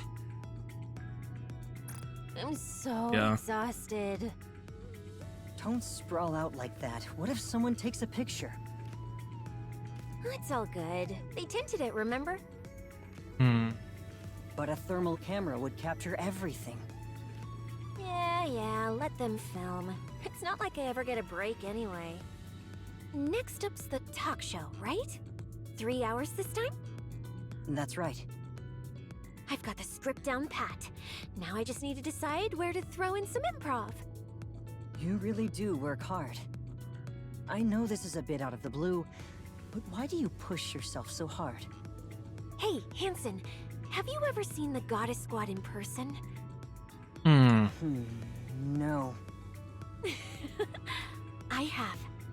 Yeah. What? When? I find it kind of sweet that she has the colors red to symbolize Red Hood. I remember seeing them as a kid during the Ark evacuation. I even have Red Hood's autograph at home. That's amazing. I can hardly believe it. I'm not making this up. Anyway, that's exactly why I work so hard. I want to give people hope, just like the Goddess Squad did. Sometimes just being there, just being seen, is enough to lift people's spirits. That's the kind of person I want to be. And the more I give my all, the more I see that life is getting better for the NIKKEs. So how could I ever slack off? Still, it's rare these days to come across anyone who's NIKKE-phobic. Yeah, that's such a relief. It's all thanks to you. No way! It's really all thanks to the staff, Mrs. Miss, and a certain director/manager. Looks like I'll be getting home at dawn again. Mister's probably still up. Ugh, I feel awful about that. Isn't it time for Mr. Oswald to retire soon? Nah, he says he can't sit still without his mind going a mile a minute. Right. You said you'd ask what was on his mind. Did you? No. His expression was so serious and stern that I couldn't even bring myself to ask. Sounds like there's something going on. Yeah. Ugh, I'm beat. Hey, mind your legs while I'm driving. Uh-oh. Can we just stay like this for a while? I'm so exhausted. They're heavy. Come on, how heavy could they be? This is a custom-built, lightweight body after all. I don't realize how heavy she is as a NIKKE. Seriously, why are you being so petty? Shouldn't you be grateful when a pop star rests her legs on you? Or is it that you just can't handle seeing the ARC's top idol showing off those flawless legs? Oh my gosh. Yeah. Hey, why'd you suddenly go all quiet? You're right. So get those legs moving. Huh? We're here. Let's get out. Oh, does she have a thing for him? Oh, okay. Let's go. I think she does. Meanwhile, the student's saved by Pretty. Hey. Anise? Anise. Huh? You mean me? Yeah. Wait, what? Why? Do you like Pretty? Yeah, I like her. Yeah? I kind of figured since you're always listening to her songs.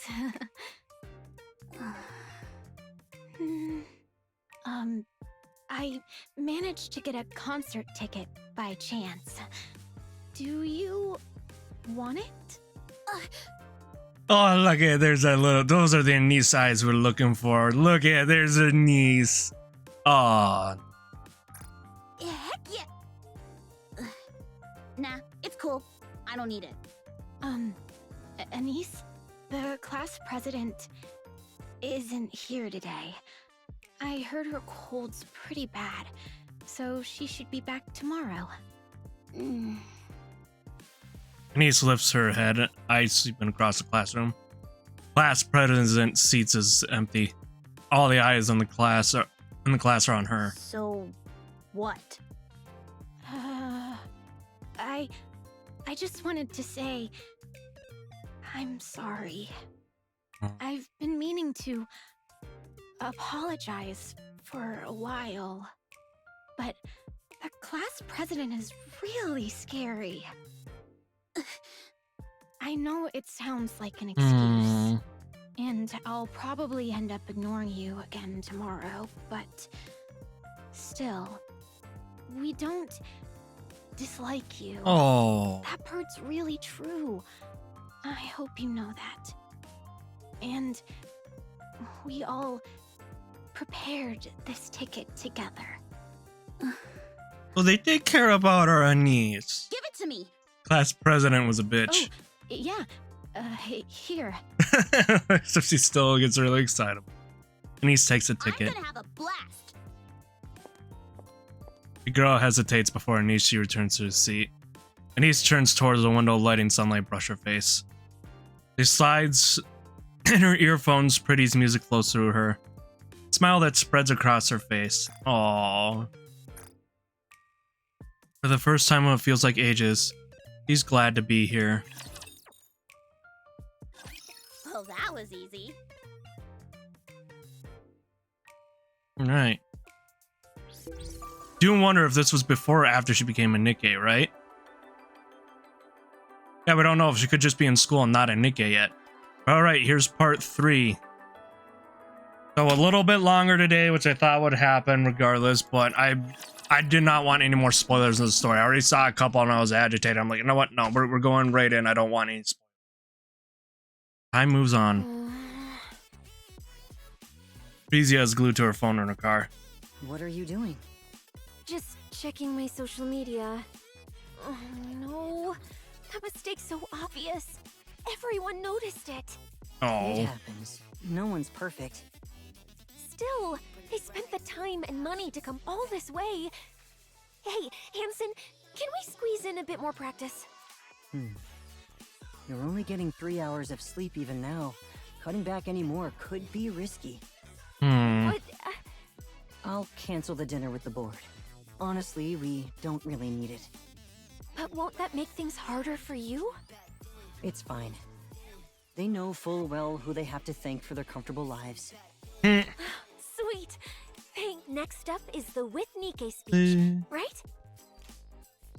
Making sure. And that's right. How's the script for that coming along? I know my lines by heart, but I'm scared I'll get all emotional.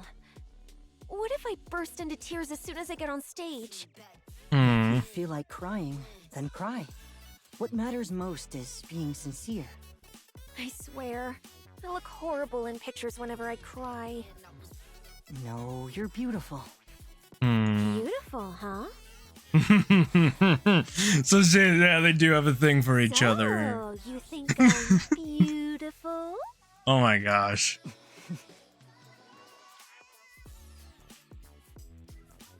Anise steps into the classroom. Her eyes meet with a few of her classmates.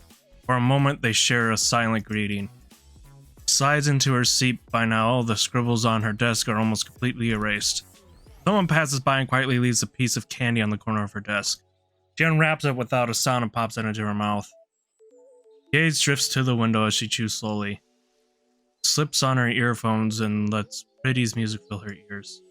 Anise still doesn't speak at school. But she isn't lonely anymore. Aww. That one was actually pretty short. Time continues its quiet march. Frezia is glued the phone to her ear. What are you doing? Just checking my social media. Wow. Everyone's still talking about the mistake I made on the last live stream. These people really blow these things out of proportion. The remark you made at the With NIKKE event was a serious mistake, and we're still dealing with the backlash. Gotta hand it to them. People really love poking their noses in everyone else's business. The speech is coming along nicely, I trust? Yeah, it's going great. What about the script?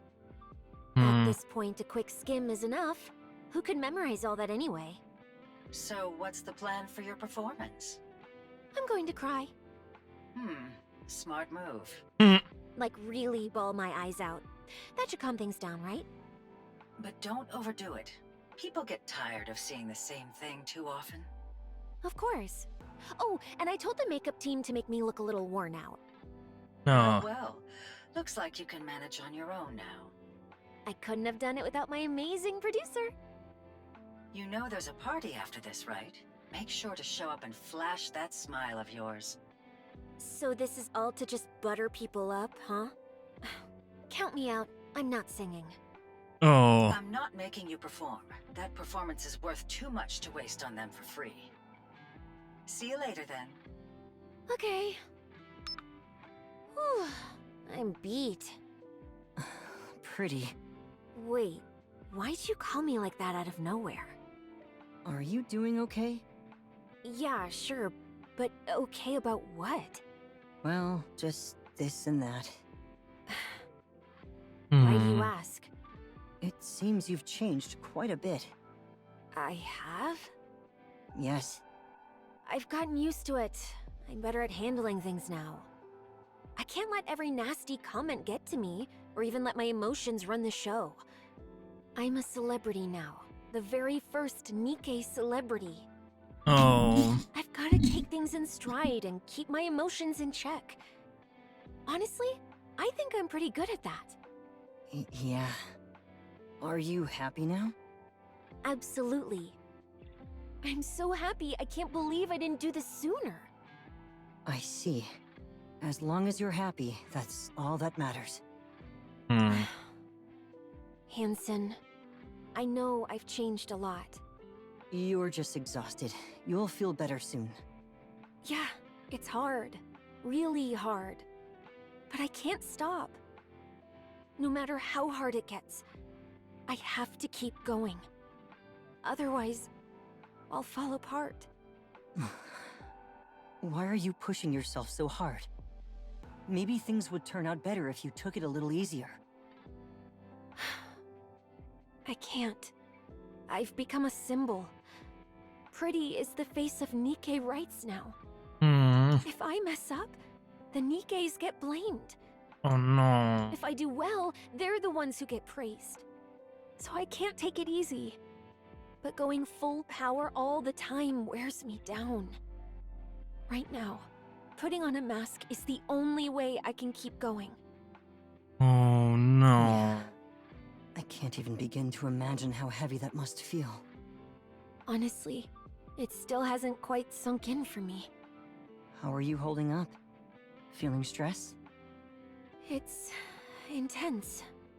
Living a life where everything I do is under watch, and every single action I make can have huge consequences. But once I'm home, I'm fine. I can just be myself. I see Mr. Oswald has been taking good care of you. No, he doesn't say much. He just makes me food, we chat a little, and that's it. But even that's such a comfort. Mister. He doesn't show it openly, but he really cares about what I'm doing. He loves the Nikkes as much as I do. We're both huge Goddess Squad fans. Once, he told me that I'm doing something he never even dared to dream of. That makes him happy. He says he's proud of me. And that's why I can't stop. I've acted so spoiled with him. Ever since we first met. And he's never complained once. Aww. He saved me. He really did. Living together, he tried so hard to be a good... I'm going to cry. Aww. A good father. I tried just as hard to be a good daughter, too. I wasn't always great at it. But now, I think I'm doing okay. I want to be a daughter he can always be proud of. That's why I can't stop. Actually, when you're saying if this was before or after he became a NIKKE para, I think it was before Anise became a NIKKE. Because why else would she debate about jumping off the side of a building? If he was a NIKKE, she know that wouldn't have been anything. Do you hate me I was now just because realizing I've that. changed?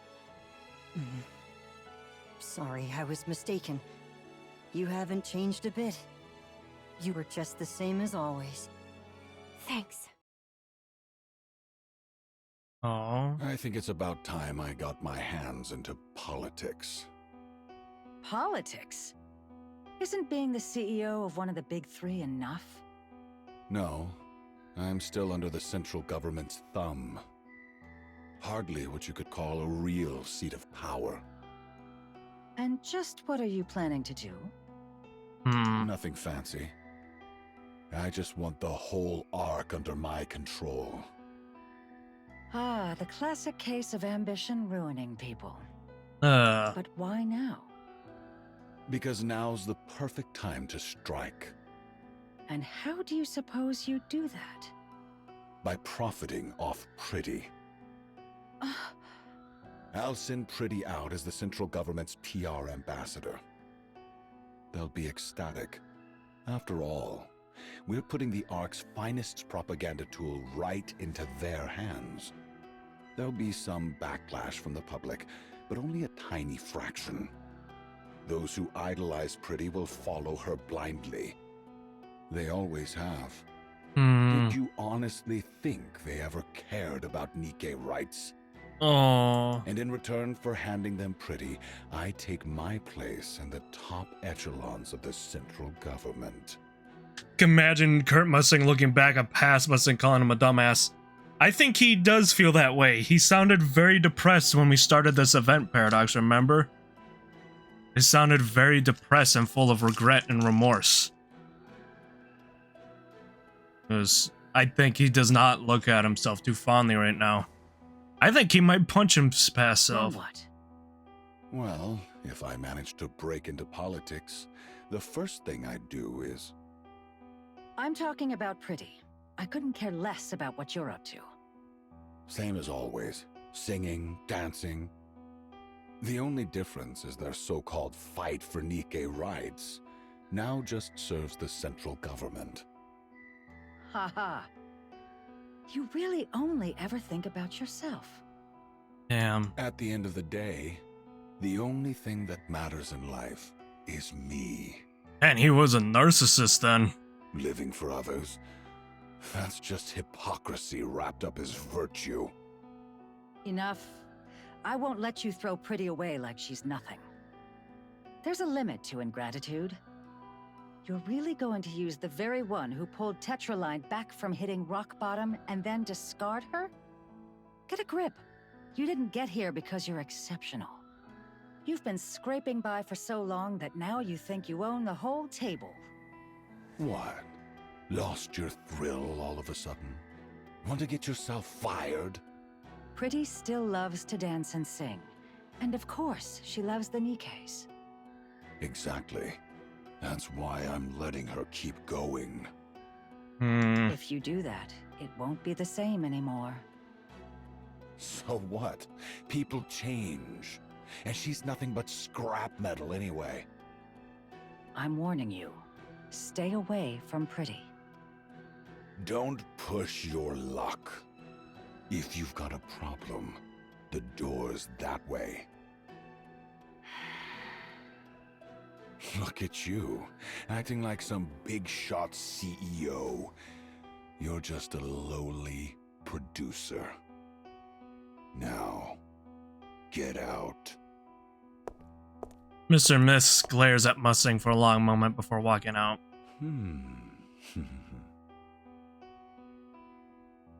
No way. Go to the central government? Not a chance. Why not? Why? Because I've been doing all this for the Nikkes. You've done enough here. Now it's time to play in bigger waters. Go to the central government. There, wealth and prestige beyond your wildest dreams await. A life of entertainment, unlike anything you've ever dared to imagine. You really think that's what I wanted? And you call yourself the CEO Oh, when you're shit. so bad at reading people. I'm not going. Not ever. Oh, really? That's right. Suit yourself. Retire then. Come again? I said, retire. Why should I keep wasting money on a worthless hunk of junk that won't listen? Retire. Get out there and do whatever it is you love so much. But I'm the symbol of all Nikkes. Then go handle it yourself. Ready to sign the papers? I took a worthless nobody and made you a star. And now, you're so arrogant, it's insane. Listen up, Rust Bucket. Shit. This quick? Everything you flaunt around is some shiny symbol of scrap metals. It's all thanks to my money. My hand behind every publicity stunt, every fabricated scandal, every crafted image, every record you've ever sold. Who do you think made all that happen? You think singing and dancing alone would have cut it? You've never been that good at either. Deep down, you know it was never enough. That's why you're keeping your mouth shut.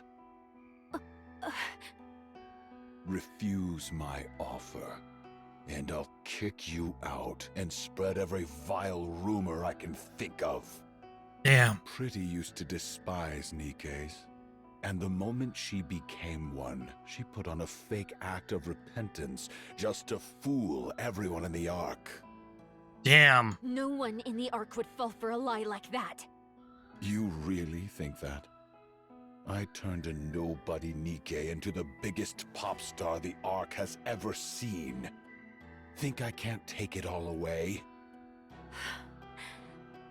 You have no idea how many people are just waiting for you to screw up. Climbing up is hard, but coming down, that's a whole different story. I could have you on your knees in half a day. Care for a taste? Relax, I'm just joking. Why so serious? Fine, Damn. 2 years. Just 2 years with the central government. After that, I'll have you back here. No questions, no excuses. Go ahead, think it over. But how long do you need? I'll talk to him. That bastard. Him again. Fine, have it your way. 3 days. I'll cover you with the sick leave, so use the time wisely. Now get out of my sight. Frezia leaves the room. She still won't break. Unbelievable. Well, I mean, she was raised by Oswald, who has a strong resolve. Drowned in glamour and indulgence. And she's still standing? Anyone else would have caved by now. Once they fall, I could have molded them however I pleased. She's changed, though. Sloppier. Better at putting on an act. But her core? Still intact. Should I tamper with her nymph? No, too dangerous. If I fry her mind, this all becomes worthless. Home. No matter what happens, she goes home after every schedule. Like clockwork. More than once, I thought I had her. She was right on the edge. Then she goes home and comes back perfectly fine. Every time. That's where she's reinforcing herself. That old man, Oswald. He's the problem. Oh no. Mustang opens the safe and flips through the documents containing Oswald's personal information. Pages are almost entirely redacted, each stamped with censor. I figured he wasn't just some ordinary guy, so I let him be. But if he tries to get in my way... Mustang picks up his phone and taps a few buttons. The call connects with a beep. Pick up already. What? Stuffed yourself into a stupor again? Mustang here. Nothing serious, just thought I'd check in. Yeah, you can tell, right? I've never been much of a liar. Anyway, there's someone I need to take care of personally. I need some info. Shade. And he's not exactly your average guy, so I came straight to you. Yeah, seems like a real big shot. As expected, very efficient of you. Appreciate it. I'll be waiting for your call. Isn't life just wonderful?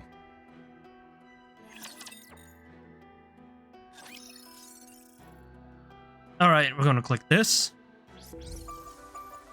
Oh, I think we're almost there. Oh wait, just for part 3. Alright, wanna go use the restroom? Don't go anywhere, we'll be right back, everyone.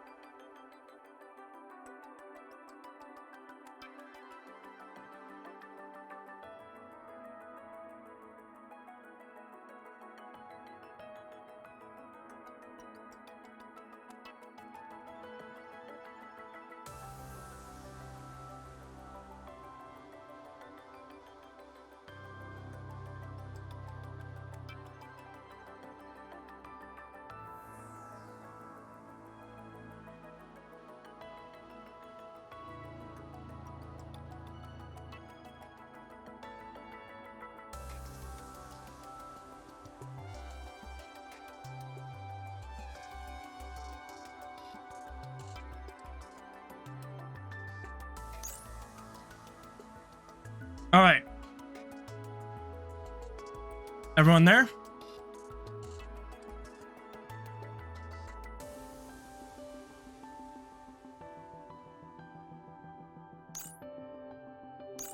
Everyone there? All right, ready, everybody? Let's dive in on the last little stretch. Resign. Huh? Go independent. Jeez, mister, I already told you everything Mustang said. Yeah, this is really good side story. Yeah, I heard.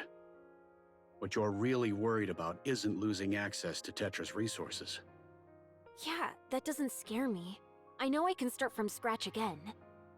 But honestly, the rumors scare me more than anything. Don't worry, they're just empty threats. He wouldn't destroy something he had painstakingly built. Mustang's not just some ordinary guy. Neither are you. You're in a league of your own. I probably shouldn't say this, but right now, no one in the Ark can even think of touching you. You're a symbol everyone looks up to. So go ahead and forge your own path without worry.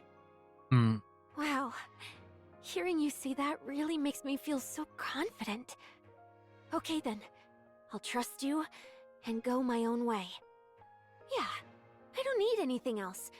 With you by my side, I can push through anything. Good. Okay, I'm gonna go chat with Hanson real quick.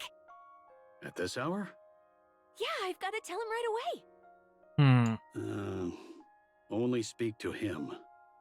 Huh? What do you mean? It's nothing. Off you go. Okay, I'm off. See you later. Frisia sprints away. Oswald's eyes follow her, and only when she's gone does he reach for his phone. Excuse me. It's me. It's been a while, Chief. I have a favor to ask. Sorry, Chief, but I'm turning in my resignation tomorrow. I'm sorry. Guess I'll have to put off retirement again. Next day in Mustang's office at Tetraline. What's this? These are files documenting Tetraline's internal misconduct. Oh, shit. They show records of NIKKEs being regularly sent to the central government. And the purpose of each dispatch is clearly recorded. So that's supposed to scare me? I just wanted to let you know about this. You just want me to leave Pretty alone, is that it? Yes. Huh. That should be all. I'll take my leave. Hellhound Oswald. Still playing soldier at your age? I could bury you in an instant. But here you are, acting far too recklessly. Go ahead. I've got nothing to lose. What about your daughter? You won't touch Frisia. I trust you're smarter than that. Fine. I'll ask you one thing. How'd it feel, abandoning the Goddess Squad on the surface? Oh, shit. You did that, didn't you? The Goddess Squad deserted after the Ark sealing operation. No. I know exactly what you did. You abandoned them. When you're the CEO of one of the big three, you get to know things. All kinds of things. Old voice logs uploaded into machines. Transcripts from the Ark sealing operation. Now, what was it again? Thank you and the Goddess Squad for everything you have done for humanity. How moving. You really believed you scrubbed that clean, didn't you? No. Anyone with half a brain already knew. They just looked the other way, since the Hellhound was too valuable to lose. And letting the Goddess Squad into the Ark? That would have been inconvenient, so it was quietly brushed aside. Now tell me, how did it feel? Abandoning your precious heroes up on the surface. The poor goddesses, rolling around up there like stray dogs. Just when it looked like they might finally set foot inside the Ark, they were played for fools and abandoned. Damn. A tragedy. Truly. Pretty adored the goddesses, too. What a pity. Not a word, Oswald walks past Mustang and heads for the door. What's the matter? Cat got your tongue? Stay away from Frisia. Consider this a warning. A warning. How cute. Oswald grips the doorknob. Oh, right. I wouldn't open that door if I were you. Hmm?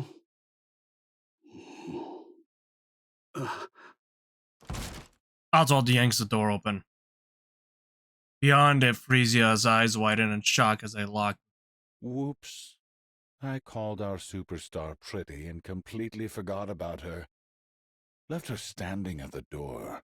How utterly dreadful of me. Frisia. No way. Mister, that can't be true, right? It's true. I did it, even though I can't explain why. How? Frisia. Oswald reaches out. Frisia swats his hand away. Don't touch me! Oh no. Man.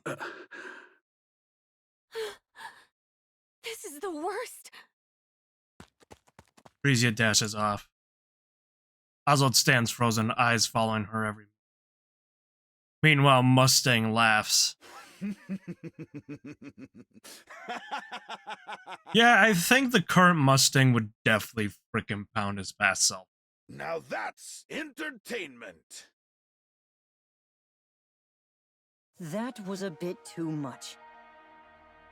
Huh? There's no need to come between a father and daughter, is there? Have you lost your mind? What's gotten into you all of a sudden?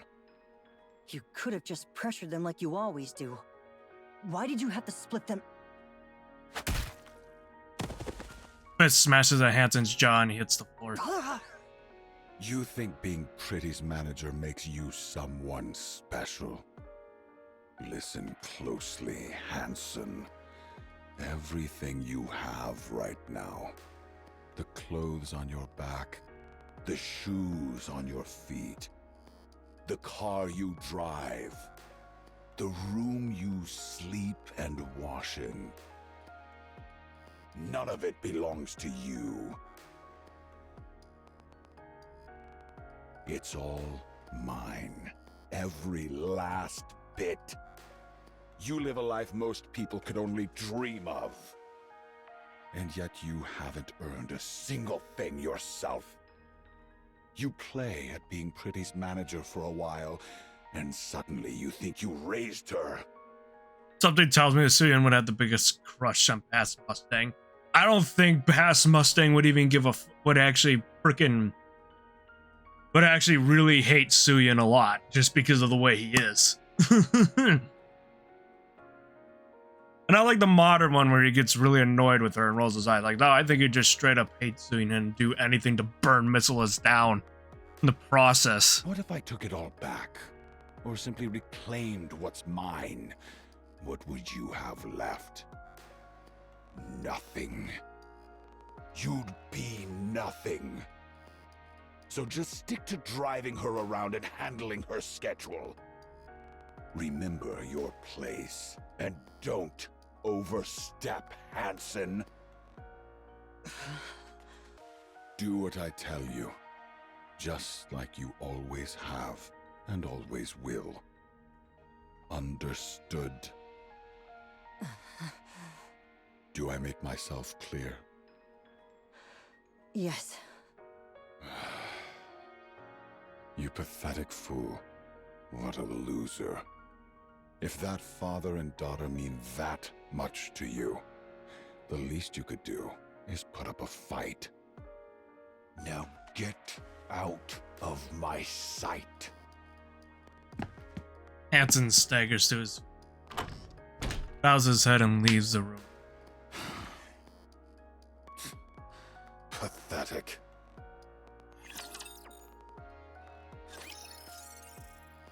Pretty Star 9.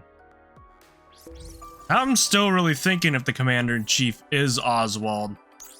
Everything would make sense. Okay, we got 1, 2, 3, 4, 5, 6 left. Man, the second half is longer than the first half. Time passes in a blur. Man, I'm pooped. Frisia flops on the opulent bed, letting herself sink into the soft layers. Service robot glides over, setting wine and cheese on the table. Props herself up and takes a bite, savoring the rich flavors. Phew, I can finally breathe for a second. Pretty, calm down. What? Why? I've done everything on the schedule for today. A central government bigwig is here. Come say hello. But the transfer's still a long way off, isn't it?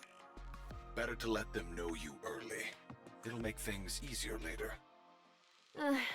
Fine. You've got the 20-year vintage, right? I'm not going if it's not there. Of course. Everything's taken care of. Now, get your ass over here. Okay. Pretty swings her legs out of bed. She opens the door. Hanson is there waiting. You scared me. Where are you going? The boss called. Apparently someone important from the central government is here. Before you go, can we talk about what happened today? What? You mean me yawning? That's right. I'm so tired. You do know I only get 6 hours of sleep a day, right? Damn. You should have held it in. It was a memorial for the NIKKE Rights Committee. What now? Everyone losing it on social media again? So what? It's already happened. We could just get the boss to handle it, and that'll be the end of it. Pretty. There you go, calling me that again. Tell me, do you remember why you started performing in the first place? Yeah, I remember. I started for the Nikkes, to restore their honor, and to be a symbol of hope for all of them. Then why are you acting like this? Hanson, I just got back, and I'm exhausted. There's no such thing as a perfect pop star. We all mess up once in a while, but we can always do better next time. You've done well so far. Just keep going a little longer. For how much longer? How much longer am I supposed to keep pushing myself? And why should I even try? Where am I supposed to draw strength from? Mister? No, I could rely on him at first. But in the end, he turned out to be the worst.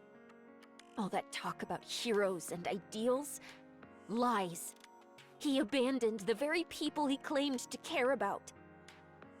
My safe place? Nothing but a filthy, rotten pit. The person I looked up to? A fake. A hypocrite.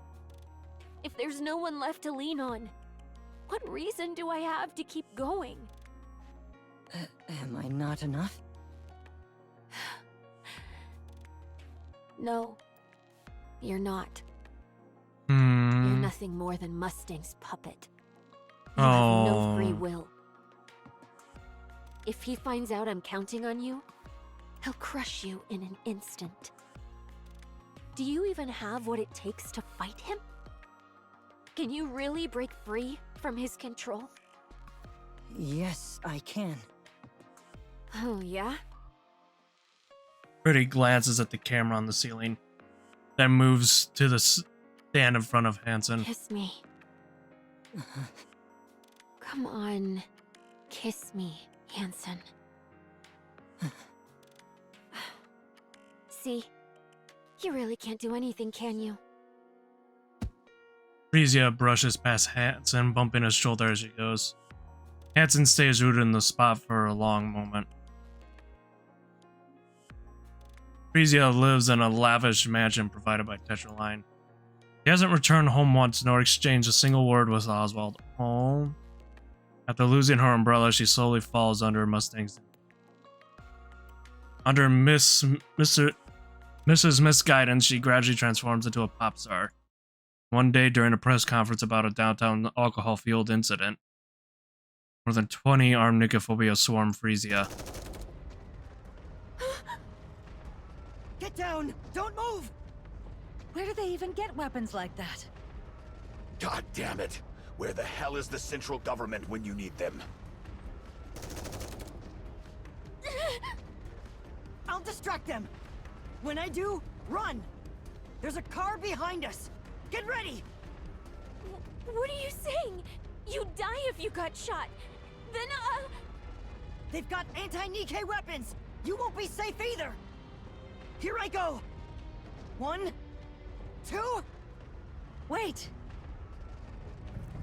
From the entrance, waves of mass-produced NIKKEs from the central government surge in, crashing with the Nikkophobes in a violent firefight.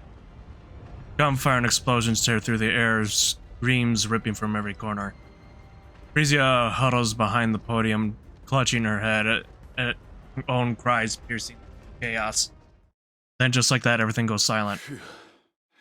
Almost bit the dust there. Frisia steps carefully off the podium. The dead are everywhere, humans, NIKKEs. He freezes. An officer full military dress spots Mustang and rushes over. Crack, NIKKE fragments crunch under his boots. Greets Mustang with a wide, practiced smile, rambling excuses. Nikkophobes have been quiet lately. We didn't expect such a large-scale attack. He insists that it's a relief Mustang is unarmed and desperately promises it'll never happen again. Frisia lowers her gaze. Takes in the fallen NIKKEs, and lifts her head. Her eyes meet those of a mass-produced NIKKE, silently clearing the bodies of her comrades unnoticed by everyone else. Her eyes are empty, hollow. Brief moment, that empty stare rests on Frisia and returns to the grim task of sweeping up remains. Frisia collapses to the floor. A scream rises inside her, silent and raw. they've fallen. Not again. No, not like this. The next day, Frisia cancels all her activities. The media reports she's in a slump. For the first time since her debut, she goes on an extended break. So, really, no one's volunteering for the chairman's visit performance? If you're willing to endure a little embarrassment in the auditorium, there'll be a scholarship and other perks.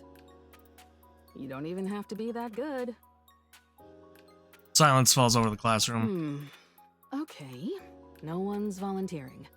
Each class has to have at least one, so now you're putting me in a bind. Should I just pick someone myself? You wouldn't like that, right? Come on, just grit your teeth and do it. It'll be over before you know it. Help me out here. Class president raises her hand. I recommend Anise. As soon as the class president finishes speaking, a heavy silence settles over the room. She listens to pretty songs all the time. So singing and dancing to one shouldn't be a problem for her. So, what do you think, Anise? Anise stares daggers at the class president. Drunk on her small victory, the class president smiles faintly at Anise before turning away.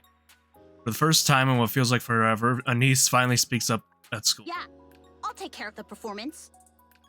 All right.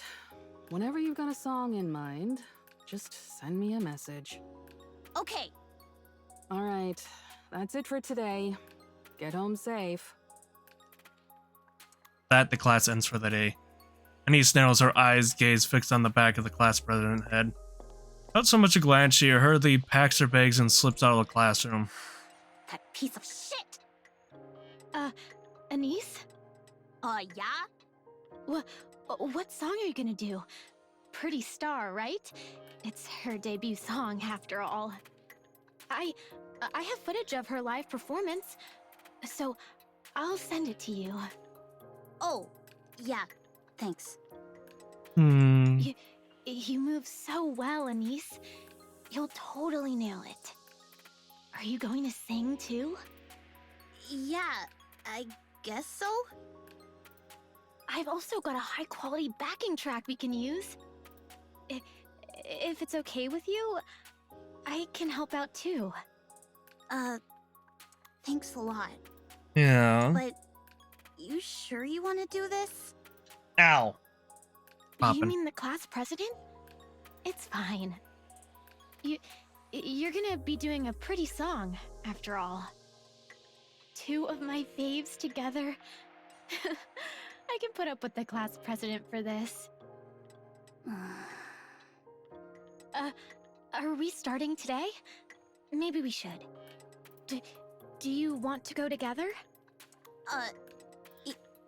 Yeah.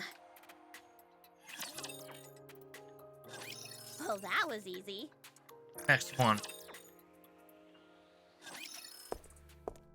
Frisia wanders the street with her cap pulled low over her eyes and a mask hiding the rest of her face. Hanson walks at her side, matching her pace without a word. Up ahead, a citizen presses an empty can into the hands of a NIKKE walking down the street. The last of its contents already drained. NIKKE lets out a sigh, takes it from him, and tosses it to a nearby trash bin. Frisia and Hanson keep moving. NIKKE stationed at the public facility stand guard, their uniforms disheveled and their bodies worn and battered. A group of students lingers nearby, snickering as they hurl scraps of food at them for sport. NIKKEs don't react, they don't even flinch. No one steps in, no one tells the students to stop. Frisia and Hanson continue down the street. Dark corner of the park, mass-produced NIKKE is getting pummeled, her body swaying with each hit. It isn't supposed to hurt. The attackers wield nothing but cheap plastic rods in their own hands, hardly enough to cause real damage. Then NIKKE's face twists in pain. Frisia and Hanson keep walking down the street. Past a shop where NIKKE stands awkwardly at the entrance. The owner refuses to sell her. She fidgets in place, unsure whether to plead or leave. In the neighboring store, another shopkeeper watches her with open pity but says nothing. Frisia and Hanson keep walking. A little farther on, a drunken man uses a NIKKE as a target for his slurred abuse. Another is subjected to crude jeers and harassment. One stands rigid as someone spits in her face. Then, a citizen breaks down in front of another NIKKE and shouts, "Because you lost that we ended up like this." NIKKE lowers her head like a criminal awaiting judgment, simply enduring it without protest. Frisia and Hanson turn their eyes away from the scene and continue on.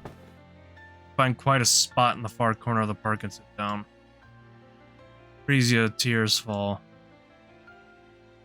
She weeps over and over, lost in her sorrow. This is all my fault. I caused this. Things were different in your heyday. I can't say there were no NIKKE phobes, but people were careful about how they acted. At least, society treated NIKKEs kindly back then. Everyone believed you would be a symbol forever. There's no such thing as forever, is there? Everyone expects me to be perfect. Oh. I'll lean back a little bit, boys. My neck is hurting. I can do it. Keep punching over, I can't sit But it later. never ends. How long do I have to keep being flawless? Oh. I'm tired too. It's hard. And the moment I slip up even a little, everyone judges me, even more harshly. And that affects the whole world.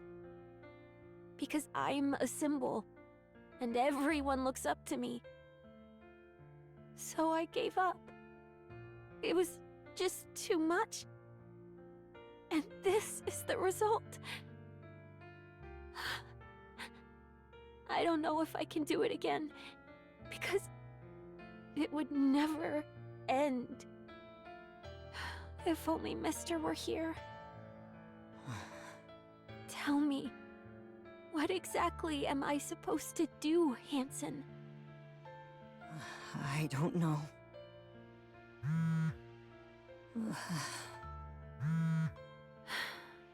Take it. I'm sure it's Mustang. Sorry. Hansen answers the phone, torn of shouting blast from the other end, harsh enough. When he hangs up, he turns to Frisia with an unreadable expression. Go ahead. I'm just going to sit here for a bit. Sorry. Frisia does not respond. Hansen rises from his seat, casts her a quick glance, and then takes off running. Park is silent under the night sky. Frisia stares into the empty space, lost in thought. I just don't know anymore. Oh. Can Hmm? Can I get your autograph? Oh. Why does any matter? Oh, I've got some tears, guys. This is so cute. Get to meet her hero. Who are you? Fan. I'm your fan. You know who I am? Pretty. How'd you know? Your body shape and fashion style. Aww. You're a stalker? No way! There it is, the iconic Annie's face. I was wondering when it would show up. Oh, there it is. There's the iconic Annie's disgust face.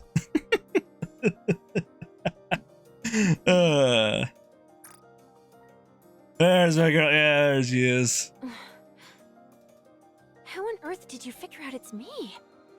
'Cause I'm a fan. How old are you? 17. Oh, so Anissa's 17 right now. I knew she was still. I was obvious she was still a kid. I just didn't know how old. You're still so young. Frisia stares at Anissa intently. Her eyes glitter with excitement, portraying the thrill. So Anissa might be older than Rappy. It's also why Anissa and Rappy remember a lot of the events around this time, because they both were alive for it, compared to Neon, who wasn't. Well, Neon was also in the Outer Rim. Eyes glitter with excitement, portraying the thrills she's trying to contain. It's unmistakable expression. It's the unmistakable expression of a fan. Sit. I've been feeling a bit down, so let's chat for a while. Wow, really? Shh. Keep it down. Someone might hear us. Yeah, this must have been before Anise became NIKKE. Yep. Well, I said that earlier that I'm pretty sure it was because she was going to jump off the roof paradox. If you're NIKKE, that wouldn't do anything.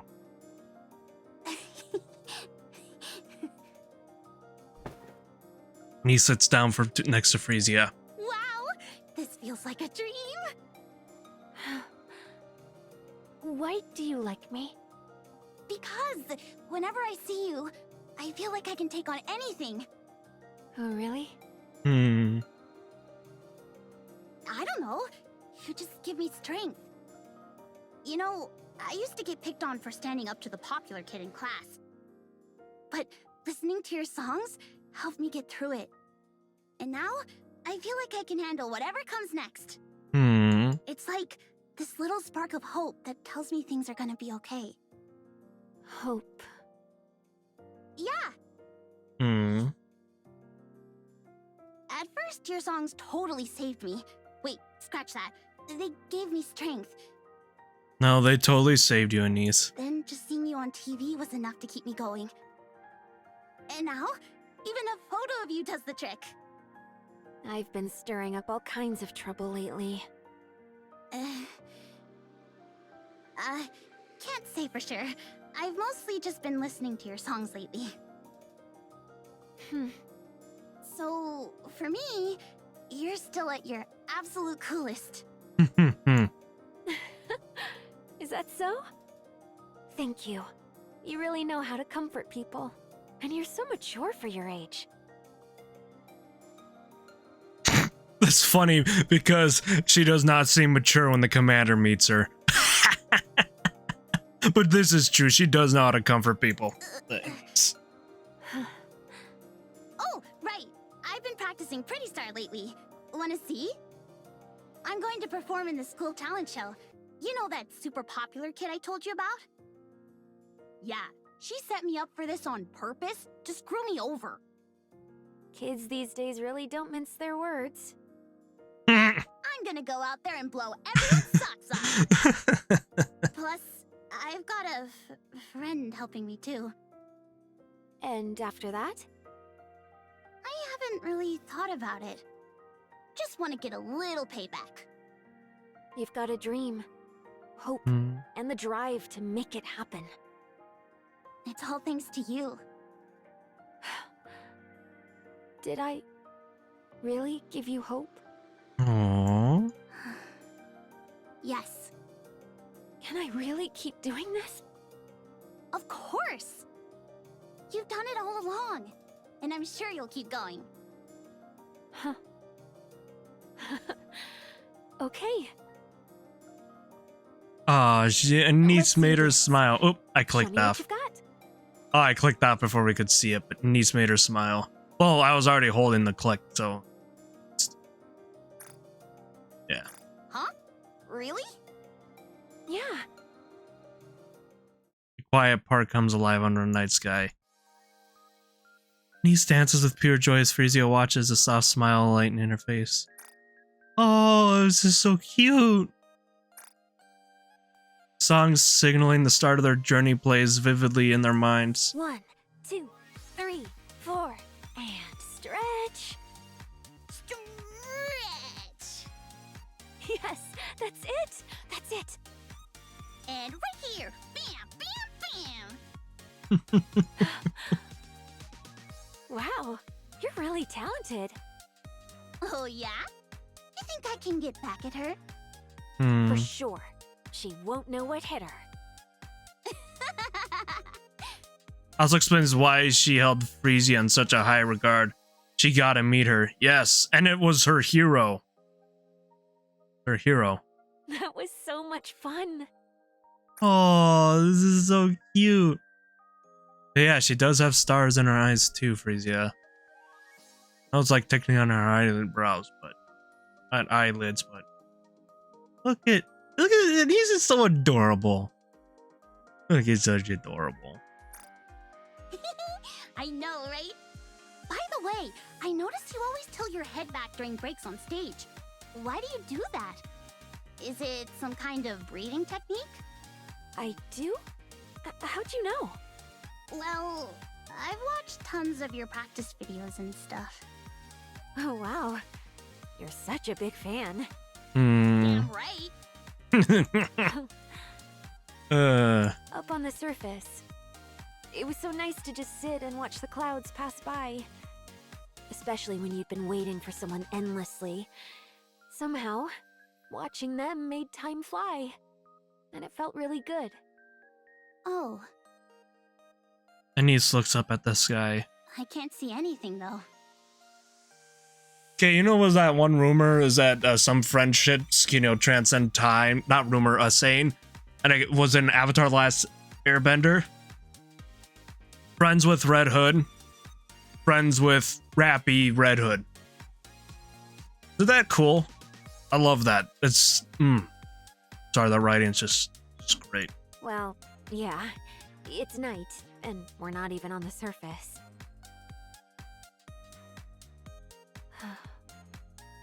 Whoa, it's getting pretty late. Shouldn't you be heading home and getting some sleep? Oh, yeah. Red Hood caused one hell of a domino effect. Yeah, she did. That one NIKKE did a lot, man. Oh yeah, the autograph. I almost forgot the most important thing. It's fine. I already got something way better. Fair enough. Hang in there, pretty. You've got this. I Aww. don't know all the details, but hang in there. To me, you'll always be my idol. Aww. Me? Your idol forever? Really? Frisia is a niece's Oshi. Alright. I'll hang in there. Thank you. Alright. I'm off. Take care now. See ya. Stay safe. Anise runs ahead, brimming with energy. Frisia watches her for a while, then turns and starts walking away. An idol forever. Well, that was easy. Okay, that comment was actually kind of hilarious after that.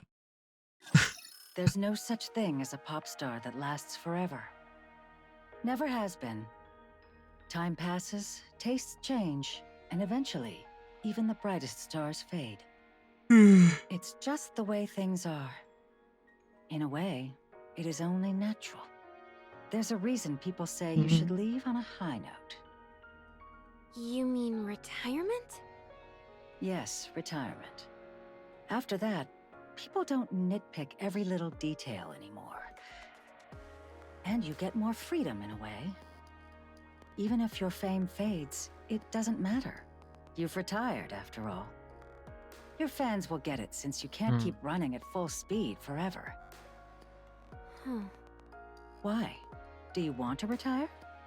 I'd be lying if I said I didn't. That won't be easy. Mustang won't just let it happen. He'll use any means necessary to keep you from leaving. I figured. You know by now, he stops at nothing to get what he wants. I guess there's no getting out of this, huh? I doubt it.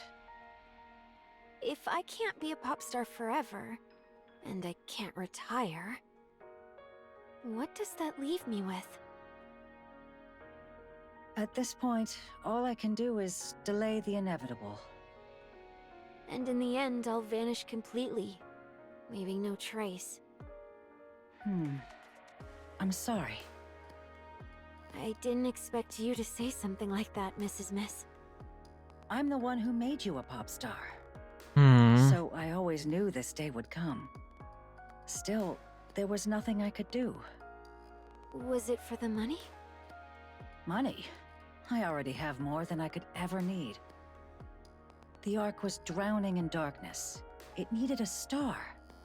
And you were born to be that star. A star. Bright stars cast their light over everyone. Those who gaze up at them are captivated and forget their troubles, even if only for a moment. For that brief instant, pain fades, and all that remains is joy.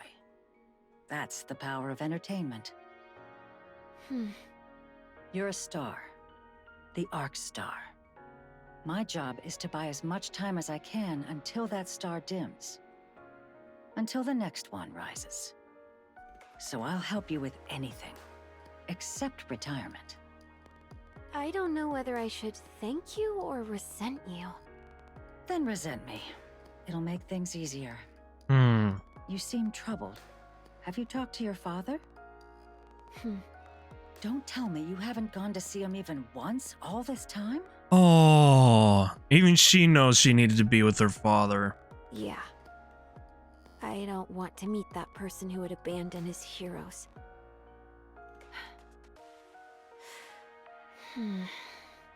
What's wrong? Right. There really aren't any stars who last forever. Oh. Sorry, I should get going. Thanks for talking with me. All right. Take care on your way. No, I haven't really met Mrs. Miss in the story, but she seems pretty chill. Things. Frisia lingers in the front door, caught between leaving and staying. She hesitates again and again, unsure if she should go back. At last, she turns to leave, but then a soft cough drifts from inside. Yeah, alright, so she is chill. Frozen for a moment, she finds herself reaching for the door, stepping inside as if drawn by some invisible force. The house she remembered was always bright, always clean, always warm, always welcoming her like an old friend. But now the house is dark. The smell of alcohol, oh no. Alcohol hangs heavy in the air. Cold bites through the rooms. Frisia turns on the light. Countless empty bottles are scattered across the floor. Oh, Oswald. Oswald slips on the sofa, staring at Frisia with a vacant, hollow look, as if his mind has drifted far away. Mister. Frisia, you're back. You've been through a lot. Oswald wobbles to his feet, swaying slightly as he passes Frisia and stops in front of the kitchen. Hold on. I'll make you something. Oswald rummages through the fridge but finds nothing. This is quite the predicament. Mister. It's fine. I'll figure something out. Oswald searches the cupboard, but it's completely empty. Mister. Go ahead and watch some TV. I'll have something ready in a minute. Dad. There it is. He called him Dad. Look at me. Oh, I'm not crying, you're crying. Who put these onions out? Please. Oswald turns around. Frisia looks at him for a long moment, then reaches up and gently strokes his cheek. Who put these onions out? Why does your face look like this? Have you been eating properly? He was really right earlier. She was his little ray of sunshine. Yes. All good health-wise? Yes. Why is the house such a mess? It used to be spotless.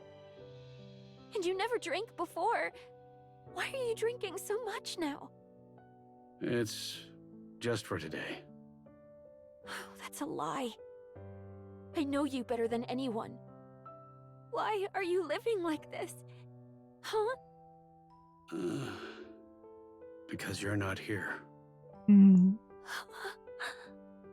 Since when? Since you left. Frisia hugs Oswald tightly. Sorry. Please show me her hugging him. Come on. You can't deny me this shift off. Bastards! You could have done it right there! Stop denying me shift up. I need to see it. Frisia and Oswald sit across from each other. Water is all they had to drink.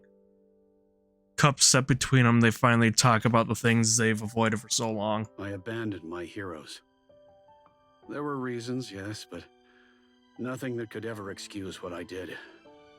I was consumed by guilt and the thought that I had betrayed them. I didn't even want to be alive, but you were there. Just knowing you were there made it impossible to give in.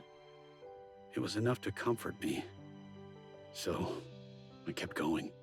I kept living as best I could. Yeah, I know that better than anyone. That's why I left, and why things ended up like this. I know you can't forgive me. I won't make excuses. Abandoning the Goddess Squad was my fault. I can't explain why, but I won't deny it. I just couldn't bear to see my heroes, everyone's heroes, fall apart. I don't know all the details, but I'm sure you had your reasons. Even if I can't say for sure, I know something terrible would have happened if the Goddess Squad had come to the Ark. They could have been broken, fallen from grace, or even died. That's why you abandoned them. You didn't want to see any of that happen to them. You wanted them to remain as heroes forever. Yeah, I think I get it. Heroes aren't allowed to break. They're supposed to stay untouchable. But time people, the world. They tear them down anyway. In the end, every hero falls. And when they do, they take the people who believed in them down with them. Something happened, didn't it? It did, but it's all right now. I'm glad I came to see you. I'll be back in a bit, so don't start cleaning. Let's do it together when I get back. Will you come back? Yeah, I will. Something tells me she won't. I'll What's going on? always come back. Something's I happening. can't leave you alone. All right. I'll be waiting. Okay.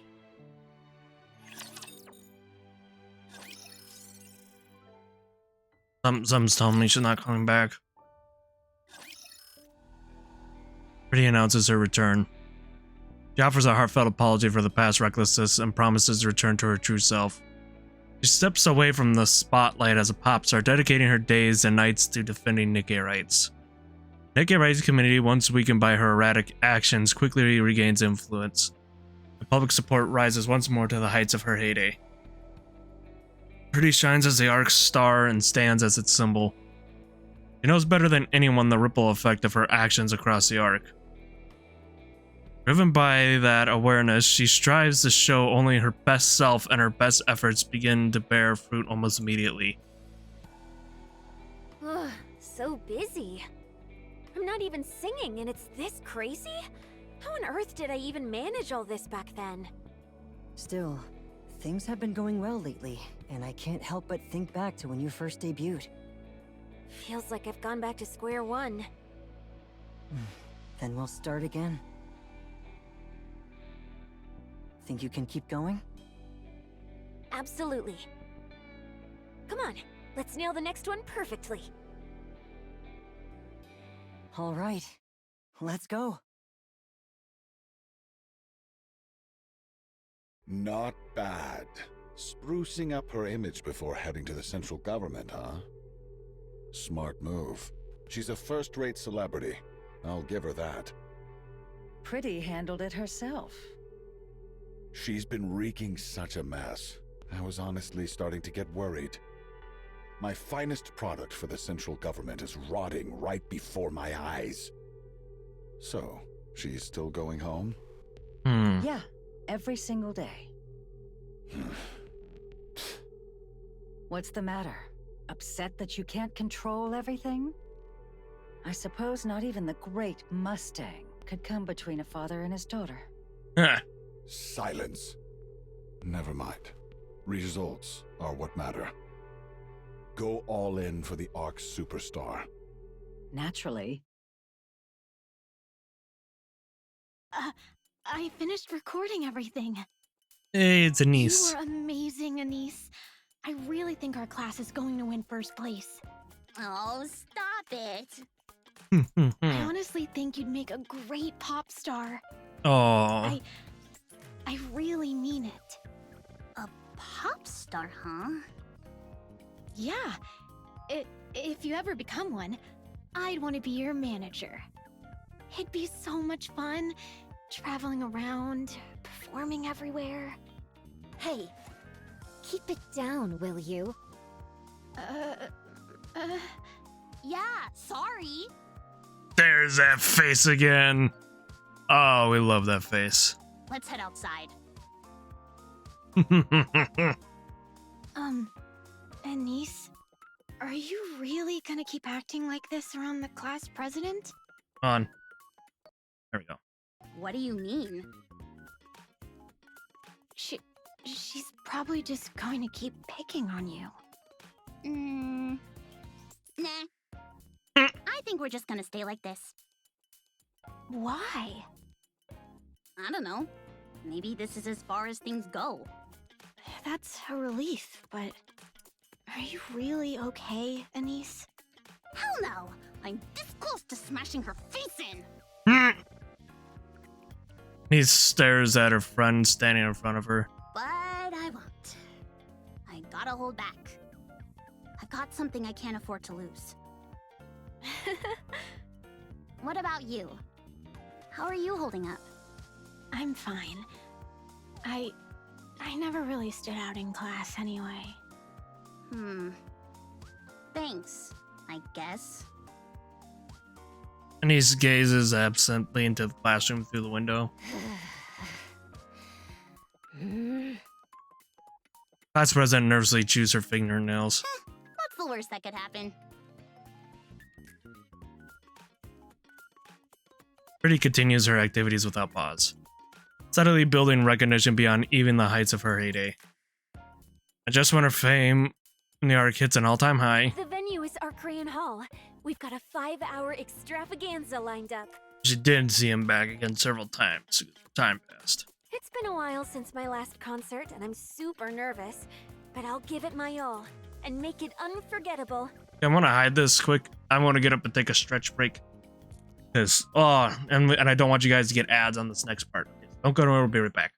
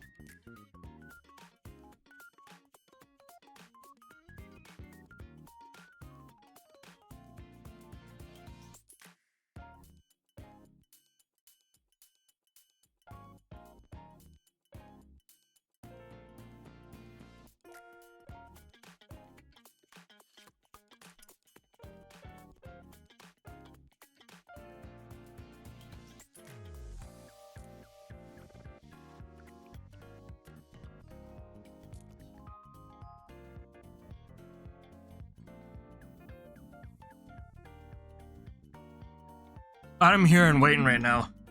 Open up my phone just to take a look at everything right now. Cosmograph dropped that recent song right now. Apparently it's called True Entertainment. The one for, Evil Mustang.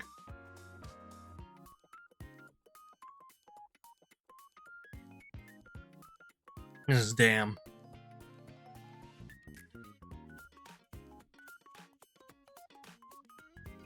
It is brutal. It is brutal, is what it's called. It's True Entertainment. It's regular entertainment, not the 9E's regular one. Alright, everybody, we're back. Yeah, I'll probably share in the Discord later. 6 hours, dudes. This is a very long side story. This is long compared to the Second Affection and the Nilister one. This is how long it was with the Nilister and the Goddess Fall story. Damn, we're really long. Pretty announces her comeback concert. Did you get it? Nope. The competition was insane. I couldn't even load the site. I heard they sold out in like 3 seconds flat. What about you? Don't tell me. Ta-da! No freaking way! Oh no. I'm actually pretty good at this. I only managed to get one ticket, but still. Hey, don't only me. One's a win. I mean, that's huge. All right, that's one down. So where the heck are we getting the other? Apparently, you can't get one now unless you buy from a scalper. Oh. I heard the prices have shot up 50 times. Damn. 50 times? Wait, so how much is that exactly? A lot. Like, a whole lot. Damn. That's insane. Anise, you can have this. Huh? Oh? What about you? It's okay. I think it'd be better if you watch it instead of me. Also funny how even when Velvet was saying how bad Mustang was, she was still underselling it, right? No, wait. I nearly swiped that ticket. But you bought it, so it's yours. It's not like your goal is just to watch the concert, right? You want to learn something from it, right? Oh. You've been giving it some serious thought, haven't you? Well, I guess you could say that. Then it makes sense for you to go, Anise. He slams a ticket onto the table, then bolts as if fleeing the scene. Huh? Wait, hey! Where are you running off to? While running, the girl glances back and flashes a grin. Jeez. I'll definitely watch it. Seriously, thanks! A concert? What on earth is she thinking? She's already at the top in everything else, so now it's time to do the same as a pop star. She's working like she's possessed. And she just won't give in. That's what makes Pretty shine. Fine. Let her do as she pleases. I'm curious to see just how far she'll go. Are you feeling confident? Of course. Hmm. I'm in tip-top shape. This is going to be my best concert yet. All right. I'll be looking forward to it. Since tomorrow's a big day, get some sleep tonight and don't push yourself too hard. You worry about the silliest things. We're here. I'll come pick you up tomorrow morning. Okay, drive safe. Will do. See you tomorrow. Hanson? Yes? No, it's nothing. I'm heading in. See you tomorrow. So, it's tomorrow. Yeah. I've got a ticket. What? How'd you manage that? Asked a former coworker for a favor. Oh, the guy who couldn't retire because of you? Has he retired now? No, not yet. Seriously? Huh. Dad, could you not come tomorrow? I'd probably get way too nervous if you were there. It's my comeback concert, and it really means a lot to me. I just don't want to be tense. I'll send you a video later. No.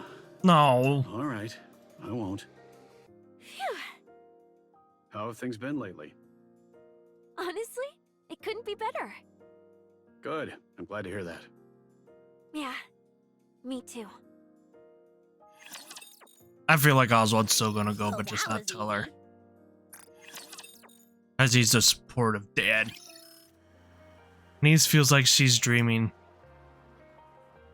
Arcrian Hall is packed with a brim with humans and Nikkes alike. Massive stage stretches out before her. On it, Pretty commands a room with an almost overwhelming presence. Wow. Anise is certain of it. First concert she's ever seen will be the best of her life. Oswald stares at the worn leather gloves in the display case. Red Hood's messy signature is barely legible now. Could this be another connection forged by Red Hood? I owe her. In more ways than one. Yep. The TV hums in the background, broadcasting non-stop coverage of Pretty's comeback concert. No matter which channel he flips to, it's all the same. Oswald gazes at the ticket in his hand, lost in thought. I suppose it wouldn't hurt to be a bad father. Just this once. By being a good father, Oswald straightens his outfit. Sudden. Something hard presses against his chest. I won't need this. He pulls out, oh no, something's gonna happen. Pulls out his handgun and sets it inside the drawer. Ticket in hand, he steps out the front door. Everyone, are you having fun? Something's gonna happen now. Something's definitely gonna happen. He's being a bad dad, but he's not being a bad dad, he's being a good dad. He wants to support her. The audience erupts with cheers. I haven't moved this hard in ages. I'm a little out of breath. Let me just stand here and chat for 3 minutes, then we'll jump right back in. Sound good? The orchestra's wave cheers sweep over the venue. On stage, Frisia launches into some light banter.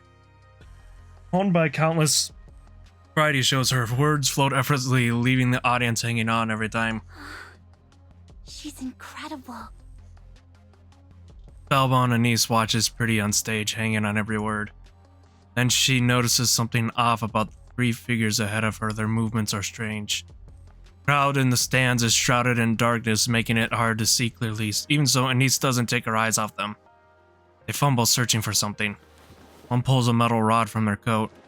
Another retrieves a heavy-looking chunk of metal. The last moves with practiced precision, assembling pieces together. Flash of light. The completed object catches a faint glow for a moment, its outline glimmering in the dimness. What? All at once, Anise realizes what they've assembled is a gun. Anise charges forward, but the crowd is packed too tightly, she can barely move. Still, she forces her way through. Slowly, a path begins to open. She pushes harder, closing in on 3 figures. Just a little more, and she could stop them. That instant, the person in the center jumps up and raises a gun, aiming straight at the stage.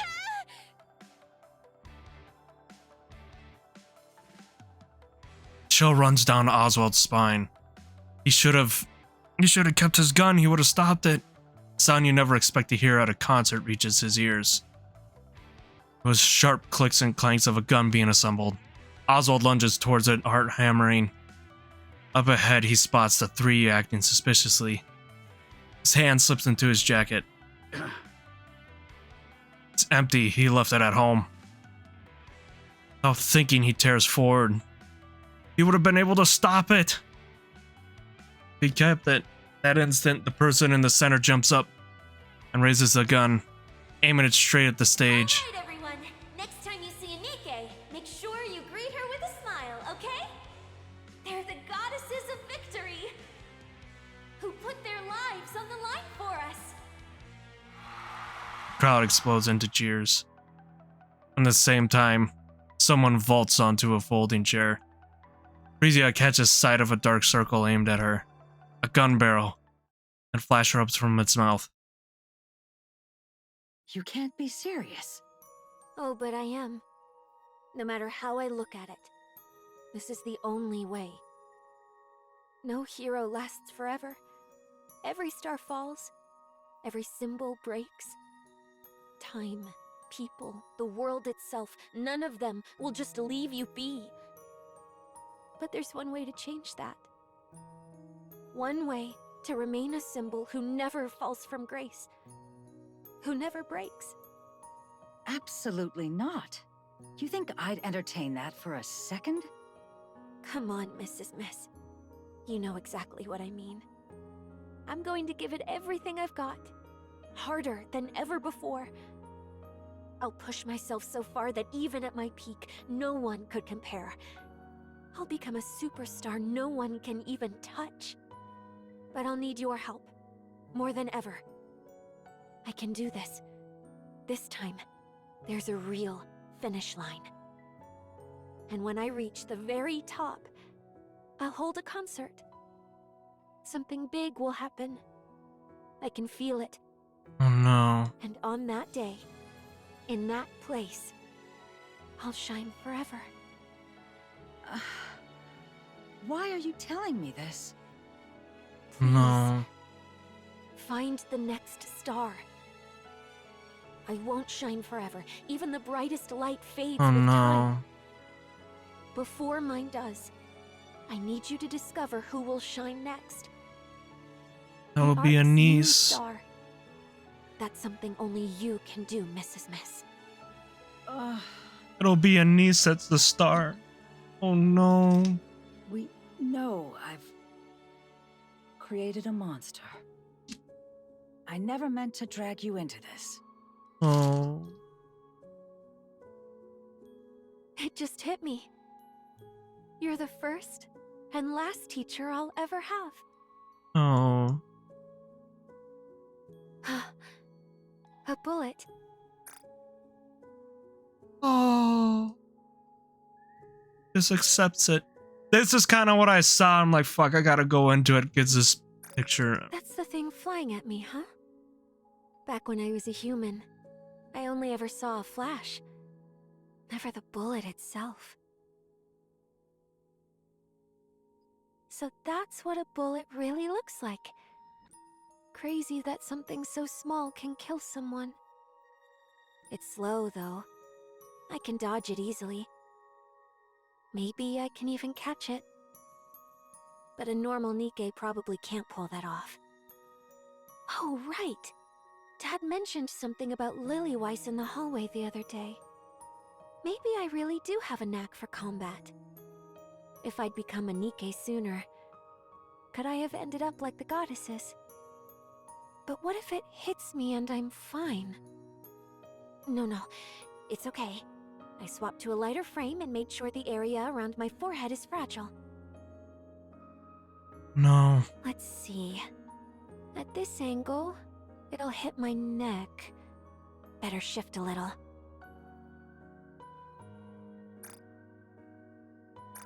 Yeah, this position's good.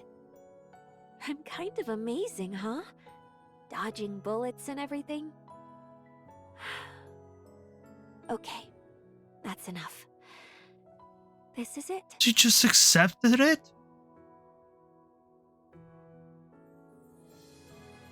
Oh. Could have easily thought she accepted No matter it. how I think about it, this is the only way. Oh. So she had to get her. She had to die, so she could be free. It's just like the whole conspiracy with a lot of superstars over the years that they had to fake their death so then they could be I'd free. be lying if I said I don't have any lingering feelings.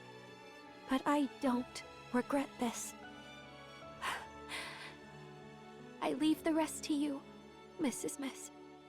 Hanson, I'm sorry. And That's why she didn't want him to come. Dad, Oh. She didn't want him to come. I love you. Thank you for being my dad. I was really, truly happy. Goodbye.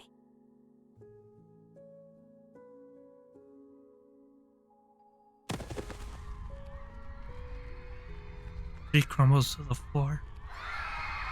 Chorus of shriek ricochets off the walls. People shove and scramble for the exit as the venue spirals into chaos. Meanwhile, Nice charges the NIKKE and grabs one around the waist.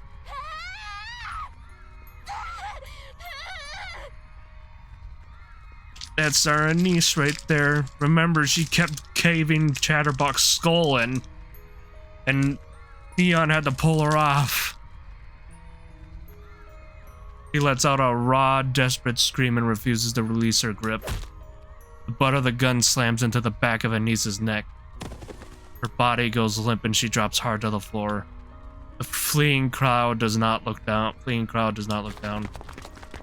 Couples past her in their panic. Oswald barrels into the NIKKE and grapples with them. But his alcohol-wrecked body won't respond fast enough. They shove him aside and slip into the chaos of the escaping crowd. He brought his gun, shoot, fine. Struggles back to his feet and heads for the stage, compelled to see the truth for himself. Frisia. Lies motionless on the stage. No. Mr. Oswald. Oh. Oh. No. Frisia. Oswald pulls Frisia into his arms. That instant, he understands everything she was trying to do. A storm of grief and pride surges through him. Even so, No. I'm glad they made amends at the end. All he can do is let his grief spill out. Pretty was shot and killed during her comeback concert. The 3 suspects are arrested within 20 minutes, identified as extreme NIKKEphobes. They confess that they committed the crime to halt the rising influence of the NIKKE Rights Committee, the very organization that they had bragged Pretty. Per their confession, their whereabouts are never revealed. World reels at the truth. A symbol of the NIKKEs and the Arc Star has been murdered by NIKKEphobes. In the Arc, the NIKKEphobes become targets of absolute condemnation and their influence collapses almost overnight. But Pretty had to become a martyr for all the NIKKEs. Bad. At the same time, the NIKKE rights begin to rise sharply. Enoch enacts new legislation making mistreatment of NIKKEs a punishable crime. Thus, Pretty leaves a lasting mark on the Arc, remaining an idol and a revered figure, however, forever. Anton walks through the streets. Up ahead, a citizen presses an empty can into the hand of a NIKKE walking down the street. Last of his contents already drained. All of a sudden, someone steps in and knocks the can away. Anson keeps moving. The NIKKE station at the public facility stand guard, their uniforms disheveled and their bodies worn and battered. A group of students lingers nearby, snickering as they hurl scraps from the sport. The kids don't risk they don't even flinch. Moments later, the students are detained by the ACPU. 07, she sacrificed herself for the others. She really did. Anson continues down the street. In a dark corner of the park, mass-produced NIKKE is getting pummeled, body swaying with each hit. Isn't supposed to hurt. The attackers wield nothing but cheap plastic rods, and in their own hands hardly enough to cause real damage. At NIKKE's face twisted pain, citizens step forward, confronting the attackers. Meanwhile, someone supports the NIKKE, offering words of comfort. Anson keeps walking down the street. He passes a shop where NIKKE stands awkwardly at the entrance. The owner refuses to sell to her. She visits in place, unsure whether to plead or leave. The shop next door, the owner beckons her over. Passes her the goods and holds both her hands gently but firmly. Anson keeps walking. A little farther on, a drunken man uses a NIKKE as a target for his slurred use. Someone steps in to fight on her behalf. Another subject crew jeers and harassment. Someone steps forward to help report it. One stands rigid as someone spits in her face. Someone throws a punch in response, and then Citizen breaks down in front of another NIKKE and shouts, "Because of you, we lost. You lost, we end up like this." The NIKKE lowers her head in like a criminal way and jumps with sleep, doing it without protest. Anson steps forward and yells at the screaming citizen, "It's sakes of these NIKKEs putting their lives on the line that we're all alive today." Anson finds a quiet spot in the far corner of the park and sits down. His tears fall. He weeps over and over, lost in his sorrow. Frisia. He did love her. She loved him. God damn it. The plan's fallen apart. This would have never happened with current Mustang. You're telling me you had no clue until it blew up? Explain yourself, producer. How would I know? You damn well should have. Do you have any idea how much money I poured into this? And my position. My damn position. What are you going to do about it? You really don't care about anyone but yourself. Spare me the lecture and tell me what you're going to do about this. Question is, if he's still like this after Pretty's death, how the fuck does he change so much? Right? Also, Welcome in, was it Reiner Loot? First time chatter, everybody. Grab the first time chatter. I'm done. I can't Welcome do this in. anymore. Thank you for popping in. What? You heard me. I quit. Do you even know what you're saying? Assuming Anise / TT Star has something to do with it, but I'm so curious. Yeah, me too. But I'm making sure to play this before the half anniversary. I feel like it's going to be connected like the No Lister one. Did I stutter? Something major, yeah. Really has to be. And what? You got some other way to make a living? I've got plenty of money, though it's money I earned while you treated me like dirt. I will find them, mark my words. Find who? And there's nothing you can do to stop me. Live long, you miserable piece of trash. It's insane seeing him in the story in the current him, right? It's like a complete, it's just 100% and 180, like. Ha! It's like it's two different people. Go on, scram. I don't need anyone. Least of all you. Damn it. Can't they leave me alone for 5 seconds? That's the next story I'm curious about, though, is what happens to Mustang? Yes, it's me. I apologize for what happened with Pretty. There were complications. Sorry, what? Oh. Her body? Well, yes, it's still there. It's been delayed because of the funeral and all that. Why would you need it? No, I don't have a use for it, but... All right, I understand. Wait, what happens to her body? If that's all you need, there's no reason for me to refuse. See you then. Yes. Thank you. Thanks, Pretty. Even in death, you've got your uses. Now that's entertainment. Damn. Soft click. Oswald returns home and switches on the lights. He starts preparing a meal. 2 plates are set neatly on the table. Damn, that's when they took her to make her a weapon. After eating, Oswald settles in onto the couch. Plays Freesia's performance. Keeps watching till he drifts off to sleep. Wakes up to find it's his day off. Performance plays again. He remains absorbed, watching until sleep claims him once more. For Oswald, time has stopped. Excuse me. So I've become a Nikke. Oh, this must be right after the performance. They must have really killed... I mean, they said that she got hit with the butt of a gun. We must have really killed her then. You're awake. Wait, you're Pretty's manager? I see you know who I am.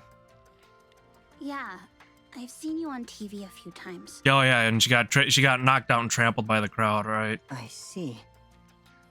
How's Pretty doing?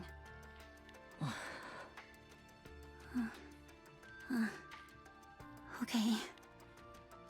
I'm sorry. So she was 17 and became a NIKKE. 5 people lost their lives at the concert. Of those, the women whose brains were intact were taken in by Tetraline and turned into Nikkes. You're one of them. Your name is Anise, right? Yeah. I heard what you did for Pretty at the park. You have my thanks. How do you know about that? All the counters now become a NIKKE, young and our old ladies. Because there was a fool who could do nothing but watch from a distance. Someone who couldn't bring himself to comfort her. To stand against anyone. Sorry, that probably came out kind of strange. Anise, have you ever thought about becoming a pop star? The Ark needs stars. like pretty. Yeah. I'll give it a shot. I really want to. I Oh, want to be a star that gives people hope. pretty star end. This is all Red Hood's fault. That Well, that was easy. was beautiful. Next stage. One more. A long span of time passes unnoticed but steady. Okay, so now it's after a performance, Anise is busy tidying up backstage. No, I've got this. Oh, look at it. He's so cute.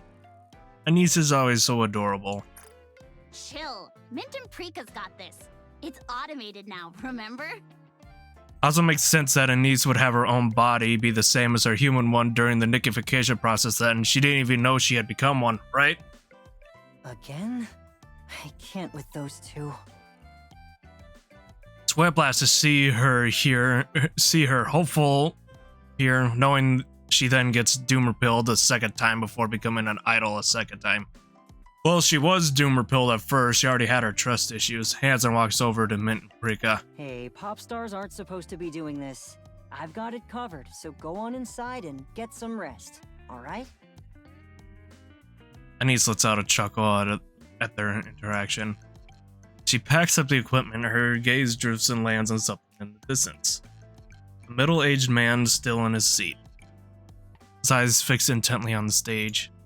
It's been a roller coaster for Anise, but now she's perfect. Slowly, Anise begins to make her way towards him. Hello there.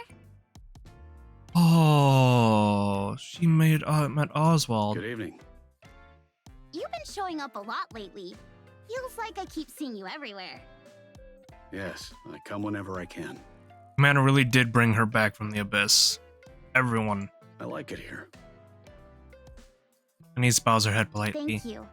I'm so glad you liked it. If I remember correctly, you said you liked Pretty. Oswald always a fan. Oh, yeah. I talk about her whenever I get the chance. Do you want to be like Pretty? Yeah. She's my idol and star. It's her Oshi. Oh, really? Why's that? That's because she gave me hope when I had nothing. I know I can't ever be like her, but I want to give hope to others too. That way, Pretty's memory will live on forever. I see. Thank you. That means a lot to me. Oswald gets to his feet and gives Anise a quick nod and walks away. From that moment on, their paths never crossed again. Aww.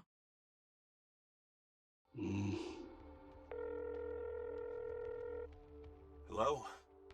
I have a favor to ask. I figured you'd be calling. What can I help you with? I'd like to leave a record. Of your daughter? No. Frisia will live on as a symbol. The world won't let her be forgotten. Then what kind of... Chief, the Goddess Squad's records have all been completely erased. Even leaving a single record now would be a serious crime. I have come to a firm belief. Those who have illuminated the world must not fade nor be forgotten. If the world rejects their existence, I will ensure they are preserved, even if it means leaving them in the farthest corners.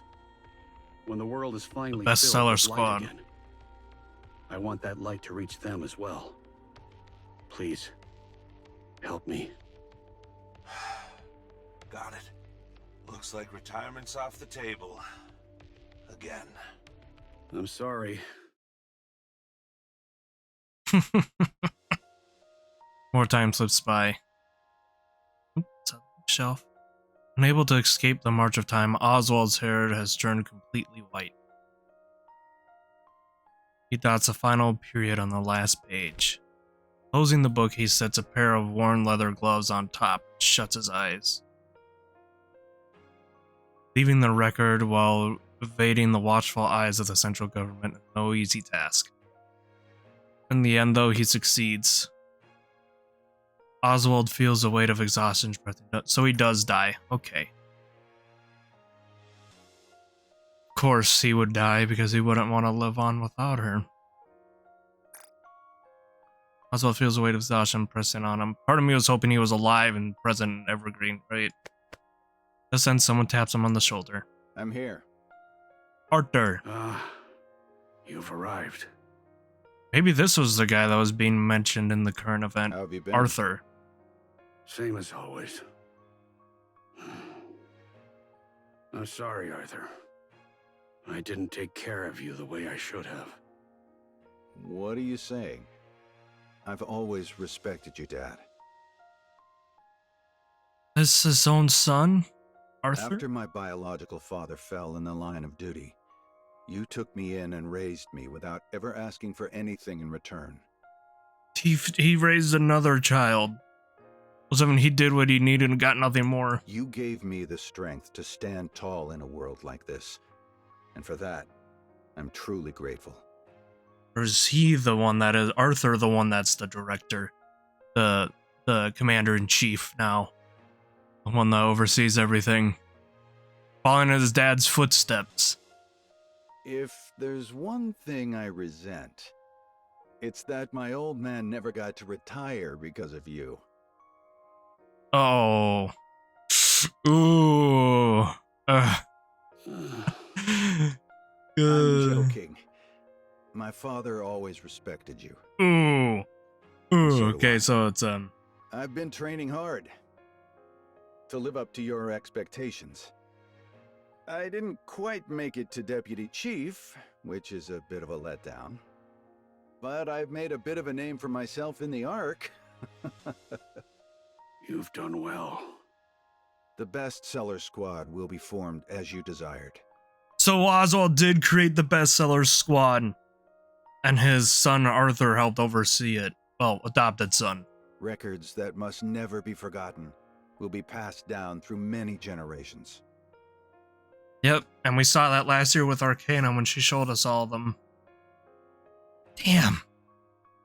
And this is all Red Hood's fault. And one day, they will return to the world. Thank you.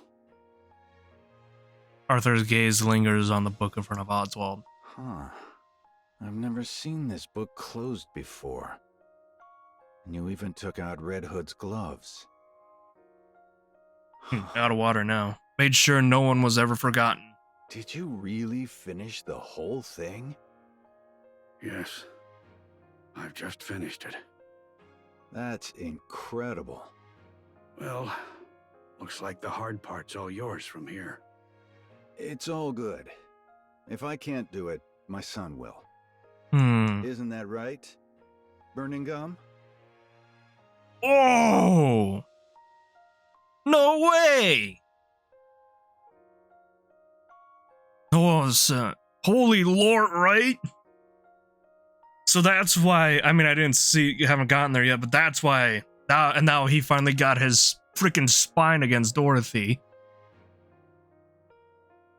Grandpa, I think keeping records on paper these days is a waste of resources. So Burning Gum is a deputy director, so Arthur might be the commander-in-chief. But that's why he respected the commander, yes. Watch your tone, young man. Don't speak to your grandfather like that. It's not showing Arthur's face either, I haven't noticed that. He might be the commander-in-chief that was being talked about by Snow Crane. It's fine. He's not wrong. Hmm. Have you really finished it? That's right. Since you said you wouldn't read it until it's finished, I pushed myself a bit. Come over here and sit down. I'll tell you all about it. Okay. Burning Gum climbs into Oswald's lap. This is adorable, because we see the Burning Gum as the old guy he is, and... Damn. You troublemaker, really? I said it was fine. But still, you should probably lose some weight. Grandpa, you said it's important to eat well at my age, so I did just that. Never loses the weight. Only problem is, you took it a little too seriously. Oh, this is adorable, dude. Now then, where should I begin? Once upon a time, there were those who fought for humanity. They were called the goddesses. Truly, they were beings worthy of being called the goddesses of victory. Oswald got to go out happy after doing so much for humanity. Yes, he deserves it. I'm sorry, he deserves that. Well, that was easy. He deserves the happy ending, everybody. Oswald deserves a happy ending, my boy, my dudes. He really does. Oh man, and everything's reset now. Man, timed that just right. Nice. Alright. Alright, looks like some stuff for the union's up. I'll have a look at that. Alright, that is a good place to wrap up. Everything gets better with age. Let's see. Is everyone still alive that I can write out to? Let's see. We got Capo Mio. Looks like I missed the TV stream. Oh well. Oh well. So I think we'll go raid Capo if TV is no longer streaming. Alright. Yeah, that's what we'll do. We'll go raid Capo Mio, guys. So go. Sadly, TV ended. Just looks like Kyo's about to end as well. Yeah. Sadly, we missed it. Oh, he has to yell at me later. Yeah, we're going to go raid Capo Mio because she's actually live right now. So let's think of a good raid message and get in there, everybody. The Discord. I want to hear you guys' stories, your game stories and stuff, your first game or best memories. Don't forget that. We'll be live again next Monday. As always, you got the Pack 7 Akutsuki signing off. Yeah, so get in that raid. Let me actually put the raid in. I forgot to do that. Alright, get in that raid, everybody. Take care, and I hope you guys have a great weekend. Think of a good raid message for this. I'm not sure of the raid message we should have. You got any ideas, Paradox? We'll have some. Otherwise, we'll just do like a stupid thing that just says Husky raid and glow sticks. Alright, take care, everyone. I'll see you Monday, and I'll see you next week for the hard mode, and we'll be doing wordless. Alright, take care, everybody. Bye.